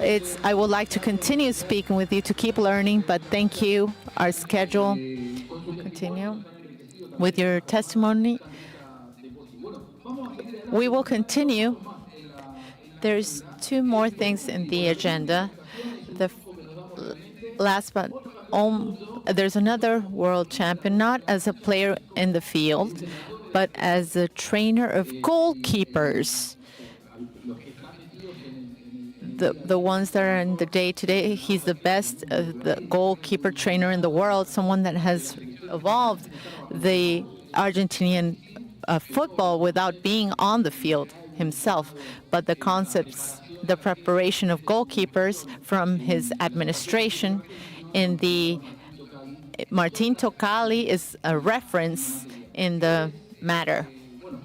He was a goalkeeper himself, and he dedicated himself to train goalkeeper he's a physical trainer as well. He's a physical education teacher, and he was, when he was on the field, he was a trainer of goalkeeper. He's coordinator of the Department of Goalkeepers in the Argentinian selection. He's 2022, and he will be in the World Cup with the Argentinian selection, and he will share his experience. Martin Tocali, it's a pleasure to be with you here. Thank you for your presentation. It's an honor to be here with you to share what we're doing in selection, to share what we're doing. Everyone that was here was pointing out the idea with sharing is that we can all grow together. I am a faithful believer that South America has the best, but that's an idea that I have. And I hope that we all share so that we can improve ourselves. And I will thank the President and Neri for the opportunity, and everyone who's working backstage as well for this event and is always supporting us. In my case, I would like to thank a very special person. Without him, I wouldn't be here. He gave me that opportunity to continue growing. It's Oscar Ruggeri. When we were in San Lorenzo, he gave me the opportunity to work together. Now they're friends, but that opportunity, I'm always grateful for that opportunity. Now we will start talking what we do in selection. I think that from this presentation, I would never do this, or in some you will take to replicate, but that's part of the learning. What's healthy here is never to speak from the truth. It's what we do, and each one take your own conclusions. From the structure, the methodology is the President Tapia. We need to be grateful to him. We need the structure. Without his support and from the associations and everyone that's in charge of the association, which is Claudio Tapia, he's the creator. The talk that I had with Claudio Tapia in 2018 when we started project, it was only 5-minute talk, maybe a little bit less. When I started explaining the project, he understood immediately. He had a long view to the future. He was a visionary, and we need to take a step ahead as a selection, and he easily understood everything, the President, more than just understanding it with clarity at a long term. He closed it and made it feasible. That's who we ask every time that we need material, everything that we need to buy, everything that Oscar said about investing in the project so that we can grow through economically. The President is understanding each year. Now we have the best conditions in the Department of Goalkeepers in Argentina, and we need to recognize that support from the President himself. So we are very grateful to him. The objectives that we have, so the trainers know the methodology we have, and that the coaches know the methodology we have. And so we have goalkeepers develop a training process in youth teams with a future view to the senior team. For us, women or men's football, the Department of Goalkeepers is for both of them. There's one unique methodology. We understand that the goalkeeper, the gender he or she is, the game is the same for all of us. So in that department, both women and men have the same importance. That's why I'm coordinator of both of them that I should mention, because sometimes they don't go by hand. So appropriate preparation of goalkeepers to face competition at the national team level. What does this mean? To try to select correctly, and sub-20 or sub-15 go to sub-20 process of a future goalkeeper. That's easy objectives, clear objectives. I don't know if they're easy, but they're because the process is difficult. This is the work team. Fernandez Escobar is men's under 20, under 23. Enrique Yamashita is under 20. Lucas Beran's under 17. Marcelo in male under 17. And we cover, this is the work group, the work team. We have a trainer in each category, in each division. So what's important here is that we all work in synergy. I've worked with women's sub-17. Fernando Escobar also worked with male under 17. This is a synergy. Every technical trainers know the goalkeeper trainers. I need to go today for the World Cup, for example. Scaloni worked with each of one of the goalkeeper trainers. This is very important. Not only with President Tapia, we proposed to form the Department of Goalkeepers to seek goalkeepers, but also to train trainers, or educate trainers. This is one. For example, if there's a trainer that's lacking for the sub-15.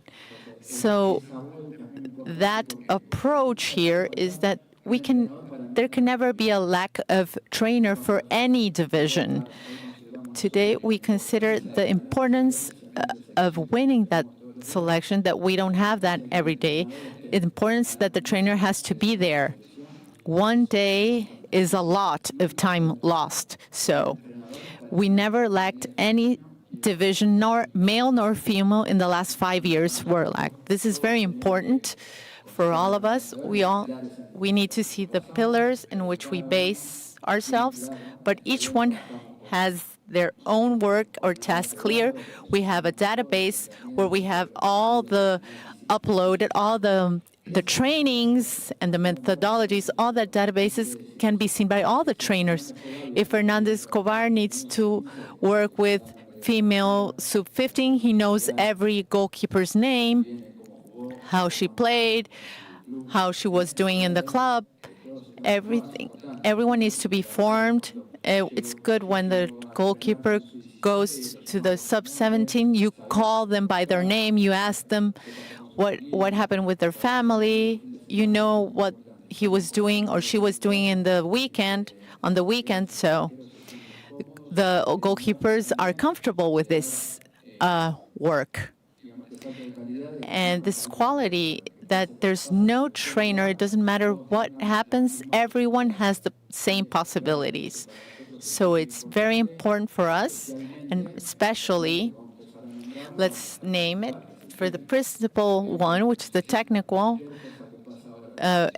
with a major selection, I'm not indispensable. Anyone can cover me at the World Cup and do it the same way. I don't know if it's okay, but that's valuation. But we need to have this structure is very important for us. These are the pillars in which we base ourselves for the development of methodology, the tactical, mental, technical, and physical pillars. We support ourselves on this because the goalkeeper,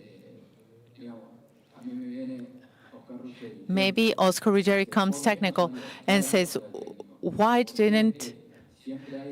There's always the question that says, we need to answer the questions, and we base ourselves on these pillars. tactically, a trainer understands everything. Physically, he has all the conditions.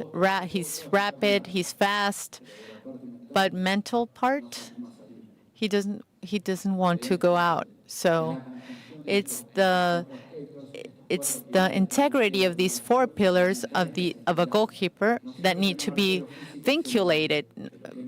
But technically, maybe there's a goalkeeper that's not very well technically, but he's very tactical. That's not useful for us because it's clear, physical or technical, tactical, and the step that gives you life, or a step more ahead gives you the possibility to go out or not, to see the ball far or near. That's what we think. And this is the base for all of the things that are planification and stuff. Trainers need to know clearly that in this case what I want, so that I can see, because through this we need to see a profile of a goalkeeper. It has to be, with the numbering has to do a lot, like in school from 1 to 10, we go from 1 through 5. What we pretend is that a goalkeeper needs to have the greatest selection, points. And this is what we pretend from Broli, any from major selections. It has to do with the games. We'll develop this moreover, but it's the same for you than for Barbie. The pillars are the same, because there is a technical situation in these games, in the air game. All the goalkeepers need to say the theme. It is a way of possessing the ball. So now we have, in the formative area, we can have mistake from the under 20. We cannot present the casting law, resolve the things as Diego Martinez. That's why it changed the numbers. So when we are going to go to the clubs and searching for the technical area, we need to have certain level of, and we need to strengthen and develop them. This is a key part for the profile. Under 17 has a mistake, and it's important to make mistake, to have learners. The same. We are not gonna think that having the same number from different senior female and under 20 women. What do we want from every goalkeeper in every category in these formation processes? We know that the coaches, when they have a mistake, is part of the training, and sometimes happens that you score a goal and the trainer look at you and said, this could happen in the middle of the game, but they know that this is an stage and where mistake will appear. And the coach who are with us, Diego Placente, Scaloni, from the female team as well, they understand that this is a process. But when we are looking for a goalkeeper, they are going to be based into these pillars from the goalkeepers and the level that need to achieve to be part of the national team. Under 16, Bianca, now we have the scouting. So we did the process. We need to have all the pillars. What do we pretend? And then we need to do the scouting. It's logical, but it's very important in the process to have clear this observation about the pillars that we talked before, the importance for us, the respect for our colleagues, the coach from the club's opinion. They can always talk about something, the feedback from the clubs. For example, what's happened with a girl when it came from us, a very important opinion of the coach. Then we need to generate reports to have a feedback with the technical staff. That's is the situation where you do suggestions, do sample of content and arguments, depends of the technical team. So that's the most important thing. We need to have a feedback. What does the coach want from the goalkeeper? We have a profile, and we need to get into an agreement, and then we have the citation. So we do this process of follow-up, observation process, feedback to our right to technical staff, and be clear in the message of what we are calling for. This is a methodology that we have for the lineup. It is okay. We see here the observation. We need to have it in clear. You're going to see the development of the 4-pillar technique, tactics, physical, mental for the scouting, do an analysis, detect the mistakes. The planning should be the base for our improvement. I think that this is the most beautiful on the field, that create these changes. We do this through training the structure and see if we can achieve that level that we pretend this is something a compact briefing. So this is the development that we have with a methodology in the defensive technical. We start to talk about this technical aspect that is more deep and what happened in the game, in every actions. We have a lot of information in here. This is the transition methodology, the technical aspect of the transition, where each one of the movement is happening. This is part of our content in the aspect of offensive, technical, and we have this tactics in the defensive, offensive. So this is something more deeper about about our ideas from our pillars. We understand that the first thing is this description of the technician. We choose the cross position. First, I need to know the technical aspect. Just to give you an example in the video, that what is okay.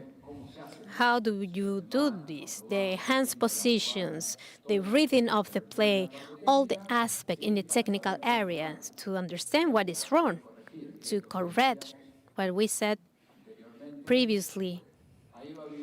Here you have some videos. I don't know if you can click the video to see. The process. We have very clear all the technical, tactical, mental, physical development. When we have this situation, we need to understand what is okay and what is not okay. This is a video that it has to do with this. We need to see the hands turn, arms to correct in the moment the wrong leg to achieve to our objectives. This is a technical progression in every gesture, in every game situation that we develop.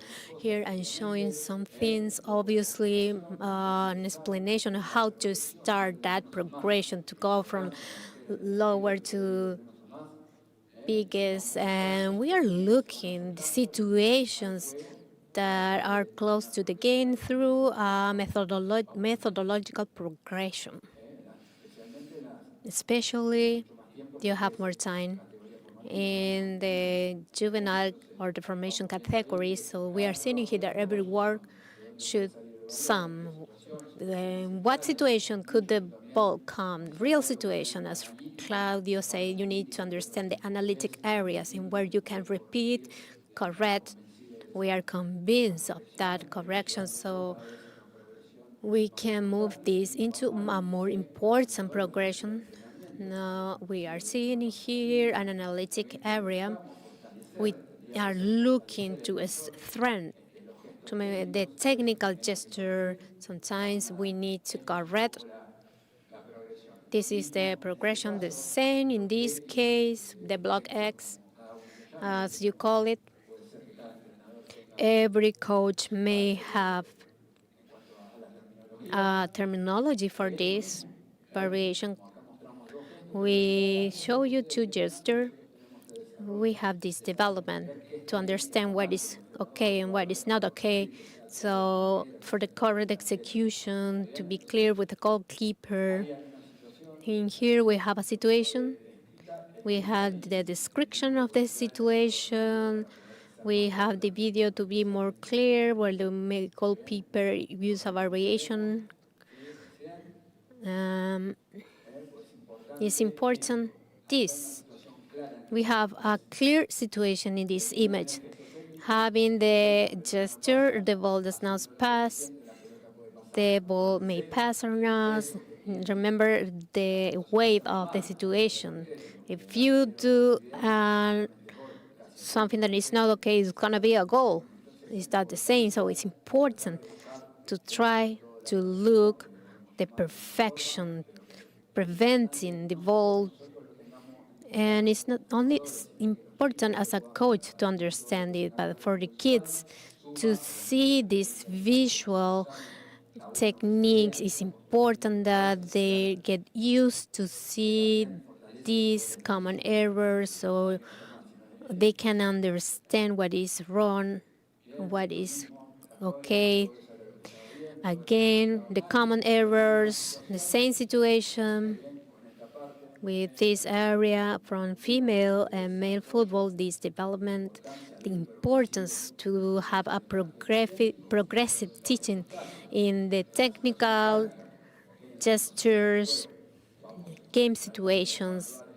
We assess these situations. Different situations are important. The rhythm of the play we need to maintain. And of course, the chance to, it is all clear, we are going very, very fast. We have a progression to have very clear the trainers, the coach, because we need that this training have the adequate moment. So the exercise that we promote should be at the level of the goalkeepers. We have different periods, the characteristic for the sign of the progressive task. We have the period 1, analysis and exploration solution, 2, the explanation, acknowledgement of the gesture, what level is the goalkeeper that we need to achieve. We are based in a training structure that is very important, that allow us to have the with this structure that has to do with the warm-up, playful, analytical, physical, situational, and integrated in a specific training. And then in the playful moments, we have great experiences to again to have a smile. You can see a lot of things during this training. It has to do into a tactical game. You can understand the acknowledgement in some situations. We have the analytical area, the important for the youth players to correct. So the teaching, especially in the technical gesture, should come from the repetition. We should do something physical, the coordination and situational. And we need to have real situations because this is so important as the analytic aspect. So we need to have an integrated situation done with the team. Here you can see part of the HE team. It's important that all the categories from women's and men's, we have the same work structure. The coach knows that we work in this structure.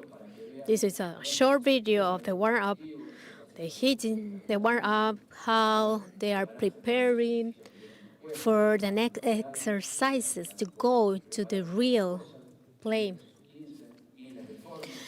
A lot of weight to do the warm-up is important. No one has the absolute truth, but we try to work in the analytical area as well, the gesture, combination of exercises, the passes, and threaten these kind of gestures. Balls, though they can live apart the fear of the ball. So we have this structure that is very important and determinant for us. So the whole selection of all categories, just finishing into this, that is, I'm coming in here with the mental area. It's okay. This is when they go with the team. We have an improvement in here of everything that we talked before. We have a clear progression, the scouting profile of the goalkeeper, planification.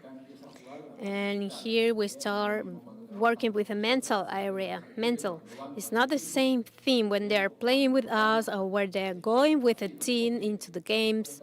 Why? For this emotional aspect that we are talking about. But what we always said, error from a goalkeeper is a goal score, and we're trying to have an acceptation, to accept the mistake, the error, and try to make it strong that belief that it's going to happen to you. You're going to have goal scorer, but you need to try to have the fever of this. But trying in that emotional area is very important in the goalkeepers and incredible for the decision making. Even though into this process they are working in the best way possible, we can start thinking about an improvement. We need to have a feedback. You try again to work in the planification of this. And here we have the important part, technical stuff.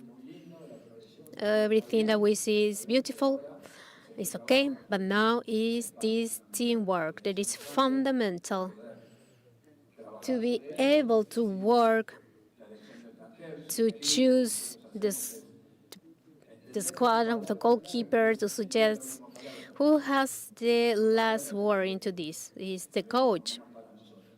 For us, that is, we need to understand that all the coach should understand about these pillars.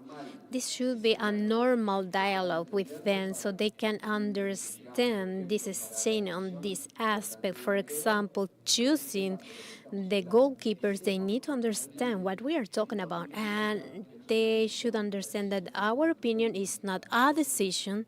They are the decision makers. It's an important word that the coach say. Why are you telling me that Neri Pupilo should play in what? Neri should play because in this place that we pretend these areas we have the mental. So every technique the coach should know what to do. We try to understand that the last word the coach is going to have. This is our support. What we are doing as a selection for male, women's, pre-match, help to keep informed on the scouting analysis, opponent analysis, and the game model.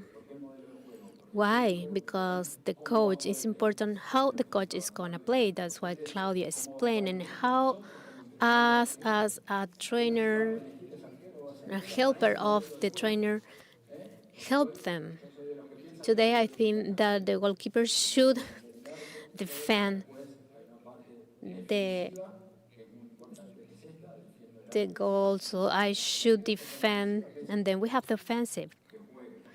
That is to play with their feet. It's important, it's super important, because there are coaches that say, I need a goalkeeper who plays. We try to explain, okay, first he needs to defend his goal area, but I need this. What should we do in that situation? To think in the planification exercises, perhaps the profile that it has to do with the place, with the legs. Now I need to pretend that there are 5. And this is what we need to look forward and plan to in case that I do not achieve the level. So this is fundamental for the technical staff that the last word is always from the coach, because we continue having the idea that everyone should have the same. About the reports, if Scaloni needs to see information of Martinez, obviously I should present them. But then if he asks me for Castelao, that is the under 16, it's the same report. We need to have a basis into our pillars. They need to understand where our opinion came from in case of any question. Every coach should have this same form or template for women or men. The only thing that will change will be the picture. We have the information or the report of the place. It is the same. The analysis from our opponent, the same presentation. We're not going to go deeper into this, but it's the same for everyone in this case. De Larissa, the coach of under 15, and our idea is always to have the same report. This is a template that has to do with the scouting. We try to see all the games of the kids that we are following. We need to do a template and a form and present to the coach every weekend so they can see. Sometimes they're watch it, sometimes they don't. It is important to continue working into this. And then we have this part that has to do with the tactical, the defense, that is the defense of the spaces. It is very particular for us, the games. Every coach should know why happened. Here you have these airplays. It's okay for on the center area. You have a ball offside. It has to do with the location. The goalkeeper should be in the front. The defensive block is going to be hard. They need to work as a team. This is fundamental with the game. With this attack situation, perhaps more technical, but explain why it is important, these lateral spaces. All these situations that we believe that the coach should understand, and it's most important to consider this. I think that all of this, the coach should know why the player blocked this play. So it's important for the last final selection. They need to have good feeling with that player. So we have the offensive and defensive tactics fundamental into these situations. The characteristic of this goalkeeper to see if they can develop the gameplay. And the coach that are trusting in them. This is the structure. Is that importance that we say to share.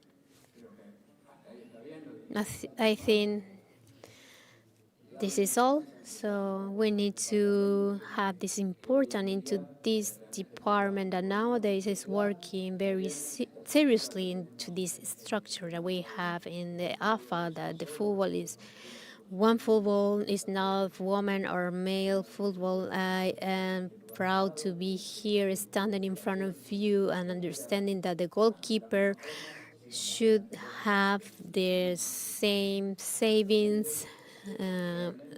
Obviously, for us today, being into this process is very important, and we hope this continue for a time. Thank you. Thanks, Martin. I have a question from a follower and a question from me. Away from the script, but from my journalist spirit, the importance of goalkeepers that need to play as well, and the goalkeeper needs to do a lot of footwork, and it's a process that is changing. So maybe the coach that pushed a lot for this change was Guardiola, because he needs a goalkeeper that's a player. But in the last season, Donnarumma didn't have a lot of footwork. What technical explanation do you have? Contrary to what you said, Guardiola understood now that the goalkeeper needs to avoid the ball from going in. So I believe that what has to do with feet is a phase of playing. It's in the construction and the support. It's where it's important, of course, but the goalkeeper, first of all, is defensive, to defend the goalkeeper, the goal. So, and besides the style of mainly of most coaches, they need one more player in order to build from below, from behind. But the defensive goalkeeper is better than the offensive goalkeeper. The one that had the best season in Europe, I have it clear. I think he was seeking for the situation. He changed the way of building the game or the match, but he changed that. I will hear from the technical team. I don't know everything about football, but today he's thinking about more of a goalkeeper that's defensive than an offensive one, that he's good in the shots and the strikes. And that phase of goalkeepers is only one phase for us, is in the construction of the match, which is the offensive goalkeeper. It's a compliment. So thank you, Martin. A big applause for him. Chief of the Department of Goalkeepers of the Technical Department of the Argentinian selection. The last but not least, another luxury that we have here as a presenter, Gabrielle Borsinger, and he's a Brazilian of performance, and he's currently as General Technical Coordinator of the Vasco da Gama Club. He will give us a case study of how the process and structures are formed in a high-level club. Thank you. Good afternoon, everyone. The last talk of the afternoon. I know you have a lot of energy and strength now. I will start by sharing two stories with you. The first one, the year was the year 1973. I will start in Portuñol. It's a mixture of Spanish and Portuguese. So everyone like Mauro has spoken so that you can understand me. So two stories. The first one, 1923. A Brazilian team had the dream to play at the first division. They were divisioned in 1922, but when they had to play in 1923, they decided not to play. But why? What happened? Last year we were champions, and now why can't we play? Because your players don't know how to write. They don't know how to write. And so the fans started to teach the players to write. And now can we play? No, because you don't have fans. You don't have the fans. The fans gathered the money and made the stadium. Now, why can't we play? We know how to write our name, and now we have a stadium. What's wrong? Why can't we play? Because you don't have the stadium a complete stadium. So the fans, again, made everything. So now can we play? In 1923, Vasco da Gama is the team, played and was champion. The name of this team is Black Shirts because they played with black players. And what happened here is they said for Vasco, we cannot play in 24 now. So the president, why can't we play, said, because you have black people on your team and we can't play with black people, black players. And the president said, stop, we're not going to play. And this is a story, a historical response from Vasco that said, we're not going to play. We're going to have all the black players. In 1925, they invited Vasco again to play, not because of the players, but because they had a lot of fans, an audience. In 1925, Vasco started to play in the first division again. This is part of the history of Vasco da Gama. I will share with you the second story I have for you. I trained a team, coached a team. I went to play a tournament. What happened was the match had to start, and we didn't have, there was 10, 20, 15 minutes, and the referee said, there's not going to be any more match. No, and we said, no, please, we want to play. We're going to play. I don't care about the time. We want to play. What happened 30 minutes after this, the opponent arrived. And I was the trainer, and I wanted to know where the team was coming from, and they were coming, a very old bus was coming on forward, and the players were going down from it. They didn't have any uniforms, they didn't have anything. And I said, oh, this match will not be good. The match started, 5 minutes, 3-0 for us. 15 minutes, 8-0 for us. This is not good.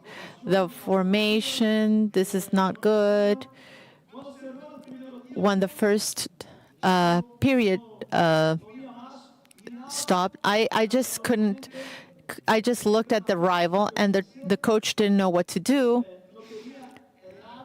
He didn't have water, so he went, he grabbed water with dirt that was very dirty. And this is not good. With 10 minutes of the second period of the match, the trainer, the coach of the rival walked, and he said, come, let's just stop this game. It's 15-0, I don't know. Let's just stop this game. And the coach spoke with me. Coach, I'm teaching these players to play. They live in very, very poor neighborhoods. They don't have money to buy uniforms. It's very costly and expensive for me to do all the things. I understand, I said. Perfect. A referee, let's just drop this match. Before he closed the match, I called my players and talked with them. When the referee finalized the match, you remember where you started when you were smaller, but today you have structure. Today you have Gatorade, you have everything.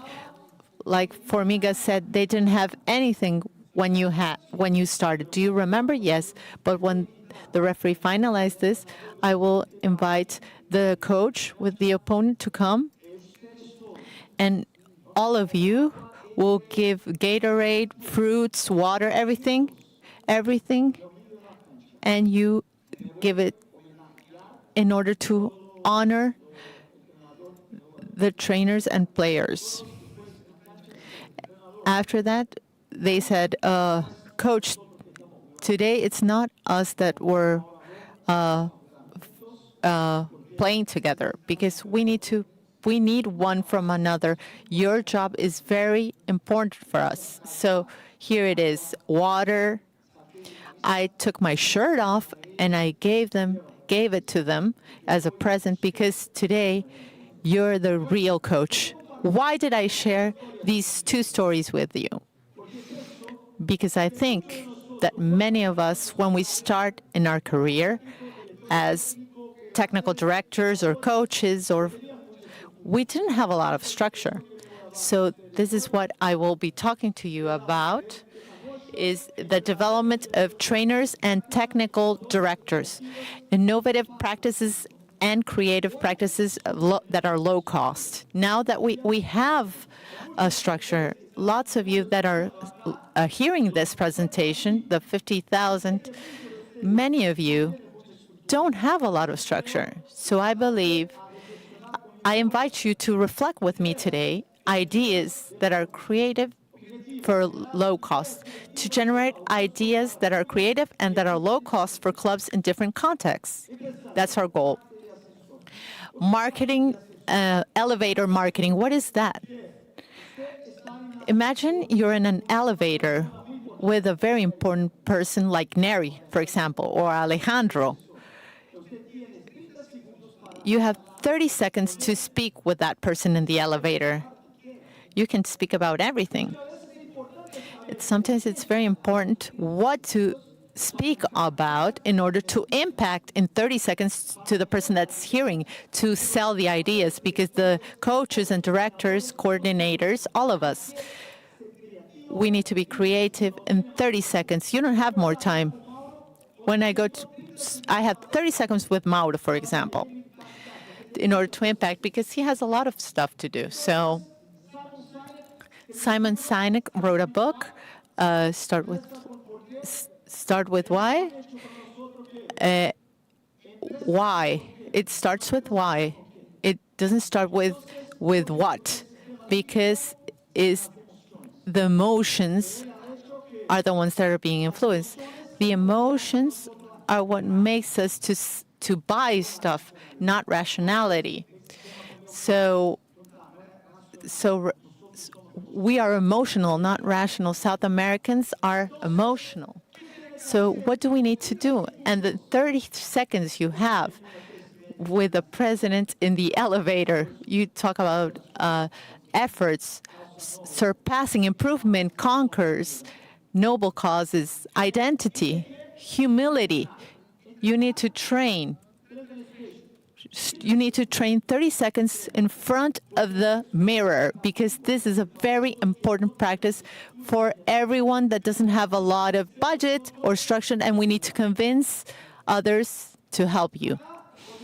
Another idea here.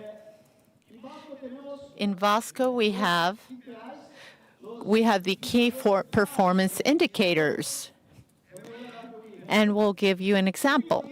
Rodrigo Diaz is my coordinator. Last year, we had a lot of players that went to play with the Brazilian selection. We were celebrating, and I asked, did we improve or not? For example, we were champions. Okay, perfect, but are we improving or not? Because many times, people only play Saturday and Sunday, and they don't control themselves. And we need to create key performance indicators. When I ask you, what is the best team, the best method, the best task in your country or work, is because, and why? And when you have the answers, you will find, for example, indicators. They are in the first divisions. There are players that are going to the market, players in Europe, for example, players in the selection of your country. Yes, we need to win as well, to evaluate players, to evaluate the technical teams and the coaches. For example, Cardiff last year when I met him, spectacular. I remember until today, when I saw some pictures, and Cardiff, once he started, he didn't have any structure, but then I learned that, and it's spectacular. I'm always, you need to get to know Cardiff. So structure is very important. You need to the school, for example, to the education. I ask, it's not only about winning. The question is, are we developing ourselves? When we're working on a team that's not very big, we're going to lose more than we're going to win. So it's difficult for others, South American brothers, when Brazil, Argentina, Uruguay, that are more traditional, they are always fast. Bolivia was very near the Cup. I trained some players from Bolivia when I was in Santos. Our dream is to take Bolivia to the World Cup. They were very near. So it's not to win or lose. The question is to have the mindset of developing. We cannot control when we're going to win or going to lose, but we need to control how we're going to improve or not. There's no cost for this, but you need to know what are the key performance indicators. So here, our recommendation is to always look the processes, technology, and people to manage all these three pillars. And we always need to think about the clock.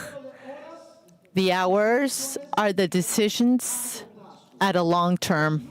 The minute ones, it's medium term, and seconds, it's at a short term. We need to manage our time. And many people just manage short-term clocks. And here's a matrix from Eisenhower to manage time. What is important, what's urgent. So we need to place all the tasks in order to, here, for example, this is in my office, behind me in my office, the evaluations of all the players. It's not about playing and winning. We need to evaluate the players. Are they improving or not individually? And the projects, the matrix of Eisenhower, everything. You need to look at that every day. You need to control if you're developing them or not.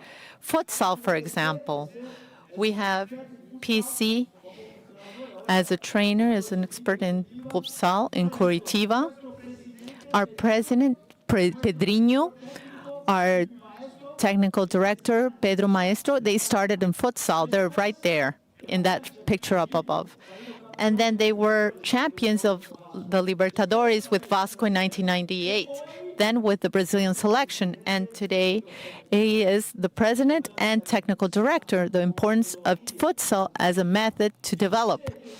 I know that Bolivia, Colombia, Ecuador, there's a lot of fields that are made of sand.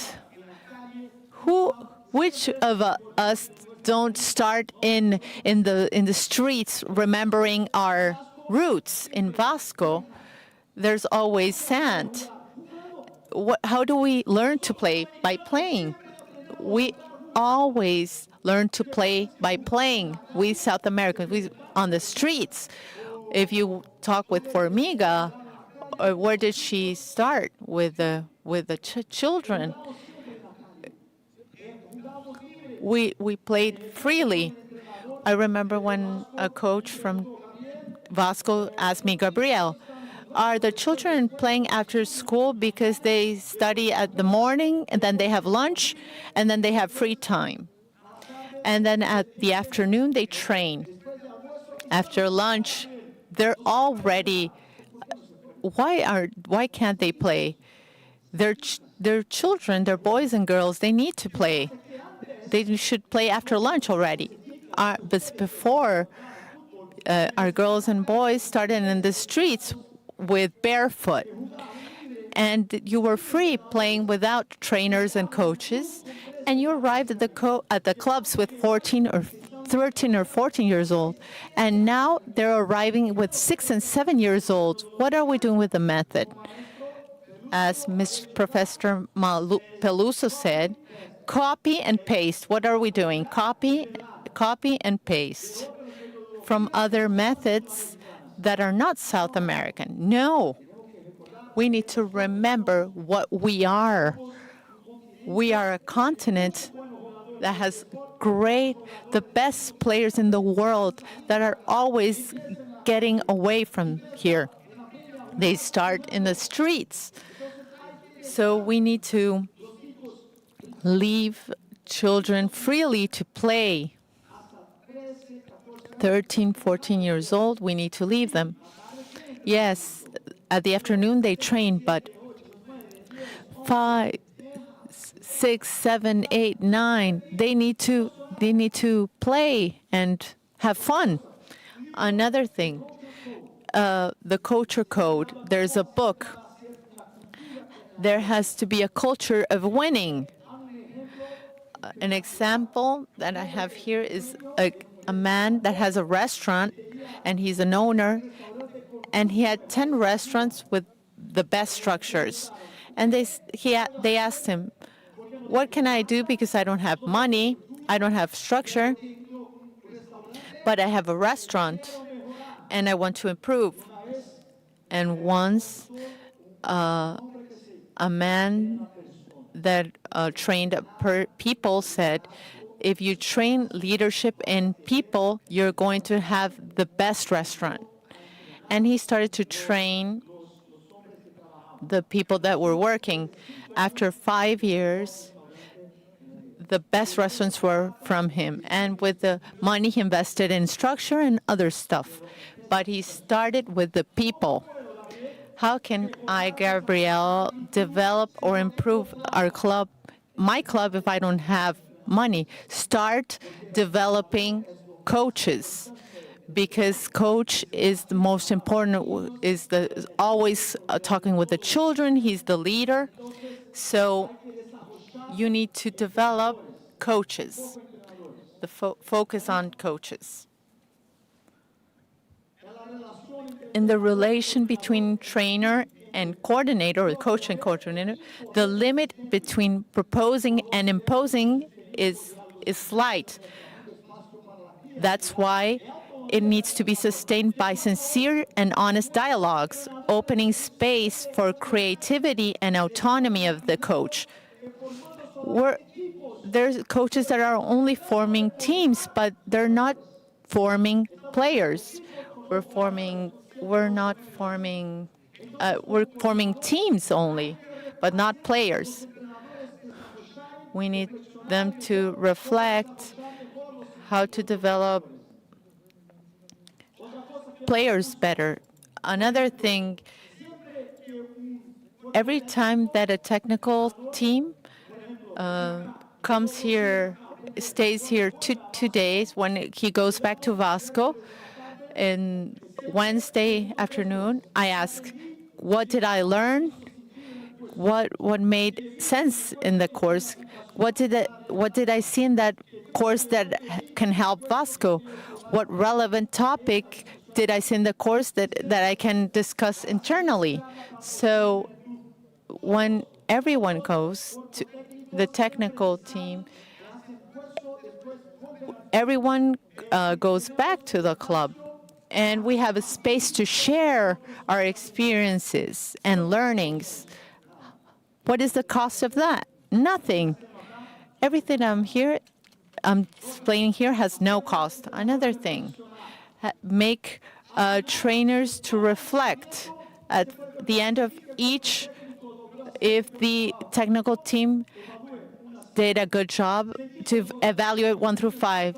Did I feel that the players had fun and enjoyed 1 through 5? Did I focus my training on the player 1 through 5? Ask your coach to evaluate himself in order to reflect and develop How much is the cost for this? And you're going to develop your coach to evaluate the trainer. I, as a trainer and coach from Vasco, we created evaluation of the coach. 1 red, 2 yellow, 3 green, 4 blue. We are going to evaluate. After 6 months, I go with the coach, and he auto-evaluates, and we exchange practices for 2 hours in order to develop coaches. What is the cost of this? 0. So here,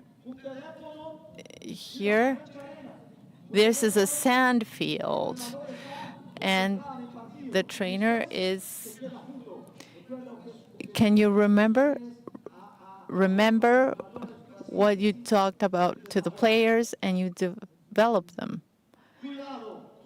The 7 C's of coaches: to take care, confidence, character, connection, competency, contribution, and communication. The 7 C's to develop.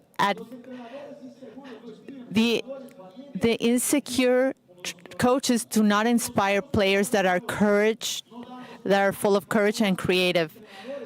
What types of players are we going to have if our coaches don't have courage?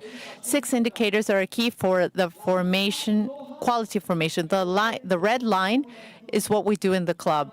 Yellow lines here is what they do outside the clubs. In order to have the green line, which is compensation. Look, we're going to teach 1 to 2 or 3 hours per day and integral education, because in yellow is the secret to have green. There's little red, and if you don't have yellow, you're not going to develop the players. So 6 indicators are education, competencies, communication, pleasure to train, to have fun, emotions. Do you remember when your daughter or your son was born? Do you remember the day? Of course. Do you remember when Argentina was champion, when you were? Of course you remember. When someone called you on the phone, your mother or your father, or that your grandparent died, you remember, because it has emotions.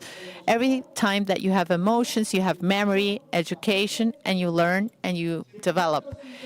If our trainings, we don't get enthusiastic about this, it's not going to improve. And South Americans are passionate, are full of emotions.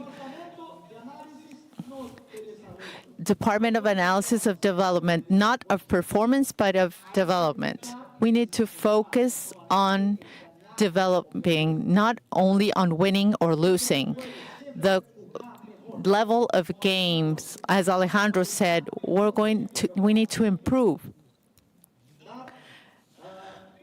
30% of minutes played, we need to work with a low number of athletes. Start with futsal and then the field. The structure, there's no need for money, but we can seek money in order to better the structure. As I said before, we need to be analytical, but if you don't have a lot of time, when you close your training or finalize your training, it's important. If you want to train shots and strikes, ask your front guy, 7 more today, 7 on Tuesday. We need to do more strikes in a month, and in a year you're going to improve. So it's not necessary to do a lot. You don't need to do a lot, but you need to be constant and frequent. So They are 7 actions in one day, 35 actions in a week, 140 in a month, and 1,500 in a year. Everything that I talked about here, there's no cost, just creative. And just to finish the ball, Clarence, please. Thank you. First, how can I be a better coach if I don't have a structure in my training center?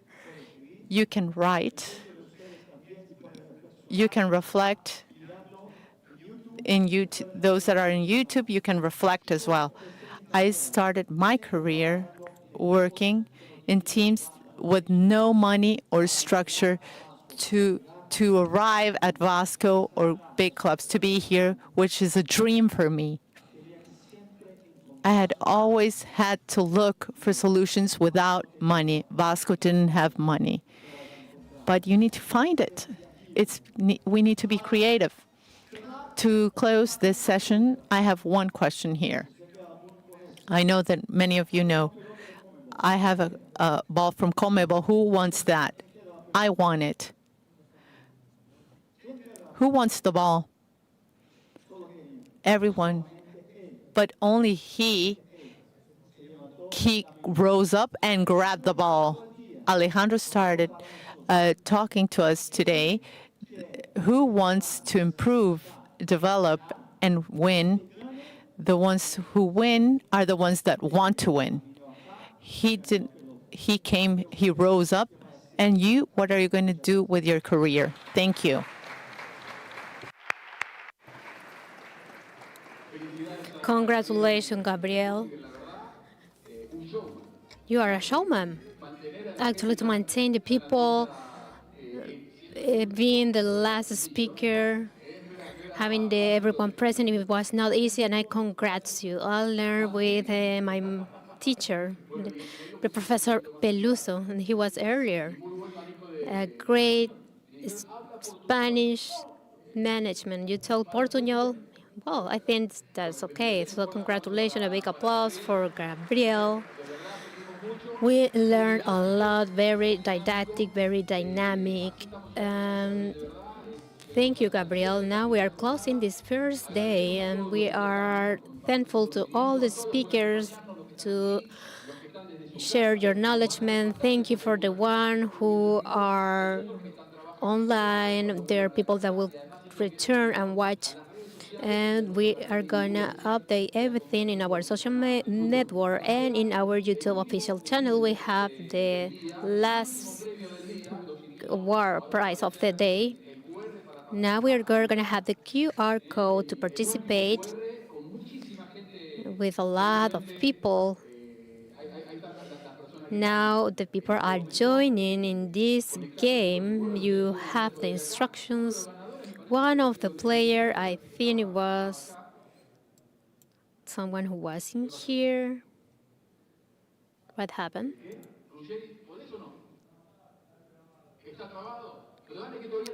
Well, you have a moment to join.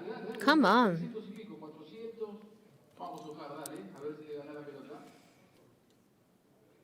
Let's see, Oscar, if you win the ball. It's going to be signed by Nerdy. Well, all the legends in here can sign the ball. We have a lot of champions in here, so we have 600 people already. We have the last 10 seconds. So if you want to scam, the ones who are in here, and when we arrive to the time off, I will do the question. The first who answer is going to win. So, answer quickly. Who was the last champion of the CONMEBOL Libertadores Under-20 dispute in Ecuador? Which was the last champion of the Under-20 CONMEBOL Libertadores played in Ecuador? It was recently. It was a definition by penalty, and we can say it was a surprise. Very well celebrated and deserved surprise. Boca, not. Santiago Wanderers. is the correct answer, not Palmeiras or Flamengo who fall in that final, and not Olimpia. And the trainer of this team is joining us. Felipe Salina is in here. A big applause for Felipe. He is the trainer of the under-20 with Santiago Wanderers making history. So congratulations, Felipe, for being here with us. And the winner, let's see who answered faster. Daniel Toledo. Daniel Toledo is the winner. You won a ball. Then Daniel Toledo is going to tell to us where he came from. So Daniel Toledo, where are you? We're going to send to you the ball. If you are in Paraguay or anywhere in the world, we will send you the ball. So congratulations. And as we see, we can review the tomorrow agenda, last day. Tomorrow we will continue with the second day, and we are going to talk about the key aspect from the trainers, mental health, and the preparation on the referees as well. And we're going to talk about cognitive neuroscience applied to the sport, practical content that you can use in your context. We see you tomorrow. It was a great pleasure to have you here to continue building the development of our football. This will start 10 a.m. Paraguay time. Many people ask me through social media and WhatsApp that they didn't receive the email. You can directly go in our YouTube channel. You do not need to have the link to get into the transmission. When you are registered, and you will have your certificate to be part of this first South American football seminar. So getting into the official YouTube channel is enough for you to register and have your certification. It was a pleasure. It was a journey with a lot of learning. We truly enjoyed the family from the South American football. Thank you very much for joining us, and have a great day. And tomorrow at 10 a.m. we will return. For the one who follow us through YouTube and our instructor, our legends, and the press, we're going to continue talking about what we truly love, the South American football. Thank you very much.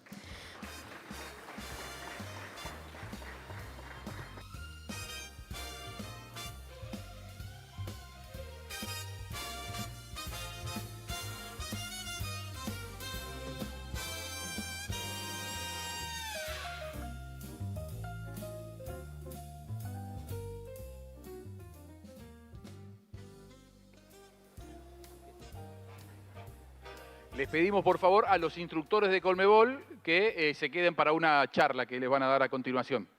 Los instructores CONMEBOL, muchas gracias.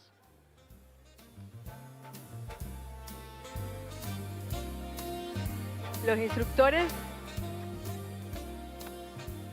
instructores nos quedamos. Tienen 2 minutos máximo para ir al baño, regresar, estirarse y retornan. Todos los instructores.